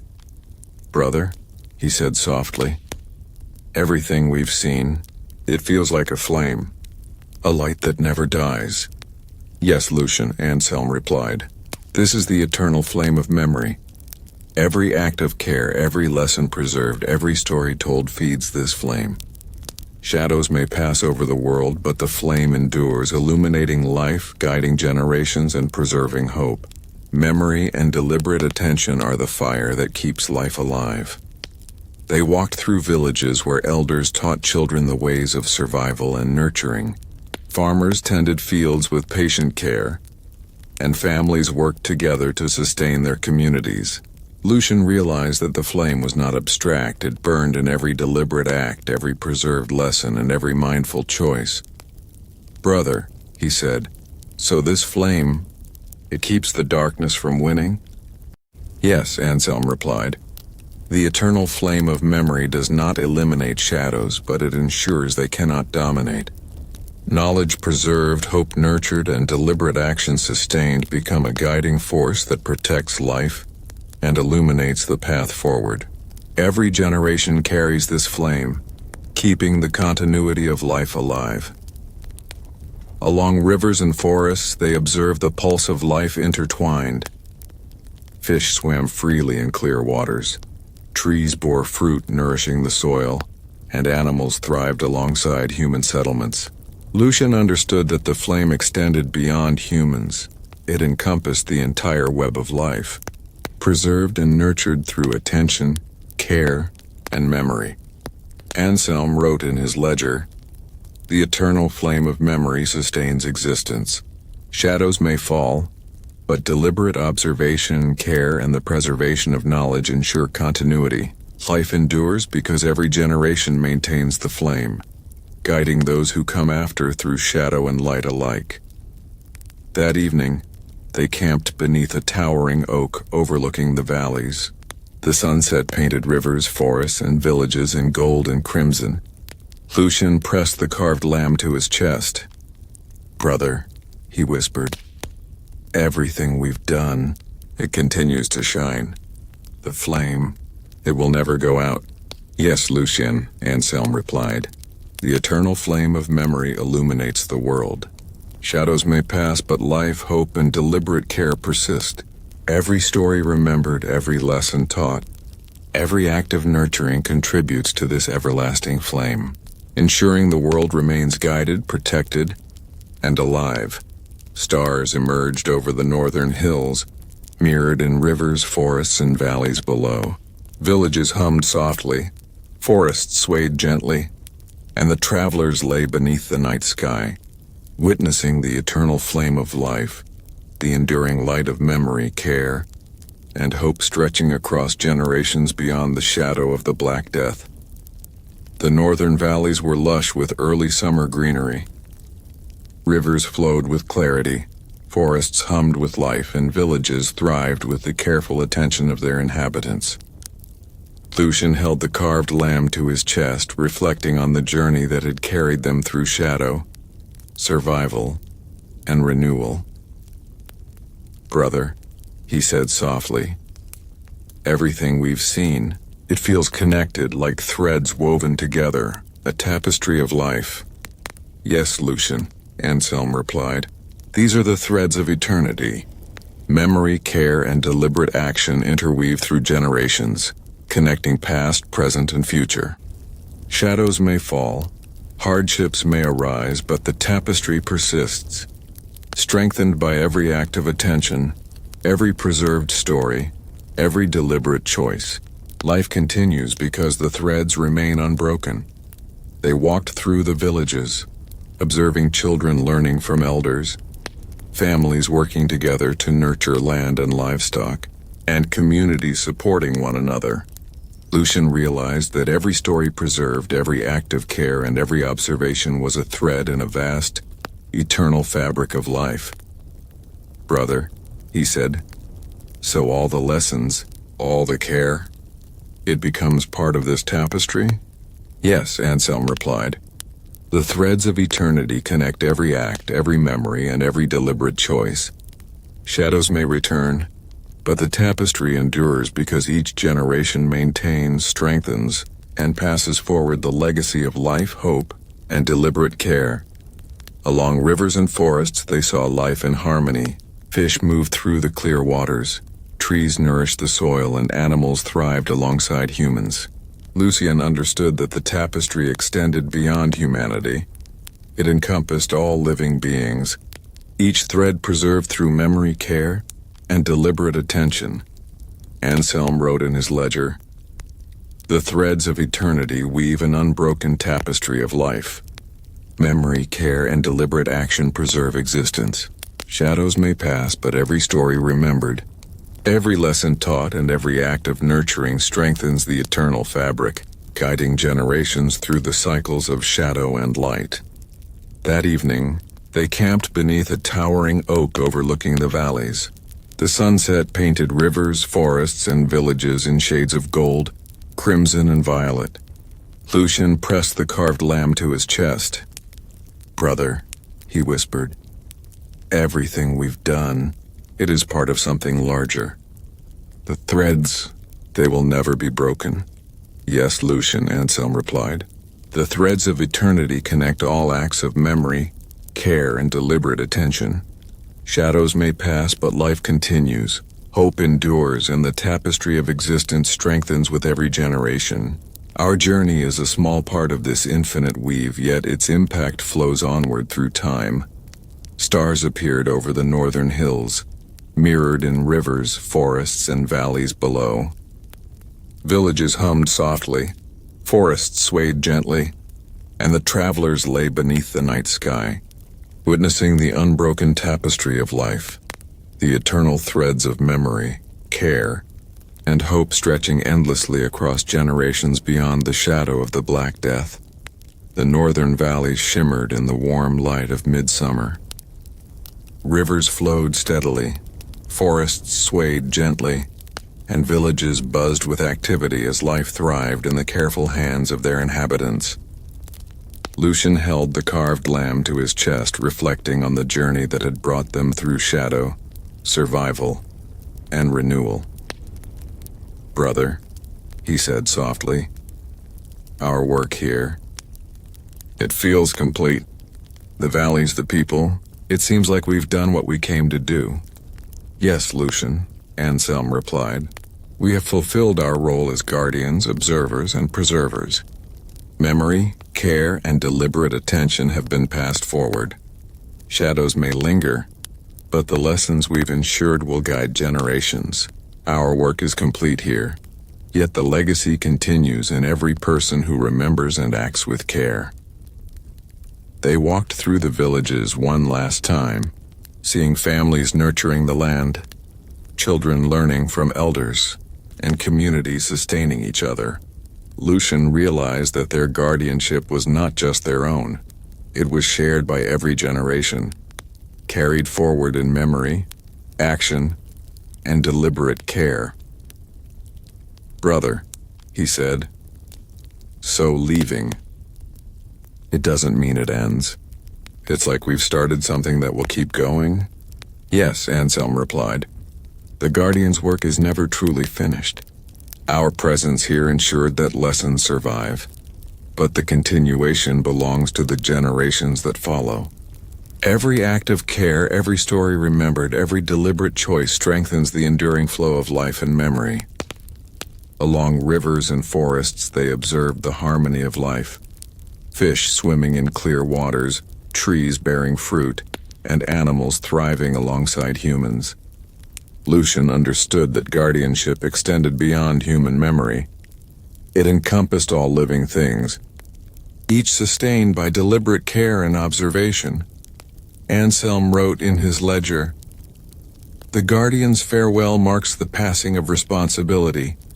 Memory, care, and deliberate action continue beyond our presence. Shadows may fall, but life endures because every generation carries forward the lessons of the past, sustaining hope, knowledge, and nurturing existence." That evening, they camped beneath a massive oak overlooking the valleys. The sunset bathed rivers, forests, and villages in gold and crimson. Lucien pressed the carved lamb to his chest. "Brother," he whispered, "everything we've done, it lives on. The Guardians, they will never be forgotten." "Yes, Lucien," Anselm replied. "The Guardian's legacy endures because memory, care, and deliberate action persist. Shadows may pass, but life continues through the generations who remember, teach, and nurture. Our journey has shown that continuity is ensured not by our presence alone, but by the unbroken flow of memory and care." Stars appeared over the northern hills, mirrored in rivers, forests, and valleys below. Villages hummed softly, forests swayed gently, and the travelers lay beneath the night sky, witnessing the enduring pulse of life, the legacy of the Guardian stretching across generations beyond the shadow of the Black Death. The northern valleys glowed in the waning warmth of late summer. Rivers reflected sunlight like liquid silver. Forests swayed gently with the breeze, and villages thrived under careful stewardship. Lucien held the carved lamb to his chest, thinking of the shadows they had endured and the light they had nurtured. "Brother," he said softly, "the shadows, they feel distant now, yet I can still feel their weight. How do we honor them?" "Yes, Lucien," Anselm replied. "The last light of shadow is a lesson in remembrance. Shadows teach us the value of memory, care, and deliberate action. They remind us that survival is not by chance, but through attention, patience, and teaching. To honor the darkness is to carry forward the light it illuminated, ensuring the past guides the future." They walked through the villages, observing children learning the ways of resilience, families tending the land with care, and elders preserving stories of both hardship and triumph. Lucien realized that even the memory of shadow strengthened the future, guiding deliberate action and fostering hope. "Brother," he said, "so the shadow, it becomes part of the light?" "Yes," Anselm replied. "Every shadow endured, every hardship survived contributes to understanding. Memory preserves the lessons. Care nurtures growth, and deliberate attention ensures that darkness strengthens life rather than diminishes it. Shadows are not forgotten. They are transformed into guidance for generations. Along rivers and forests they observed life in balance. Fish swam steadily. Trees bore fruit to feed the soil, and animals thrived alongside humans. Lucien understood that the last light of shadow extended beyond humanity. It encompassed all living beings, each preserved and nurtured through memory, care, and observation. Anselm wrote in his ledger, "The last light of shadow illuminates the enduring lessons of life. Memory, care, and deliberate action transform hardship into guidance. Shadows may pass, but they leave a light that strengthens the unbroken continuity of existence, guiding future generations." That evening, they camped beneath an ancient oak atop a ridge overlooking the valleys. The sunset painted rivers, forests, and villages in deep gold, crimson, and violet.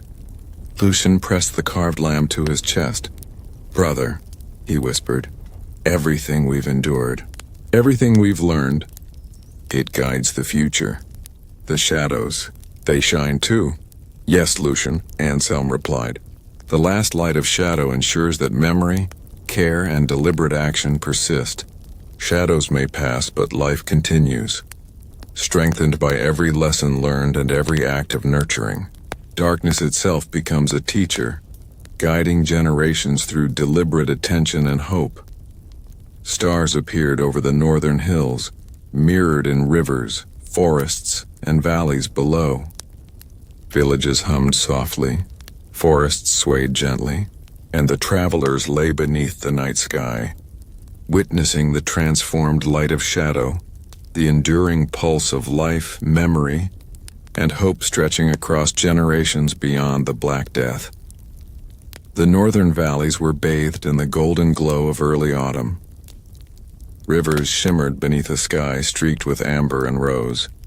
Forests swayed gently with the crisp breeze, and villages thrummed with quiet energy. Lucien held the carved lamb to his chest, contemplating the interplay of shadow and light throughout their journey. "Brother," he said softly, "light and shadow. They seem connected like a circle. One cannot exist without the other." "Yes, Lucien," Anselm replied. "This is the circle of light and shadow. Memory, care, and deliberate attention preserve life. But it is through shadow that the value of light is revealed. Every hardship, every challenge, every moment of darkness teaches lessons that strengthen hope, resilience, and deliberate care. Light and shadow are intertwined, shaping the continuity of existence."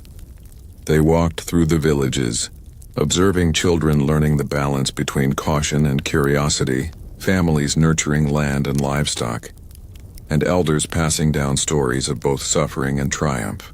Lucien realized that the circle was not a simple end. It was the eternal rhythm of life, where memory and care navigated both darkness and light.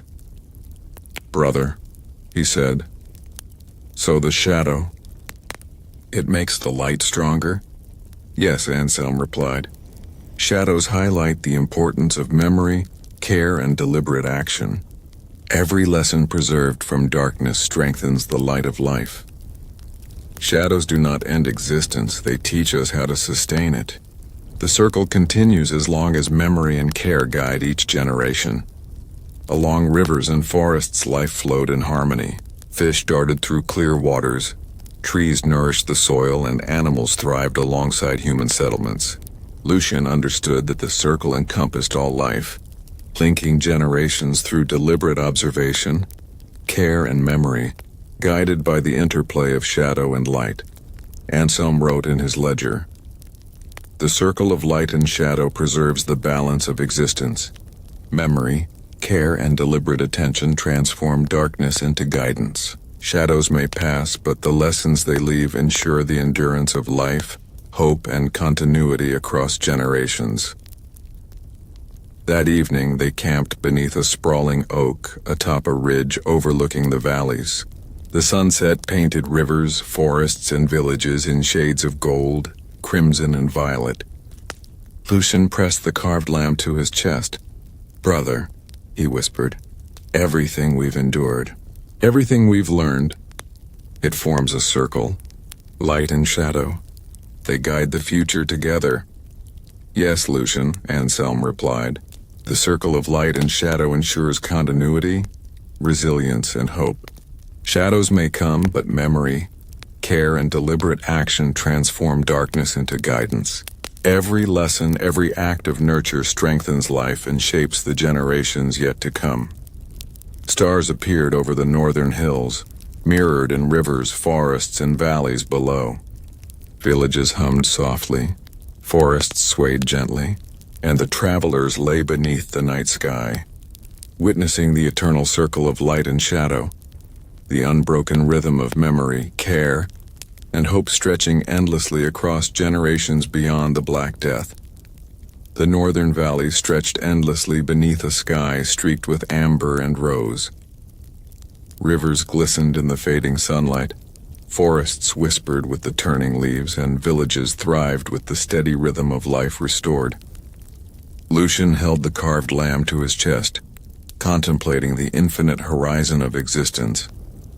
"Brother," he said softly, "everything we've seen, everything we've done, it feels like it stretches forever, like life itself has no end."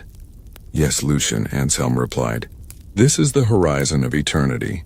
Memory, care, and deliberate action extend across generations, shaping the lives of those yet to come. Shadows may appear, but the lessons preserved in the acts of nurturing we practice create an infinite continuum.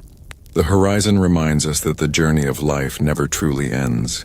It flows onward, guided by attention, patience, and remembrance." They walked along riverbanks and through forests, observing children learning from elders, families nurturing crops and animals, and communities sustaining one another. Lucien realized that the horizon was not simply a distance. It was the unbroken continuation of life, memory, and hope, stretching endlessly into the future. "Brother," he said, "so our journey, it's part of something bigger." "Something eternal?" "Yes," Anselm replied. "Every story preserved, every lesson taught, every deliberate act of care contributes to the horizon of eternity. Shadows may come, but life endures because each generation carries forward the memory, the knowledge, and the nurturing required to sustain existence. Along rivers and forests, they observed the pulse of life in harmony. Fish swam freely in clear waters. Trees nourished the soil, and animals thrived alongside human settlements. Lucien understood that the horizon encompassed all living things, each thread preserved and strengthened through observation, care, and memory. Anselm wrote in his ledger, "The horizon of eternity stretches infinitely through time. Memory, care, and deliberate action preserve existence. Shadows may pass, but life continues, strengthened by the deliberate attention of each generation. The legacy of knowledge, nurture, and hope flows endlessly onward." That evening, they camped atop a ridge overlooking the valleys. The sunset painted rivers, forests, and villages in gold, crimson, and violet. Lucien pressed the carved lamb to his chest. "Brother," he whispered, "everything we've done, everything we've learned, it reaches the future forever." "Yes, Lucien," Anselm replied. "The horizon of eternity ensures that memory, care, and deliberate action endure. Shadows may pass, but life, hope, and nurturing continue endlessly. Every lesson, every story, every act of preservation strengthens the infinite continuum of existence." Stars appeared over the northern hills, mirrored in rivers, forests, and valleys below. Villages hummed softly, forests swayed gently, and the travelers lay beneath the night sky, contemplating the endless horizon of life, the eternal flow of memory, care, and hope stretching infinitely across generations beyond the Black Death. The northern valleys were bathed in the soft gold of late autumn. Rivers glimmered like liquid silver, forests swayed gently with the wind, and villages thrived under the care of generations that had learned from memory and experience. Lucien held the carved lamb to his chest, reflecting on the enduring lessons of shadow and light. "Brother," he said softly, "everything we've seen, it feels like it has been watching us all along. Like life itself is a witness." "Yes, Lucien," Anselm replied. "We are all eternal witnesses.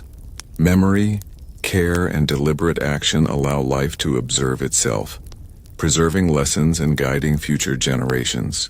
Shadows and light, despair and hope, suffering and survival, they are all recorded in the web of existence, ensuring continuity and understanding across time." They walked through the villages, seeing elders teach children the ways of patience and care. Families tend the land with mindfulness, and communities sustain one another with deliberate effort. Lucien realized that every being, every act of observation and care, was a witness to the ongoing story of life. "Brother," he said, "so everything, every life, every story, it witnesses the future?" "Yes," Anselm replied. "Every action, every memory, every deliberate act preserves knowledge and shapes the generations that follow. Shadows may appear, but the witnesses ensure that lessons endure. Life in its vast web observes itself, learns, and grows stronger with each passing moment. Along rivers and forests, the pulse of life continued uninterrupted. Fish swam in clear waters, trees bore fruit to sustain the soil, and animals thrived alongside humans. Lucien understood that the eternal witnesses were not only humans. They included every living being, each preserving continuity through existence, care, and observation. Anselm wrote in his ledger, "The eternal witnesses preserve the lessons of shadow and light. Memory, care, and deliberate action create a continuum that endures beyond the fleeting present.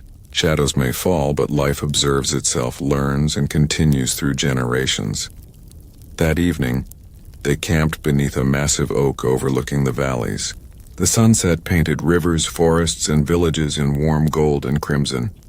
Lucien pressed the carved lamb to his chest. "Brother," he whispered, "everything we've endured, everything we've learned, it is being witnessed. Life remembers." "Yes, Lucien," Anselm replied.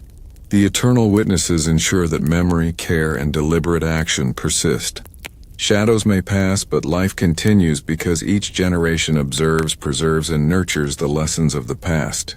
Our journey is part of this eternal observation, ensuring the continuity of hope and life." Stars appeared over the northern hills, mirrored in rivers, forests, and valleys below. Villages hummed softly, forests swayed gently, and the travelers lay beneath the night sky, contemplating the eternal witnesses of life, the unbroken flow of memory, care, and hope stretching across generations beyond the Black Death. The northern valleys lay silent under a thin blanket of early winter snow. Rivers shimmered beneath the frost. Forests stood quiet yet alive, and villages glowed softly with hearth fires. Lucien held the carved lamb to his chest, contemplating the long journey that had carried them from shadow, despair, and survival to the flourishing of memory, care, and hope. "Brother," he said softly, "we've walked so far, seen so much, it feels like the journey is ending." "Yes, Lucien," Anselm replied. "This is the final passage, not of life itself, but of our immediate journey here. Memory, care, and deliberate action ensure that life continues. Shadows may linger, yet every lesson preserved, every act of nurture, every story remembered guarantees the enduring flow of existence. We have fulfilled our role as witnesses and guides, but the continuum does not end with us." They walked through the villages one last time, observing families tending fields, children learning from elders, and communities sustaining one another. Lucien understood that the final passage was a moment of reflection, a recognition of continuity beyond their presence. "Brother," he said, "so even as we leave, life continues and the lessons continue?" "Yes," Anselm replied. "The final passage reminds us that life, memory, and care extend far beyond any single journey. Shadows may appear, but deliberate attention, observation, and nurturing actions ensure the persistence of hope and continuity. Every generation carries the legacy forward, connecting past, present, and future in an unbroken flow.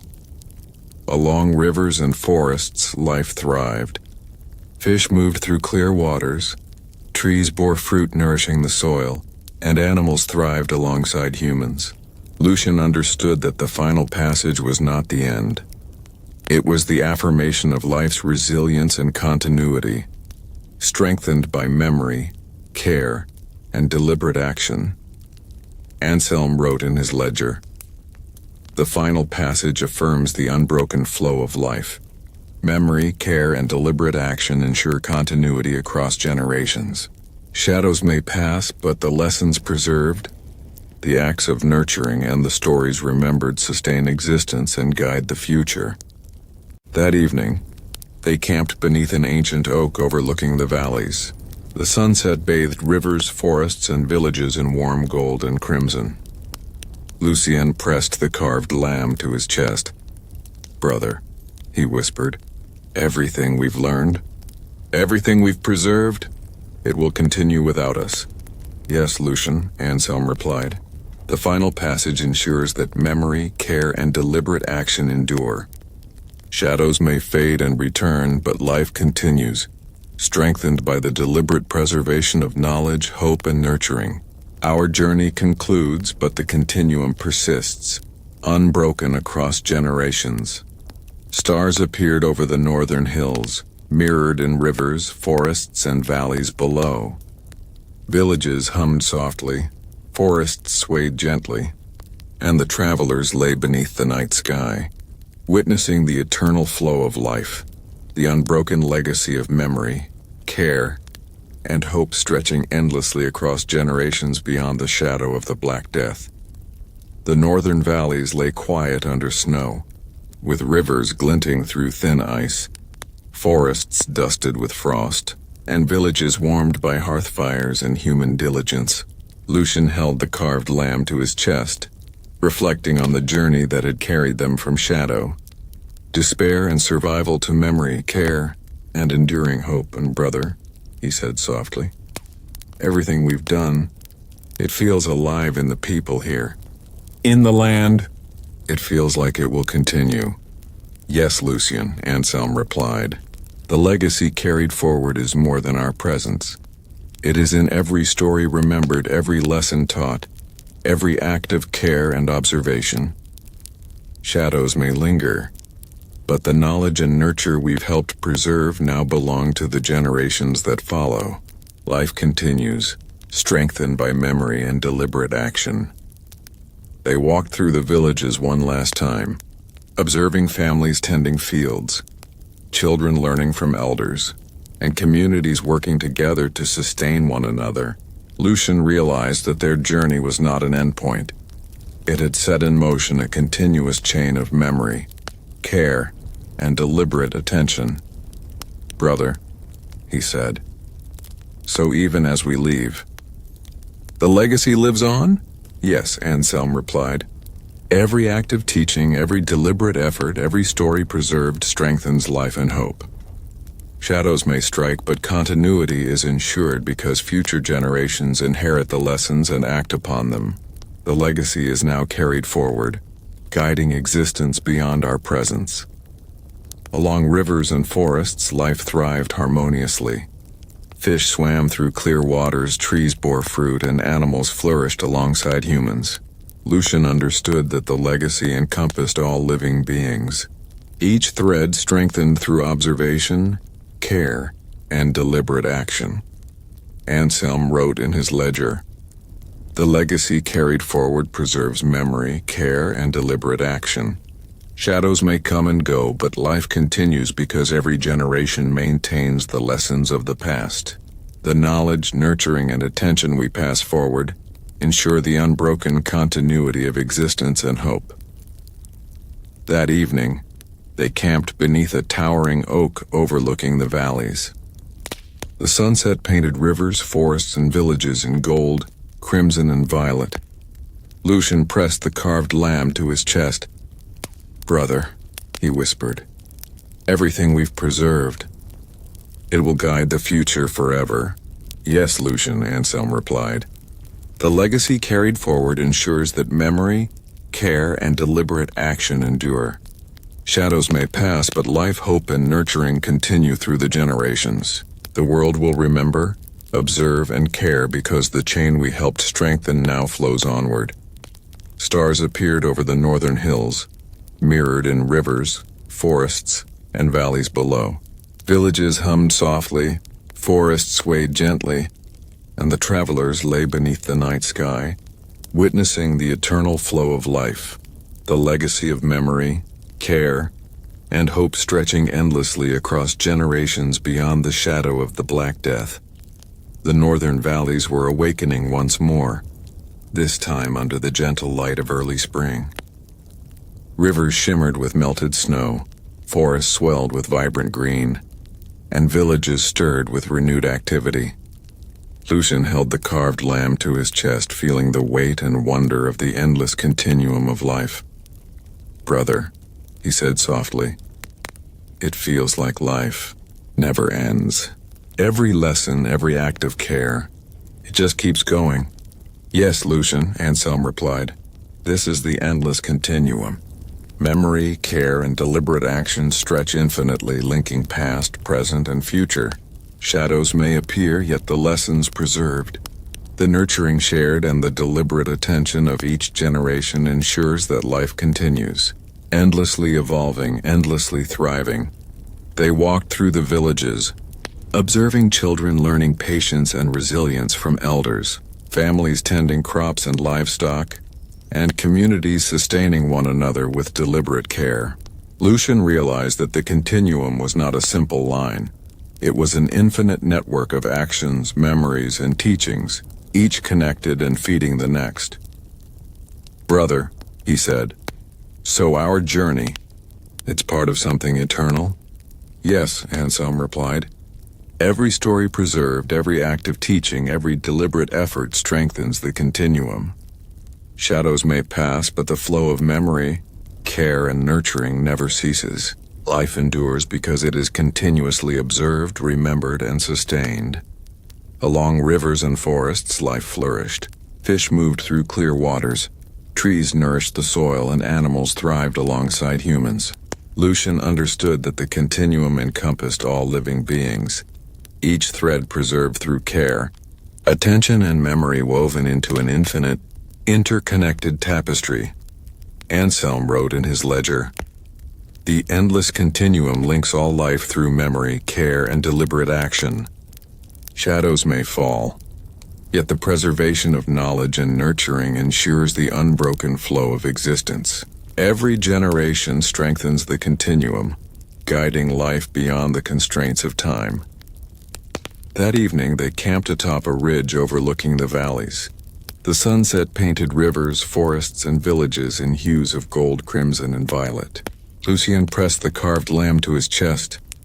"Brother," he whispered, "everything we've done, everything we've seen, it flows forever. The continuum, it has no end." "Yes, Lucien," Anselm replied. "The endless continuum ensures that memory, care, and deliberate attention endure. Shadows may pass, but life continues, strengthened by every act of preservation, teaching, and nurturing. Our journey is a thread in this infinite tapestry, yet its influence stretches beyond us, connecting generations across time." Stars appeared over the northern hills, mirrored in rivers, forests, and valleys below. Villages hummed softly, forests swayed gently, and the travelers lay beneath the night sky, contemplating the infinite, unbroken flow of life, the endless continuum of memory, care, and hope stretching eternally across generations beyond the Black Death. The northern valleys basked in the soft light of mid-spring. Rivers flowed freely, forests swayed with renewed energy, and villages thrived under the careful stewardship of their inhabitants. Lucien held the carved lamb to his chest, contemplating the vastness of life and the horizon that seemed to stretch endlessly beyond their sight. "Brother," he said softly, "everything we've experienced, it feels like it leads to something greater. The horizon. It never ends." "Yes, Lucien," Anselm replied. "This is the final horizon. Memory, care, and deliberate action guide life toward eternity. Shadows may appear, but the lessons preserved, the nurturing shared, and the attention given ensure that existence flows beyond our immediate sight. Life is an unending journey, and the horizon reminds us that every action, every memory, every moment of care contributes to the infinite future." They walked through the villages, observing children learning patience and wisdom, families tending crops and livestock, and communities sustaining one another with deliberate attention. Lucien realized that the final horizon was not simply a distant end. It was the recognition of continuity, of life flowing endlessly through memory, care, and deliberate action, brother, he said. "So the horizon, it is the path of everything we've done, stretching forever." "Yes," Anselm replied. "Every act of teaching, every story preserved, every deliberate act of care contributes to the horizon of life. Shadows may fall, but the lessons we leave guide the generations to come. The horizon is eternal, and our journey is part of the unbroken chain of memory, care, and hope that stretches across time." Along rivers and forests, life flourished. Fish swam in clear waters, trees bore fruit nourishing the soil, and animals thrived alongside humans. Lucien understood that the horizon encompassed all living beings, each thread of life preserved and strengthened through observation, care, and memory. Anselm wrote in his ledger, "The final horizon reflects the eternal continuity of life. Memory, care, and deliberate attention sustain existence. Shadows may pass, yet the influence of deliberate action and preservation of knowledge extends infinitely. guiding life across generations. That evening, they camped beneath a towering oak atop a ridge overlooking the valleys. The sunset painted rivers, forests, and villages in shades of gold, crimson and violet. Lucien pressed the carved lamb to his chest. "Brother," he whispered, "everything we've preserved, it stretches endlessly into the future, the horizon. It never ends." "Yes, Lucien," Anselm replied. "The final horizon ensures that memory, care, and deliberate action endure. Shadows may fade and return, but life continues, strengthened by every lesson, every act of nurturing, and every story remembered. Our journey is a single moment on the infinite horizon, yet its legacy reaches beyond the bounds of time." Stars appeared over the northern hills, mirrored in rivers, forests, and valleys below. Villages hummed softly, forests swayed gently, and the travelers lay beneath the night sky, witnessing the eternal horizon of life, the unbroken, infinite flow of memory, care, and hope stretching across generations beyond the Black Death. The northern valleys were alive with the first whispers of summer. Rivers glimmered like molten silver, forests swayed in the gentle breeze, and villages thrived under the care of generations who had inherited lessons of shadow, survival, and hope. Lucien held the carved lamb to his chest, contemplating how life's lessons extended far beyond their own presence. "Brother," he said softly, "everything we've done, it feels like it carries on, even when we're not here, like memory itself walks on." "Yes, Lucien," Anselm replied. "This is the journey beyond memory. The lessons, acts of care, and deliberate attention we've shared persist beyond our immediate presence. Shadows may revisit, but memory transforms into guidance. Every story preserved, every act of nurturing, and every deliberate action reaches generations we may never see. Life continues through memory and care, infinitely propagating." They walked through the villages, witnessing children learning patience and resilience, families cultivating crops with care, and communities supporting each other with deliberate attention. Lucien realized that the journey beyond memory was not a distant future. It was alive in every act, every preserved lesson, and every conscious choice. "Brother," he said, "so the work. It never really ends. Even when we leave, life carries it forward?" "Yes," Anselm replied. "The journey beyond memory ensures that shadows cannot erase the continuity of life. Deliberate action, care, and storytelling create an enduring thread. Each generation observes, learns, and acts, preserving the legacy. Our influence persists, not as presence but as guidance woven into the living continuum. Along rivers and forests, life flourished in harmony. Fish swam in clear waters. Trees bore fruit sustaining soil and creatures, and animals thrived alongside humans. Lucien understood that the journey beyond memory extended to all living beings, each sustained through care, observation, and deliberate action, forming an infinite web of life.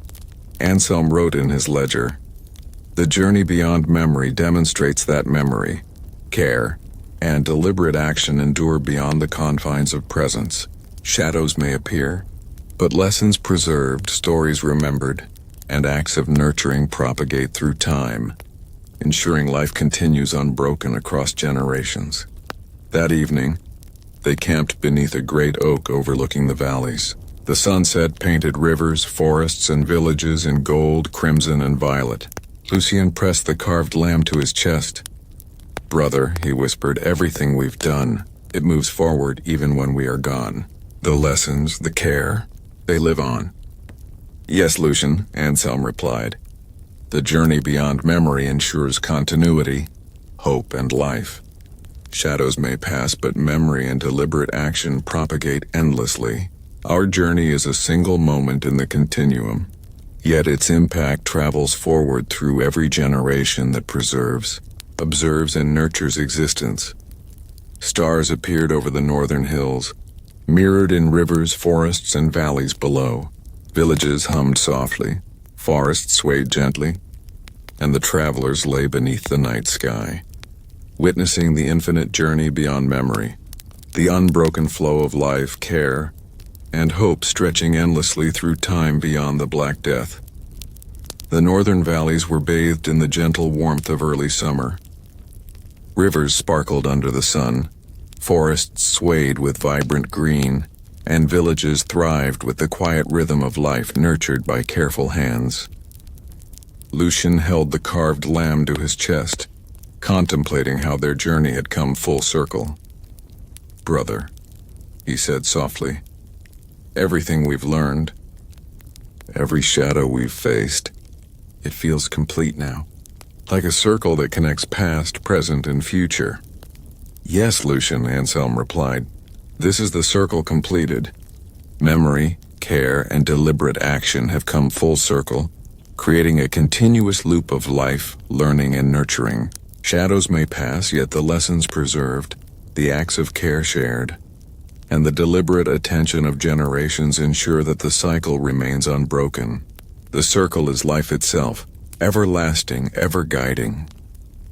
They walked through the villages, observing children learning from elders, families tending crops and animals, and communities sustaining one another. Lucien realized that the circle completed was not an endpoint. It was the confirmation that all acts of memory, care, and deliberate action were woven into an eternal continuum. "Brother," he said, "so everything we've done, it strengthens the future, even beyond us?" "Yes," Anselm replied. "The circle ensures that every story, every lesson, every act of care contributes to life's continuity. Shadows may revisit, but memory and nurturing transform darkness into guidance. The circle is complete because the past informs the present and the present strengthens the future, forming an eternal cycle. Along rivers and forests, life thrived. Fish swam in clear waters, trees bore fruit, and animals flourished alongside humans. Lucien understood that the circle encompassed all living beings, each preserved through care, observation, and deliberate action, forming an infinite tapestry of existence. Anselm wrote in his ledger, "The circle completed demonstrates the unbroken continuity of life. Memory, care, and deliberate action create an eternal loop. Shadows may fall, but lessons preserved and acts of nurturing ensure that the cycle of existence, knowledge, and hope persists across generations." That evening, they camped beneath a towering oak overlooking the valleys. The sunset painted rivers, forests, and villages in warm gold, crimson, and violet. Lucien pressed the carved lamb to his chest. "Brother," he whispered, "everything we've done, it completes the circle. Life, memory, care are all connected." "Yes, Lucien," Anselm replied. "The circle completed ensures that memory, care, and deliberate attention endure. Shadows may fade and return, but the lessons, acts of nurturing, and stories preserved perpetuate the eternal cycle of life. Our journey may conclude, yet the circle lives on through every generation that observes, remembers, and sustains existence." Stars appeared over the northern hills, mirrored in rivers, forests, and valleys below. Villages hummed softly, forests swayed gently, and the travelers lay beneath the night sky, witnessing the completed circle of life, the unbroken eternal flow of memory, care, and hope stretching across generations beyond the Black Death. The northern valleys shimmered in the gentle light of midsummer. Rivers sparkled like threads of silver, forests swayed in the warm breeze, and villages thrived under the quiet diligence of their inhabitants. Lucien held the carved lamb to his chest, contemplating the invisible forces that preserved life beyond immediate notice. "Brother," he said softly, "everything we've seen, it feels like someone or something is always watching, guiding. Like silent guardians protect the flow of life." "Yes, Lucien," Anselm replied. "These are the silent guardians, memory, care, and deliberate action. They operate unseen, yet they ensure continuity. Shadows may pass, but life endures because these invisible forces preserve lessons, nurture growth, and guide the generations. We witness them, but they exist beyond our awareness, sustaining existence quietly, endlessly. They walk through the villages, observing children learning patience, families tending crops, and communities sustaining one another. Lucien realized that the silent guardians were not merely abstract. They manifested in every act of care, every story preserved, and every deliberate observation of life. "Brother," he said, "so even when we are unaware, the guardians work, protecting life?" "Yes," Anselm replied. "The silent guardians operate through memory, care, and deliberate action. Shadows may return, yet the preservation of knowledge and acts of nurturing ensure that life continues uninterrupted. Every generation becomes a guardian, consciously or unconsciously, contributing to the enduring cycle of existence. Along rivers and forests, life thrived. Fish swam freely, trees bore fruit nourishing the soil, and animals coexisted alongside humans. Lucien understood that the silent guardians extended to all life, each thread maintained through observation, care, and deliberate action, forming an invisible web of continuity. Anselm wrote in his ledger, "The silent guardians sustain the unbroken flow of life. Memory, care, and deliberate attention work quietly, unseen yet essential. Shadows may fall, but the legacy of deliberate action and nurturing persists, guiding existence beyond immediate perception." That evening, they camped beneath a colossal oak overlooking the valleys. The sunset painted rivers, forests, and villages in shades of gold, crimson, and violet. Lucien pressed the carved lamb to his chest. "Brother," he whispered, "everything we've preserved. It continues even when no one sees. The guardians, they never rest." "Yes, Lucien," Anselm replied. "The silent guardians ensure that memory, care, and deliberate action endure. Shadows may fade and return, but life continues because the lessons, acts of nurturing, and stories preserved operate quietly, invisibly, and unbroken. Our journey is observed, and the cycle persists through generations beyond our awareness." Stars appeared over the northern hills, mirrored in rivers, forests, and valleys below. Villages hummed softly, forests swayed gently, and the travelers lay beneath the night sky, witnessing the silent guardians of life, the unbroken, unseen flow of memory, care, and hope stretching endlessly across generations beyond the Black Death. The northern valleys glowed in the gentle warmth of late summer. Rivers sparkled like molten silver. Forests swayed in the breeze, and villages thrived under the careful stewardship of their inhabitants. Lucien held the carved lamb to his chest, reflecting on the light that had endured through shadow, hardship, and memory. "Brother," he said softly, "everything we've preserved, it shines like a light that guides the future." "Yes, Lucien," Anselm replied, "this is the legacy of light. Memory, care, and deliberate action illuminate the path for future generations. Shadows may appear, but the lessons we preserve, the acts of nurturing we perform, and the knowledge we pass on create a guiding light. Life continues because this legacy strengthens hope and understanding, ensuring continuity beyond our immediate presence." They walked through the villages, observing children learning from elders, families tending fields with careful attention, and communities sustaining one another. Lucien realized that the legacy of light was alive in every act of deliberate care, every preserved story, and every memory passed forward.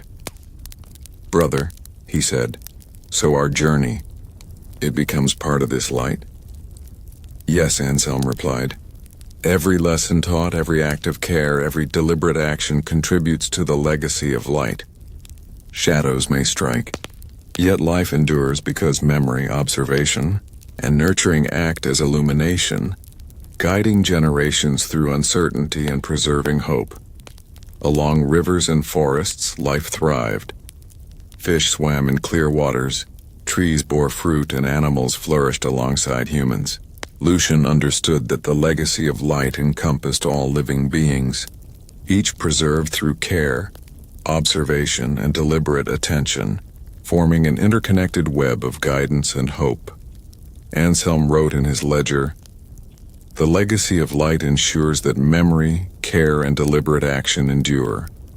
Shadows may fall, yet the lessons preserved. The stories remembered and the acts of nurturing guide future generations, illuminating the path through uncertainty and sustaining life across time." That evening, they camped beneath a towering oak overlooking the valleys. The sunset painted rivers, forests, and villages in shades of gold, crimson, and violet. Lucien pressed the carved lamb to his chest. "Brother," he whispered, "everything we've done, it guides the future. The light, it continues forever."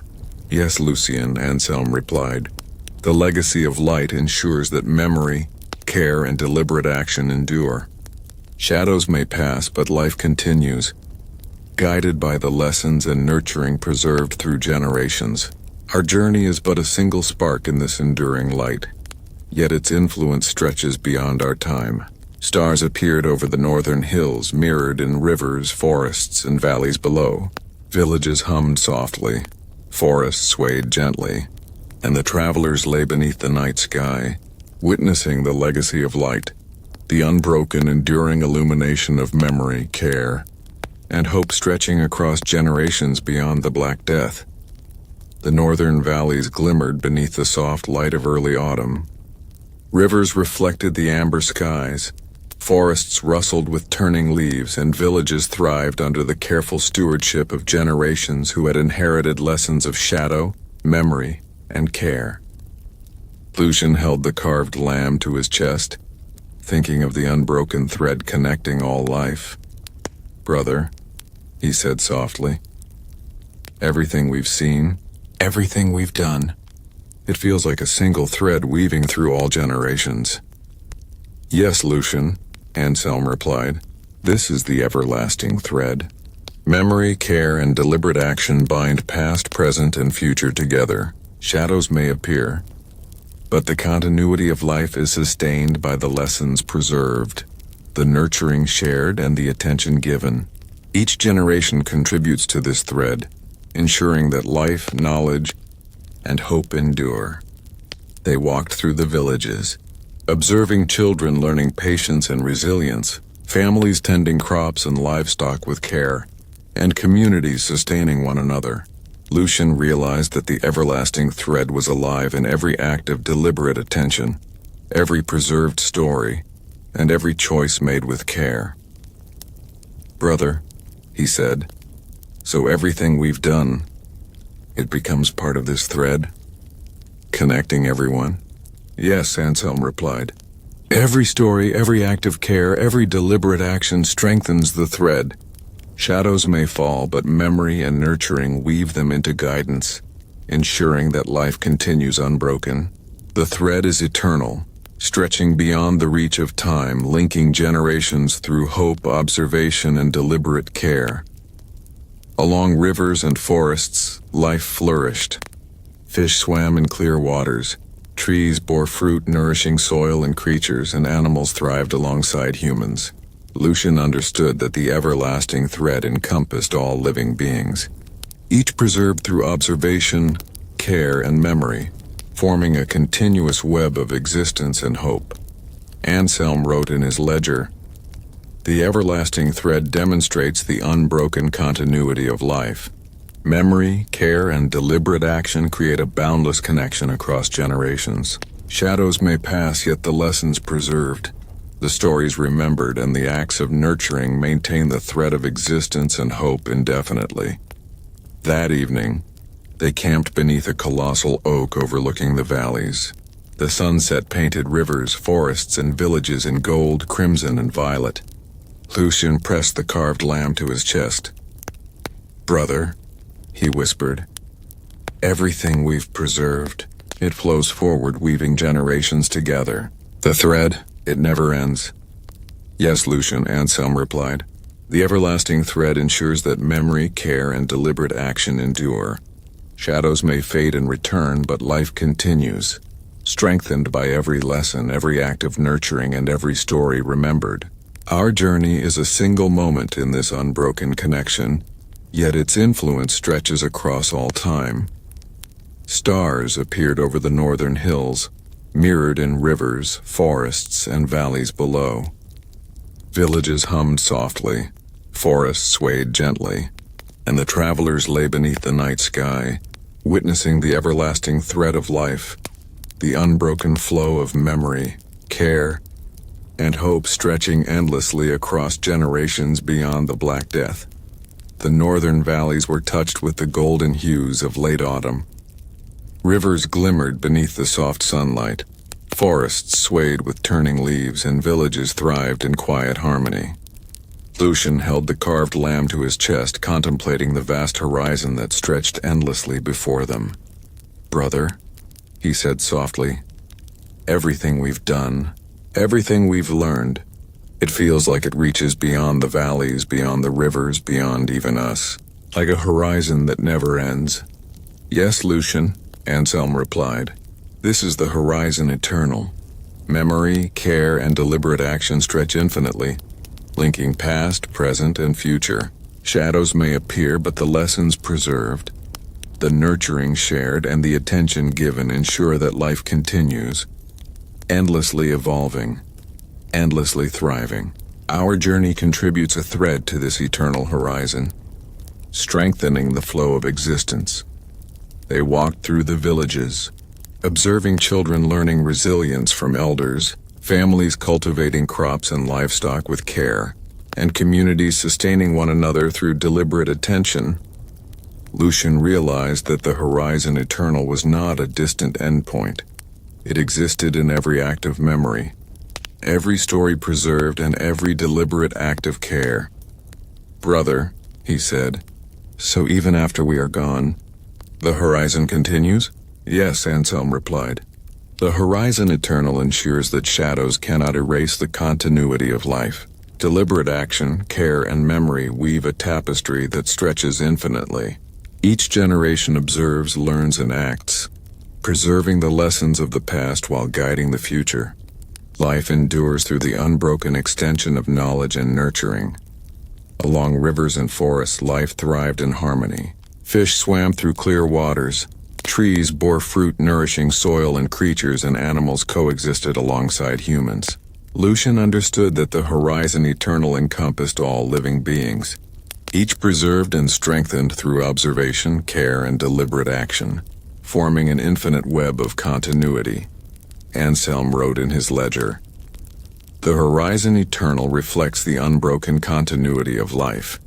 Memory, care, and deliberate attention extend beyond immediate presence, ensuring that shadows cannot diminish existence. Lessons preserved, stories remembered, and acts of nurturing propagate indefinitely, guiding life across generations." That evening, they camped beneath a colossal oak overlooking the valleys. The sunset painted rivers, forests, and villages in shades of gold, crimson, and violet. Lucien pressed the carved lamb to his chest. "Brother," he whispered, "everything we've done, everything we've preserved, it flows forever. The horizon, it never ends." "Yes, Lucien," Anselm replied. "The horizon eternal ensures that memory, care, and deliberate action endure. Shadows may pass, but life continues, guided by the lessons and nurturing preserved through generations. Our journey is a single moment on this infinite horizon, yet its legacy reaches beyond the bounds of time." Stars appeared over the northern hills, mirrored in rivers, forests, and valleys below. Villages hummed softly, forests swayed gently, and the travelers lay beneath the night sky, witnessing the eternal horizon of life, the unbroken, infinite flow of memory, care, and hope stretching across generations beyond the Black Death. The northern valleys lay quiet under a thin blanket of snow. Rivers glinted beneath the frost. Forests stood motionless yet alive, and villages glowed softly with hearth fires. Lucien held the carved lamb to his chest, pondering the unseen eyes that carried life forward. "Brother," he said softly, "it feels like someone is always watching, guiding everything, even when we are not here." "Yes, Lucien," Anselm replied. "These are the last watchers, the generations who inherit memory, care, and lessons. They observe, remember, and nurture life. Shadows may fall, yet existence persists because these silent custodians preserve the flow of continuity. Every act of care, every story remembered, every deliberate action strengthens life beyond immediate perception." They walked through the villages one last time, seeing children learning patience and wisdom, families cultivating fields, and communities sustaining one another. Lucien realized that the last watchers were not merely those who lived today. They included all who would come after, observing and nurturing life in ways unseen but deeply felt. "Brother," he said, "so even after we are gone, the watchers continue?" "Yes," Anselm replied. "Every generation becomes a guardian, consciously or unconsciously. Shadows may strike, yet the preservation of memory, deliberate action, and care ensures life endures. The watchers maintain the lessons of the past, guiding the present and future, perpetuating hope and continuity. Along rivers and forests, life flourished. Fish moved through clear waters, trees bore fruit, and animals thrived alongside humans." Lucien understood that the last watchers encompassed all living beings, each thread preserved through observation, care, and memory, forming an invisible, unbroken web of life. Anselm wrote in his ledger, "The last watchers ensure the eternal continuity of life. Memory, care, and deliberate attention operate quietly yet indispensably. Shadows may pass, but lessons preserved. Stories remembered and acts of nurturing propagate across generations, safeguarding existence indefinitely." That evening, they camped beneath a towering oak overlooking the valleys. The sunset painted rivers, forests, and villages in gold, crimson, and violet. Lucien pressed the carved lamb to his chest. "Brother," he whispered, "everything we've preserved, it continues, watched over by those who follow. The watchers, they never rest." "Yes, Lucien," Anselm replied. "The last watchers ensure that memory, care, and deliberate action endure. Shadows may fade and return, but life continues because lessons, acts of nurturing, and stories preserved operate invisibly, unbroken, and eternal. Our journey is but one moment, yet the continuity flows endlessly through generations." Stars appeared over the northern hills, mirrored in rivers, forests, and valleys below. Villages hummed softly, forests swayed gently, and the travelers lay beneath the night sky, witnessing the eternal vigilance of the last watchers, the unbroken, unseen flow of memory, care, and hope stretching endlessly across generations beyond the Black Death. The northern valleys glowed faintly under the soft light of midwinter. Rivers shimmered beneath thin layers of ice. Forests stood silent yet alive, and villages burned warmly with hearth fires. Lucien held the carved lamb to his chest, thinking of the enduring flame that had guided life through shadow, loss, and memory. "Brother," he said softly, "everything we've preserved, it feels alive like a flame that never dies. Even in darkness it continues to shine." "Yes, Lucien," Anselm replied. "This is the infinite flame. Memory, care, and deliberate action create a light that endures beyond time, guiding future generations. Shadows may fall, yet the lessons preserved, the nurturing shared, and the deliberate attention given ensure that life continues. The flame persists unextinguished, illuminating the path for all who follow." They walked through the villages, seeing children learning resilience from elders, families cultivating crops with care, and communities sustaining one another. Lucien realized that the infinite flame was present in every deliberate act, every story preserved, and every memory passed forward. "Brother," he said, "so the flame, it continues even when we are gone." "Yes," Anselm replied. Every act of care, every lesson taught, every memory preserved strengthens the flame. Shadows may strike, but life endures because the flame illuminates the path. Each generation becomes a guardian, keeping the fire alive, ensuring the continuity of hope, guidance, and nurturing. Along rivers and forests, life flourished. Fish swam in clear waters, trees bore fruit, and animals thrived alongside humans. Lucien understood that the infinite flame encompassed all living beings, each thread preserved through observation, care, and deliberate action, forming an enduring, unbroken light that guided life. Anselm wrote in his ledger, "The infinite flame demonstrates the eternal endurance of memory, care, and deliberate action. Shadows may pass, yet the light of lessons preserved. Stories remembered and acts of nurturing continues to illuminate the path of life indefinitely." That evening, they camped beneath a towering oak overlooking the valleys. The sunset painted rivers, forests, and villages in shades of gold, crimson, and violet. Lucien pressed the carved lamb to his chest. "Brother," he whispered, "everything we've done, the flame, it will never die. It shines forever." "Yes, Lucien," Anselm replied. "The infinite flame ensures that memory, care, and deliberate action endure. Shadows may fade and return, but life continues, guided by the light preserved through generations. Our journey is a single spark in this eternal flame, yet its influence extends infinitely, illuminating existence beyond the Black Death." Stars appeared over the northern hills, mirrored in rivers, forests, and valleys below. Villages hummed softly, forests swayed gently, and the travelers lay beneath the night sky, witnessing the infinite flame, the unbroken eternal illumination of memory, care, and hope stretching endlessly across generations.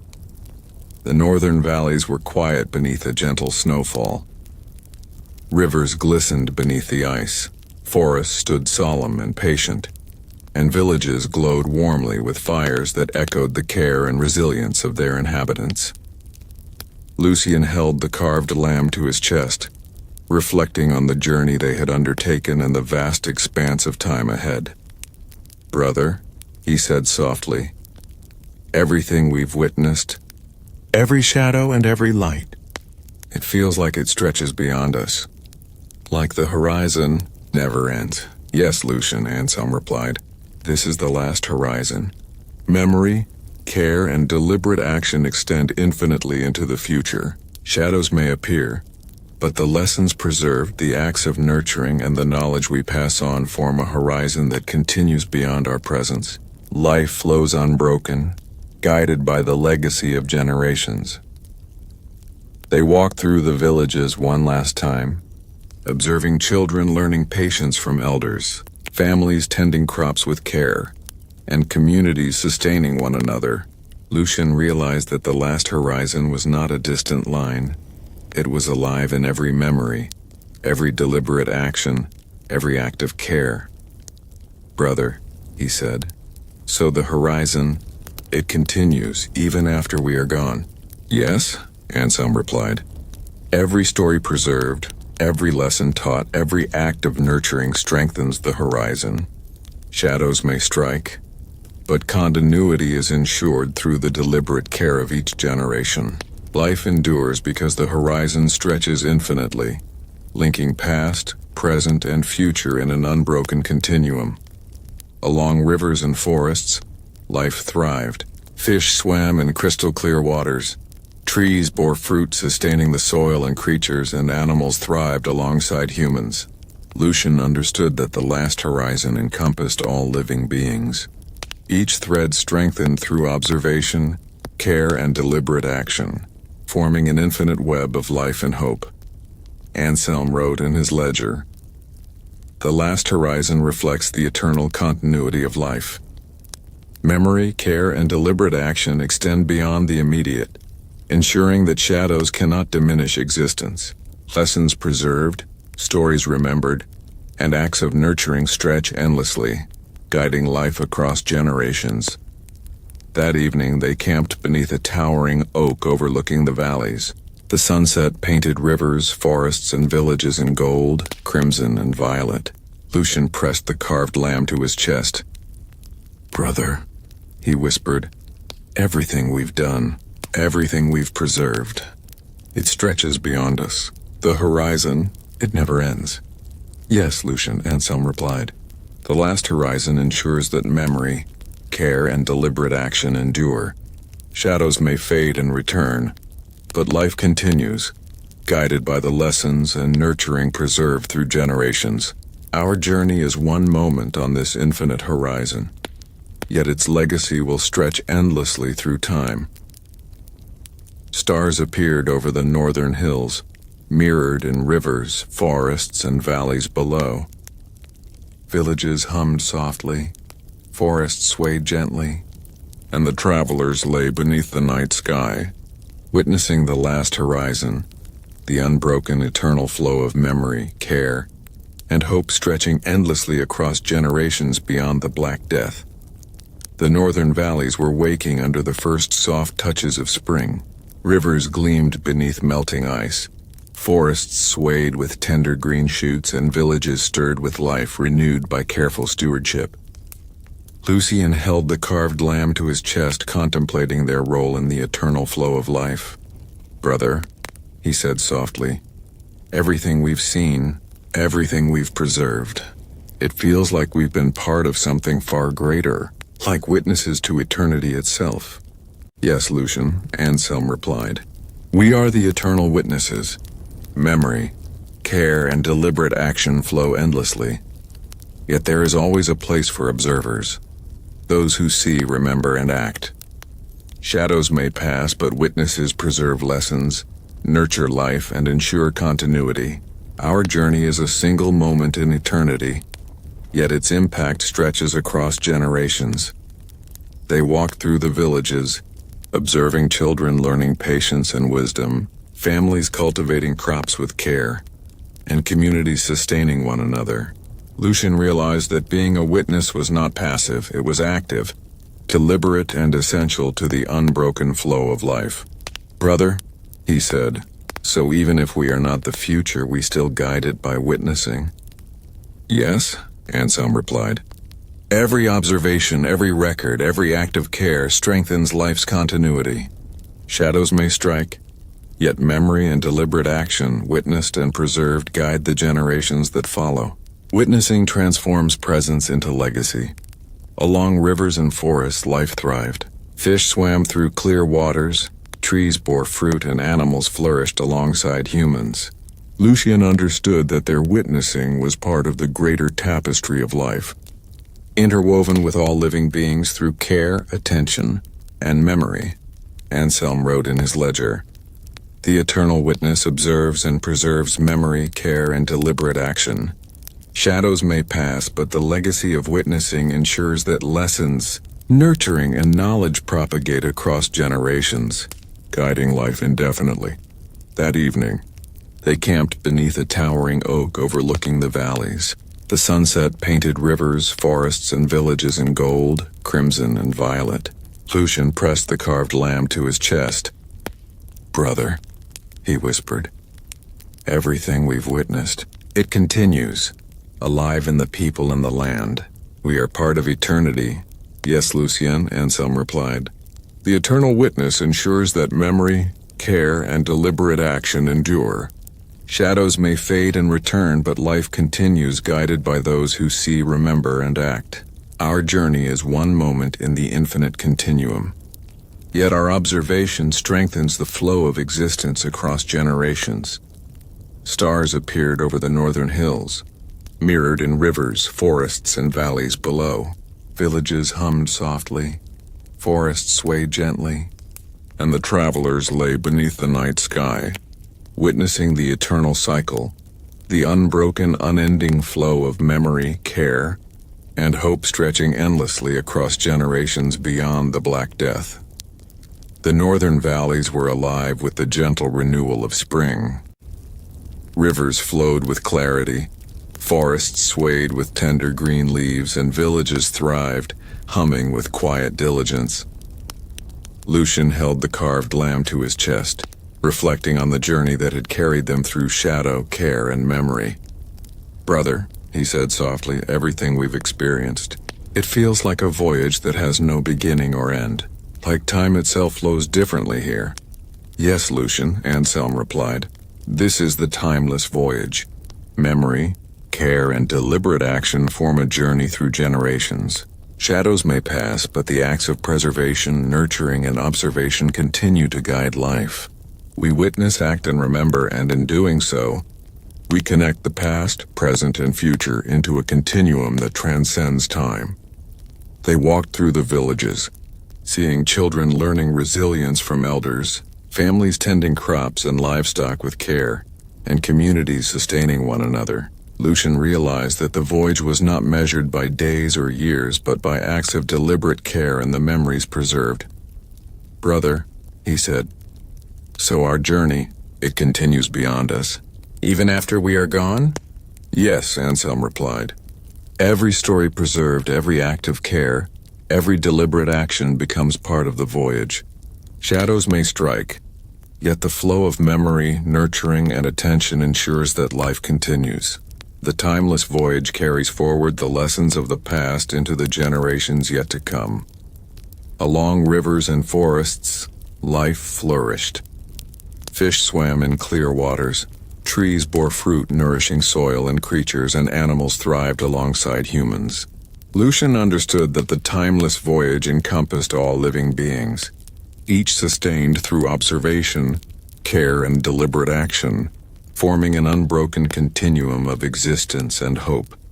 Anselm wrote in his ledger, "The timeless voyage demonstrates the eternal flow of memory, care, and deliberate action. Shadows may pass, but lessons preserved. Stories remembered and acts of nurturing continue to guide life across generations, ensuring continuity beyond our presence." That evening, they camped beneath a towering oak overlooking the valleys.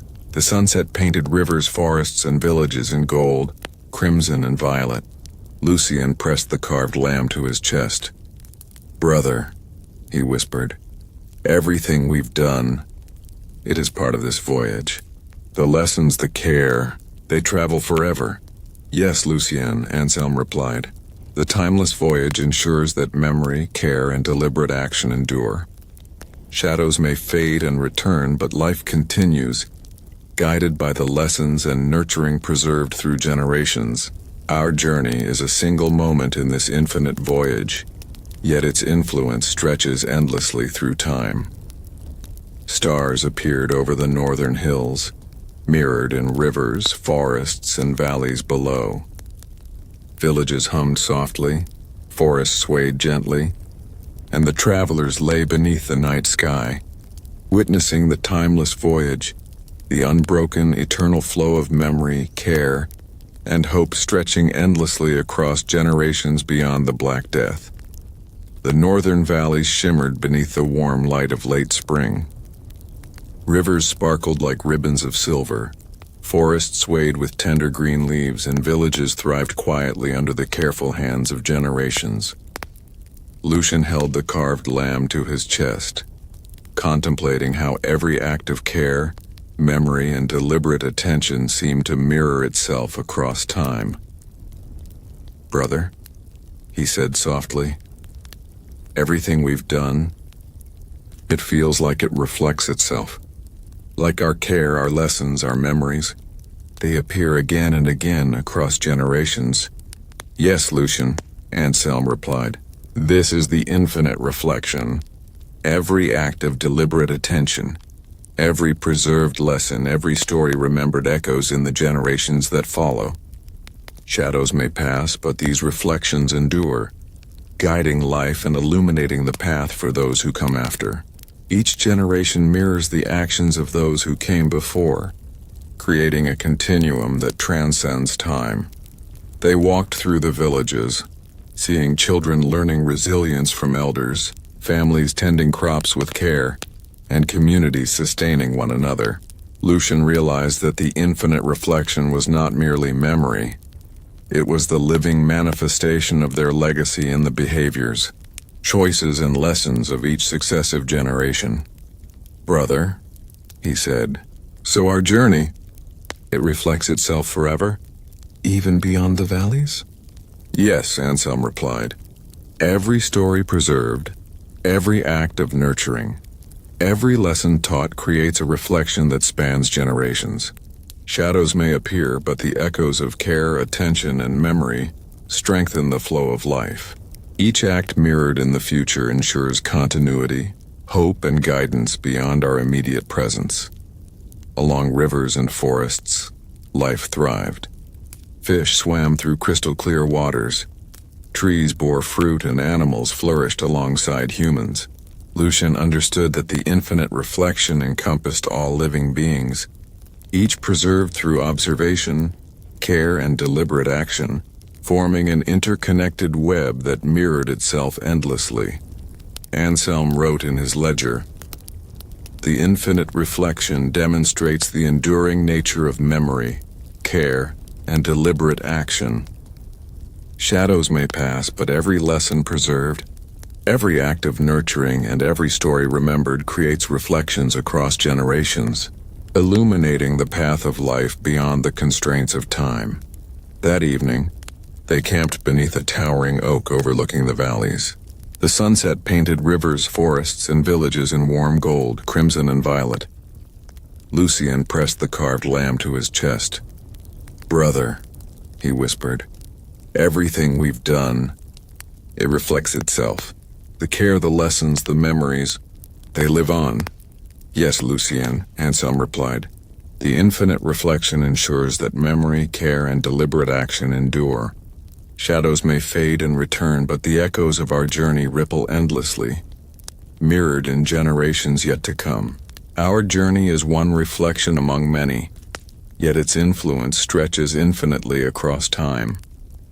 Stars appeared over the northern hills, mirrored in rivers, forests, and valleys below.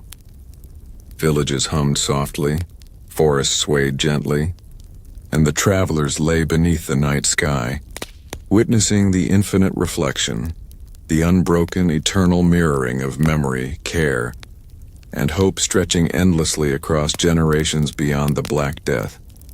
The northern valleys shimmered in the gentle warmth of midsummer. Rivers glistened under sunlight, forests swayed with the soft murmur of leaves, and villages thrived quietly under the care of their inhabitants. Lucien held the carved lamb to his chest, reflecting on the quiet power of acts that went unnoticed yet shaped the world profoundly. "Brother," he said softly, "everything we've done, much of it has been unseen, yet it feels important, like it matters even if no one notices." "Yes, Lucien," Anselm replied. "This is the unseen legacy. Memory, care, and deliberate action often work quietly, unnoticed by many, yet they ripple through time. Shadows may pass, but the lessons preserved, the acts of nurturing, and the attention given shape generations. The unseen legacy ensures that life continues and flourishes beyond our immediate presence." They walked through the villages, observing children learning patience and wisdom, families tending crops with care, and communities sustaining one another. Lucien realized that much of what they had done, every preserved story, every gentle act of care, formed the backbone of life, guiding those who would come after without anyone fully realizing it. "Brother," he said, "so even if no one sees, our journey matters?" "Yes," Anselm replied. "Every deliberate action, every story preserved, every lesson taught contributes to the unseen legacy. Shadows may strike, but the flow of memory, nurturing, and guidance ensures continuity. Life persists because the unseen acts build the foundation for generations yet to come." Along rivers and forests, life flourished. Fish swam freely in clear waters, trees bore fruit nourishing the soil, and animals thrived alongside humans. Lucien understood that the unseen legacy encompassed all living beings, each preserved through observation, care, and deliberate attention, forming an invisible yet unbroken chain of existence. Anselm wrote in his ledger, The unseen legacy demonstrates the quiet power of memory, care, and deliberate action. Shadows may pass, yet lessons preserved. Stories remembered and acts of nurturing work silently to guide life across generations, shaping existence beyond immediate awareness. That evening, they camped beneath a towering oak overlooking the valleys. The sunset painted rivers, forests, and villages in shades of gold, crimson, and violet. Lucien pressed the carved lamb to his chest. "Brother," he whispered, "everything we've done, even the unseen parts, they carry forward. They shape the future." "Yes, Lucien," Anselm replied. "The unseen legacy ensures that memory, care, and deliberate action endure. Shadows may fade and return, but life continues because the lessons, acts of nurturing, and stories preserved operate quietly, invisibly, and infinitely. Our journey may be one small part, yet it strengthens the foundation of all that follows." Stars appeared over the northern hills, mirrored in rivers, forests, and valleys below. Villages hummed softly, forests swayed gently, and the travelers lay beneath the night sky, witnessing the unseen legacy, the unbroken, eternal flow of memory, care, and hope stretching endlessly across generations beyond the Black Death. The northern valleys basked in the golden glow of late summer. Rivers glimmered under sunlight, forests swayed with gentle warmth, and villages thrived quietly under the rhythm of daily life. Lucien held the carved lamb to his chest, letting the calm of the land and the passage of time settle over him like a soft blanket. "Brother," he said softly, "everything we've witnessed, it feels like a reverie that never ends. Life, memory, care, they all blend together, timeless and infinite." "Yes, Lucien," Anselm replied. "This is the endless reverie. Memory, deliberate action, and care create a quiet harmony that connects past, present, and future. Shadows may appear, yet the lessons preserved and the nurturing shared flow seamlessly, forming an eternal meditation upon life. Our journey is one note in a symphony that plays endlessly across generations." They walked through the villages, observing children learning patience and wisdom, families tending crops and animals with care, and communities sustaining one another. Lucien realized that the endless reverie was not merely an abstraction. It was alive in every act of deliberate attention, every story preserved, and every gesture of care that shaped the world. "Brother," he said, "so our lives, they are part of this reverie, even when we are gone." "Yes," Anselm replied. "Every story remembered, every act of nurturing, every deliberate choice resonates across generations. Shadows may strike, but the harmony of memory and care persists. Life continues as a quiet meditation, and our presence, though fleeting, contributes to the endless flow of continuity and hope." Along rivers and forests, life flourished. Fish swam in crystalline waters. Trees bore fruit-sustaining soil and creatures, and animals thrived alongside humans. Lucien understood that the endless reverie encompassed all living beings, each thread preserved through observation, care, and deliberate action, forming a timeless, unbroken meditation of existence. Anselm wrote in his ledger, "The endless reverie demonstrates the eternal continuity of memory, care, and deliberate action. Shadows may pass, yet lessons preserved. Stories remembered and acts of nurturing ripple through time, sustaining the quiet harmony of life across generations." That evening, they camped beneath a towering oak overlooking the valleys. The sunset painted rivers, forests, and villages in gold, crimson, and violet.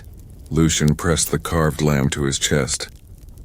"Brother," he whispered, "everything we've done, it flows together, endless and calm. The reverie, it never ends." "Yes, Lucien," Anselm replied. "The endless reverie ensures that memory, care, and deliberate action endure. Shadows may fade and return, but life continues, guided by the quiet harmony preserved through generations.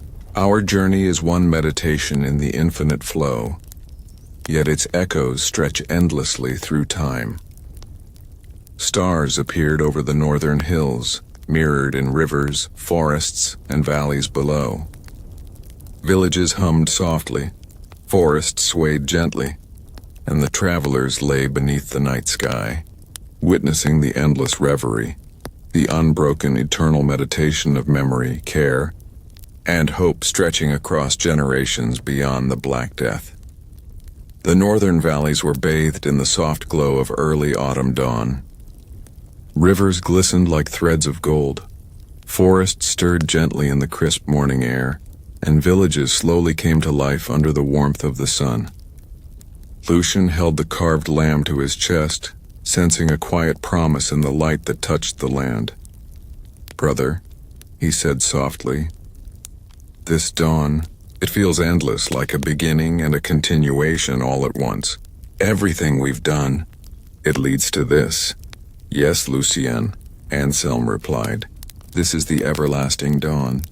Memory, care, and deliberate action illuminate life like the first light of day. Shadows may have passed, but the lessons preserved, the acts of nurturing, and the deliberate attention given create renewal and hope. Each generation adds its own light, ensuring that life continues, eternally bright." They walked through the villages, observing children learning patience, families tending crops with care, and communities sustaining one another. Lucien realized that the everlasting dawn was not just a moment of sunrise. It was the culmination of all acts of memory and care, reflected in the growth of life around them. "Brother," he said, "so the dawn, it continues even beyond us, even beyond the valleys?" "Yes," Anselm replied. "Every story preserved, every act of care, every lesson taught contributes to this dawn. Shadows may fall, yet the light of memory and deliberate action endures, guiding life forward. Renewal is not a single moment but an unbroken continuum, stretching across generations. Along rivers and forests, life flourished. Fish moved through clear waters, trees bore fruit, and animals thrived alongside humans. Lucien understood that the everlasting dawn encompassed all living beings. Each thread strengthened through observation, care, and deliberate action, forming an unbroken cycle of renewal and hope. Anselm wrote in his ledger, "The everlasting dawn demonstrates the enduring power of memory, care, and deliberate action. Shadows may pass, yet lessons preserved. Stories remembered and acts of nurturing create continuous renewal, illuminating life for generations to come." That evening, they camped beneath a towering oak overlooking the valleys. The sunset painted rivers, forests, and villages in gold, crimson, and violet. Lucien pressed the carved lamb to his chest. "Brother," he whispered, "everything we've done, it blooms again and again. The dawn, it never ends." "Yes, Lucien," Anselm replied. "The everlasting dawn ensures that memory, care, and deliberate action endure. Shadows may fade and return, but life continues, guided by lessons, acts of nurturing, and stories preserved. Our journey is a single moment in this eternal cycle, yet its light stretches endlessly across time." Stars appeared over the northern hills, mirrored in rivers, forests, and valleys below. Villages hummed softly, forests swayed gently, and the travelers lay beneath the night sky, witnessing the everlasting dawn, the unbroken eternal illumination of memory, care, and hope stretching endlessly across generations beyond the Black Death. The northern valleys were bathed in the soft amber light of mid-autumn.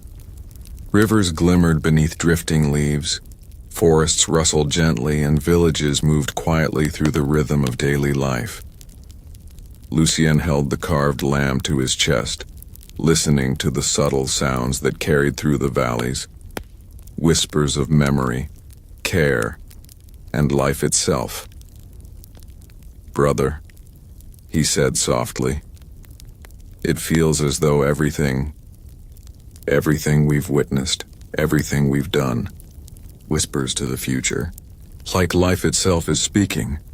Yes, Lucien, Anselm replied. This is the whispering continuum. Memory, care, and deliberate action flow quietly through time, creating an unbroken thread that links past, present, and future. Shadows may pass, but the whispered lessons, the nurtured acts, and the stories remembered continue, threading generations together in silent harmony. They walked through the villages, observing children learning patience and wisdom, families tending crops with care, and communities sustaining one another. Lucien realized that the continuum was alive not just in action, but in the subtle whispers of influence, shaping lives quietly yet profoundly. Brother, he said, so even the smallest acts, they speak across generations? Yes, Anselm replied. Every story preserved, every deliberate act, every nurturing gesture carries a quiet voice. Shadows may strike, yet the whispering continuum endures. Life is guided by these subtle currents, ensuring continuity, hope, and care persist beyond immediate sight. Along rivers and forests, life thrived. Fish swam freely in crystal-clear waters. Trees bore nourishing fruit, and animals coexisted alongside humans. Lucien understood that the whispering continuum encompassed all living beings.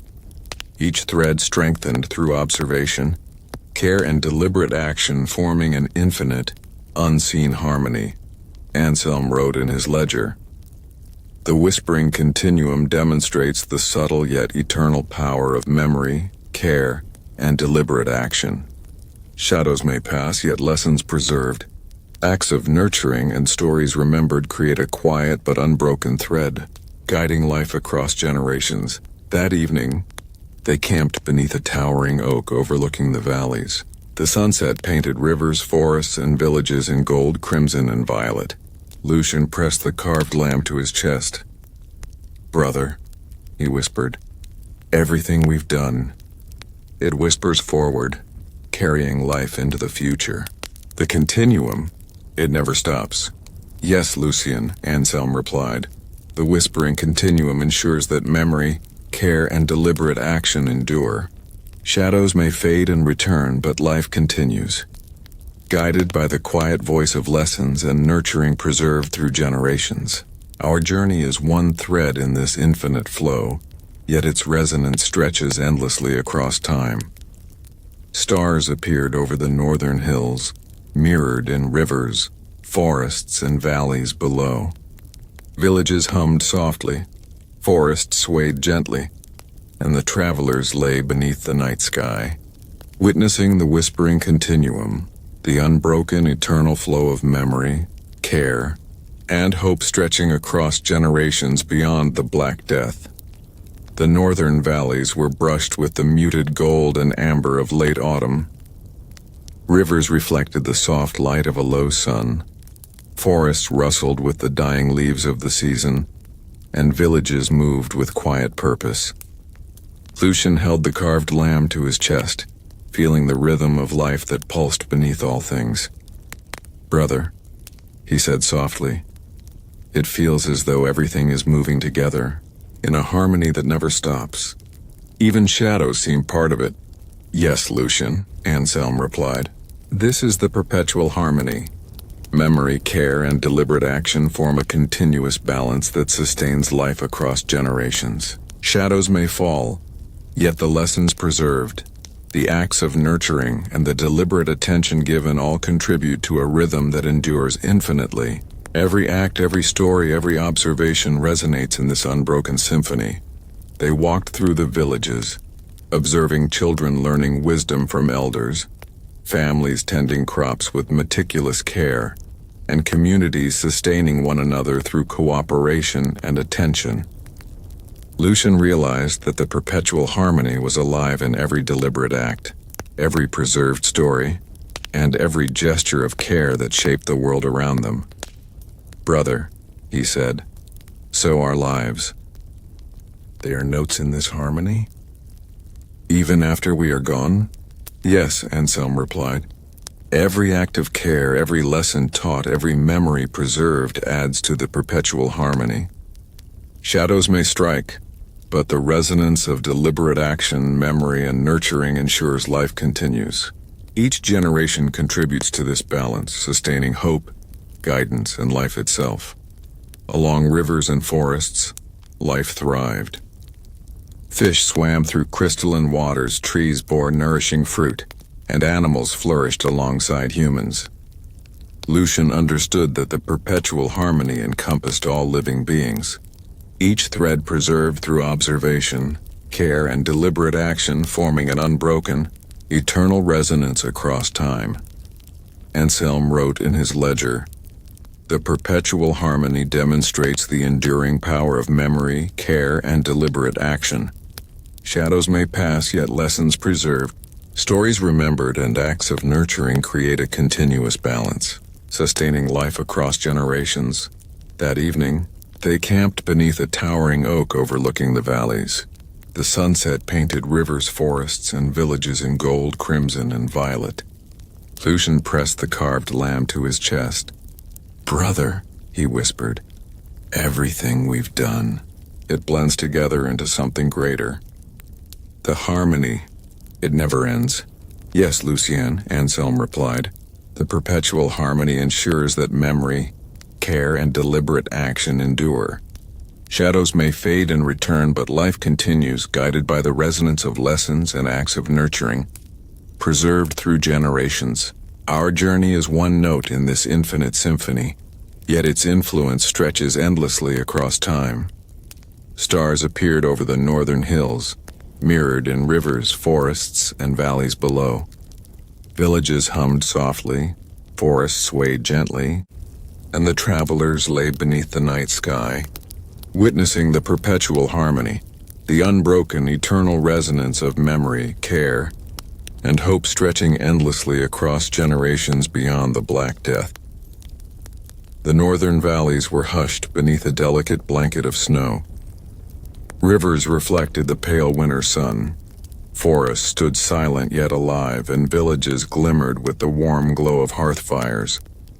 Lucien held the carved lamb to his chest, imagining the countless threads of life, memory, and care interweaving around him.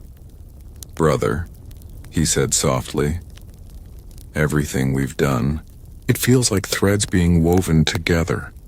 Every act, every lesson, they form something greater." "Yes, Lucien," Anselm replied. "This is the eternal loom. Memory, care, and deliberate action are the threads of existence, woven together to create a tapestry that stretches across generations.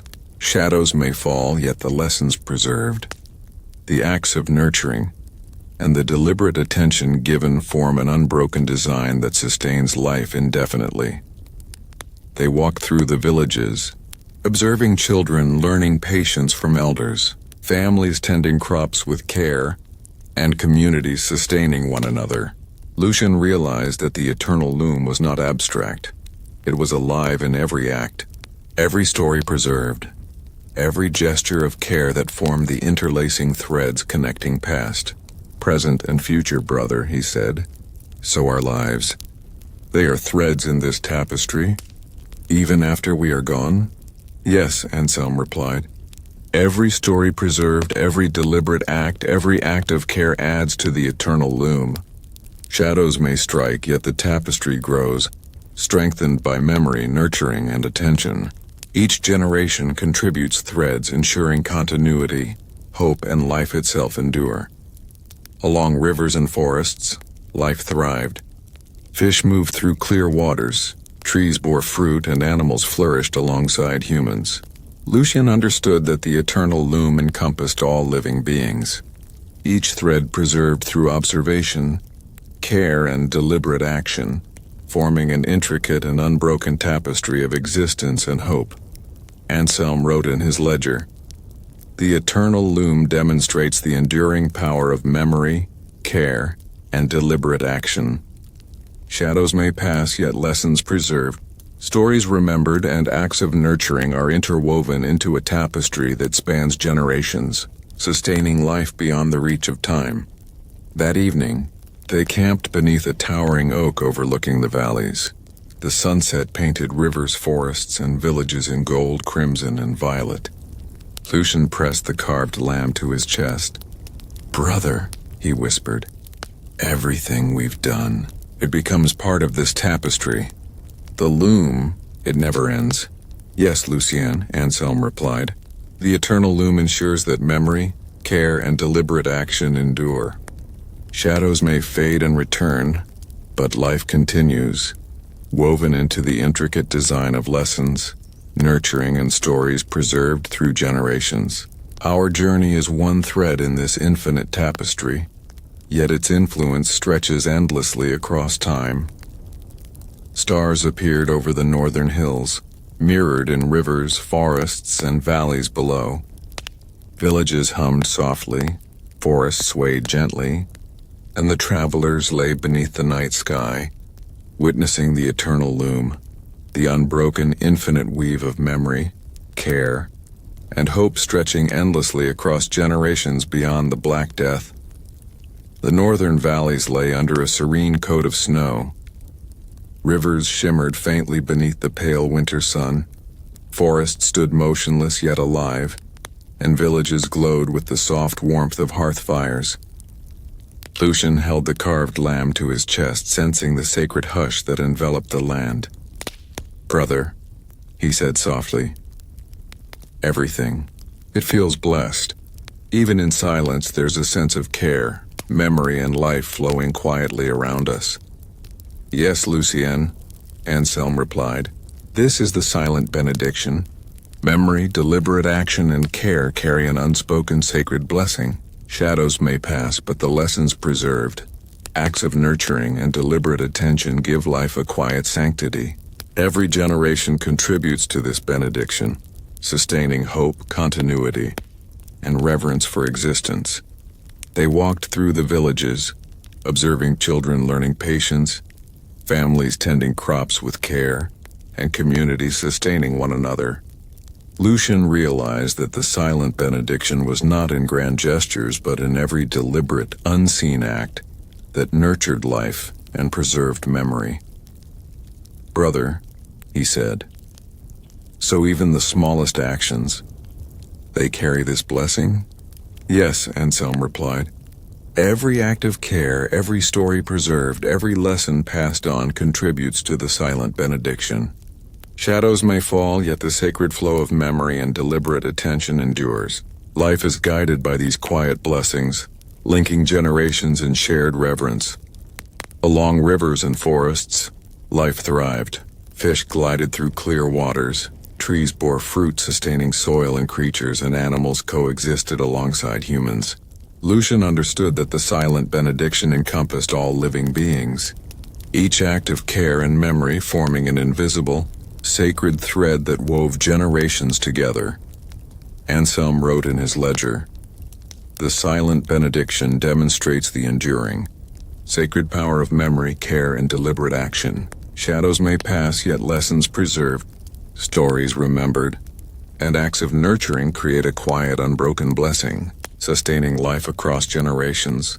That evening, they camped beneath a towering oak overlooking the valleys.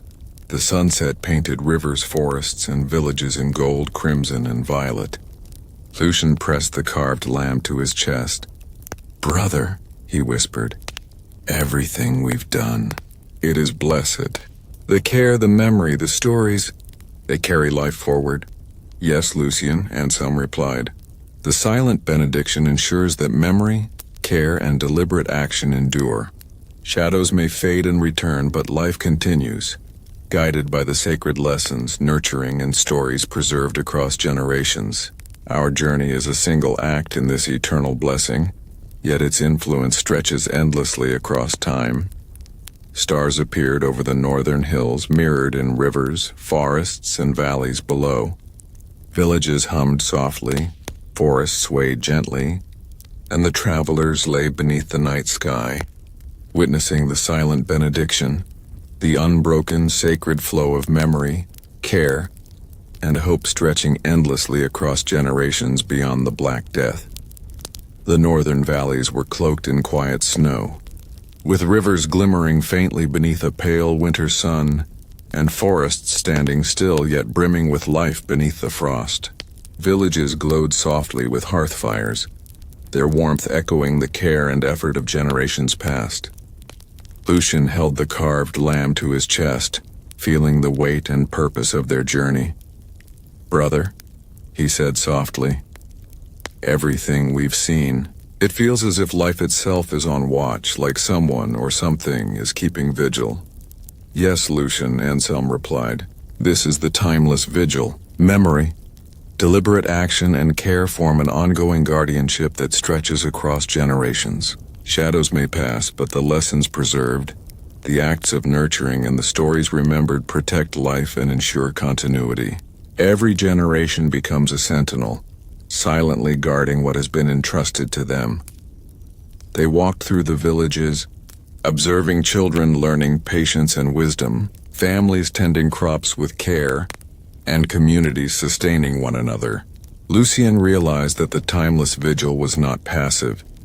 It required attention, remembrance, and deliberate action, ensuring that the flow of life continued unbroken.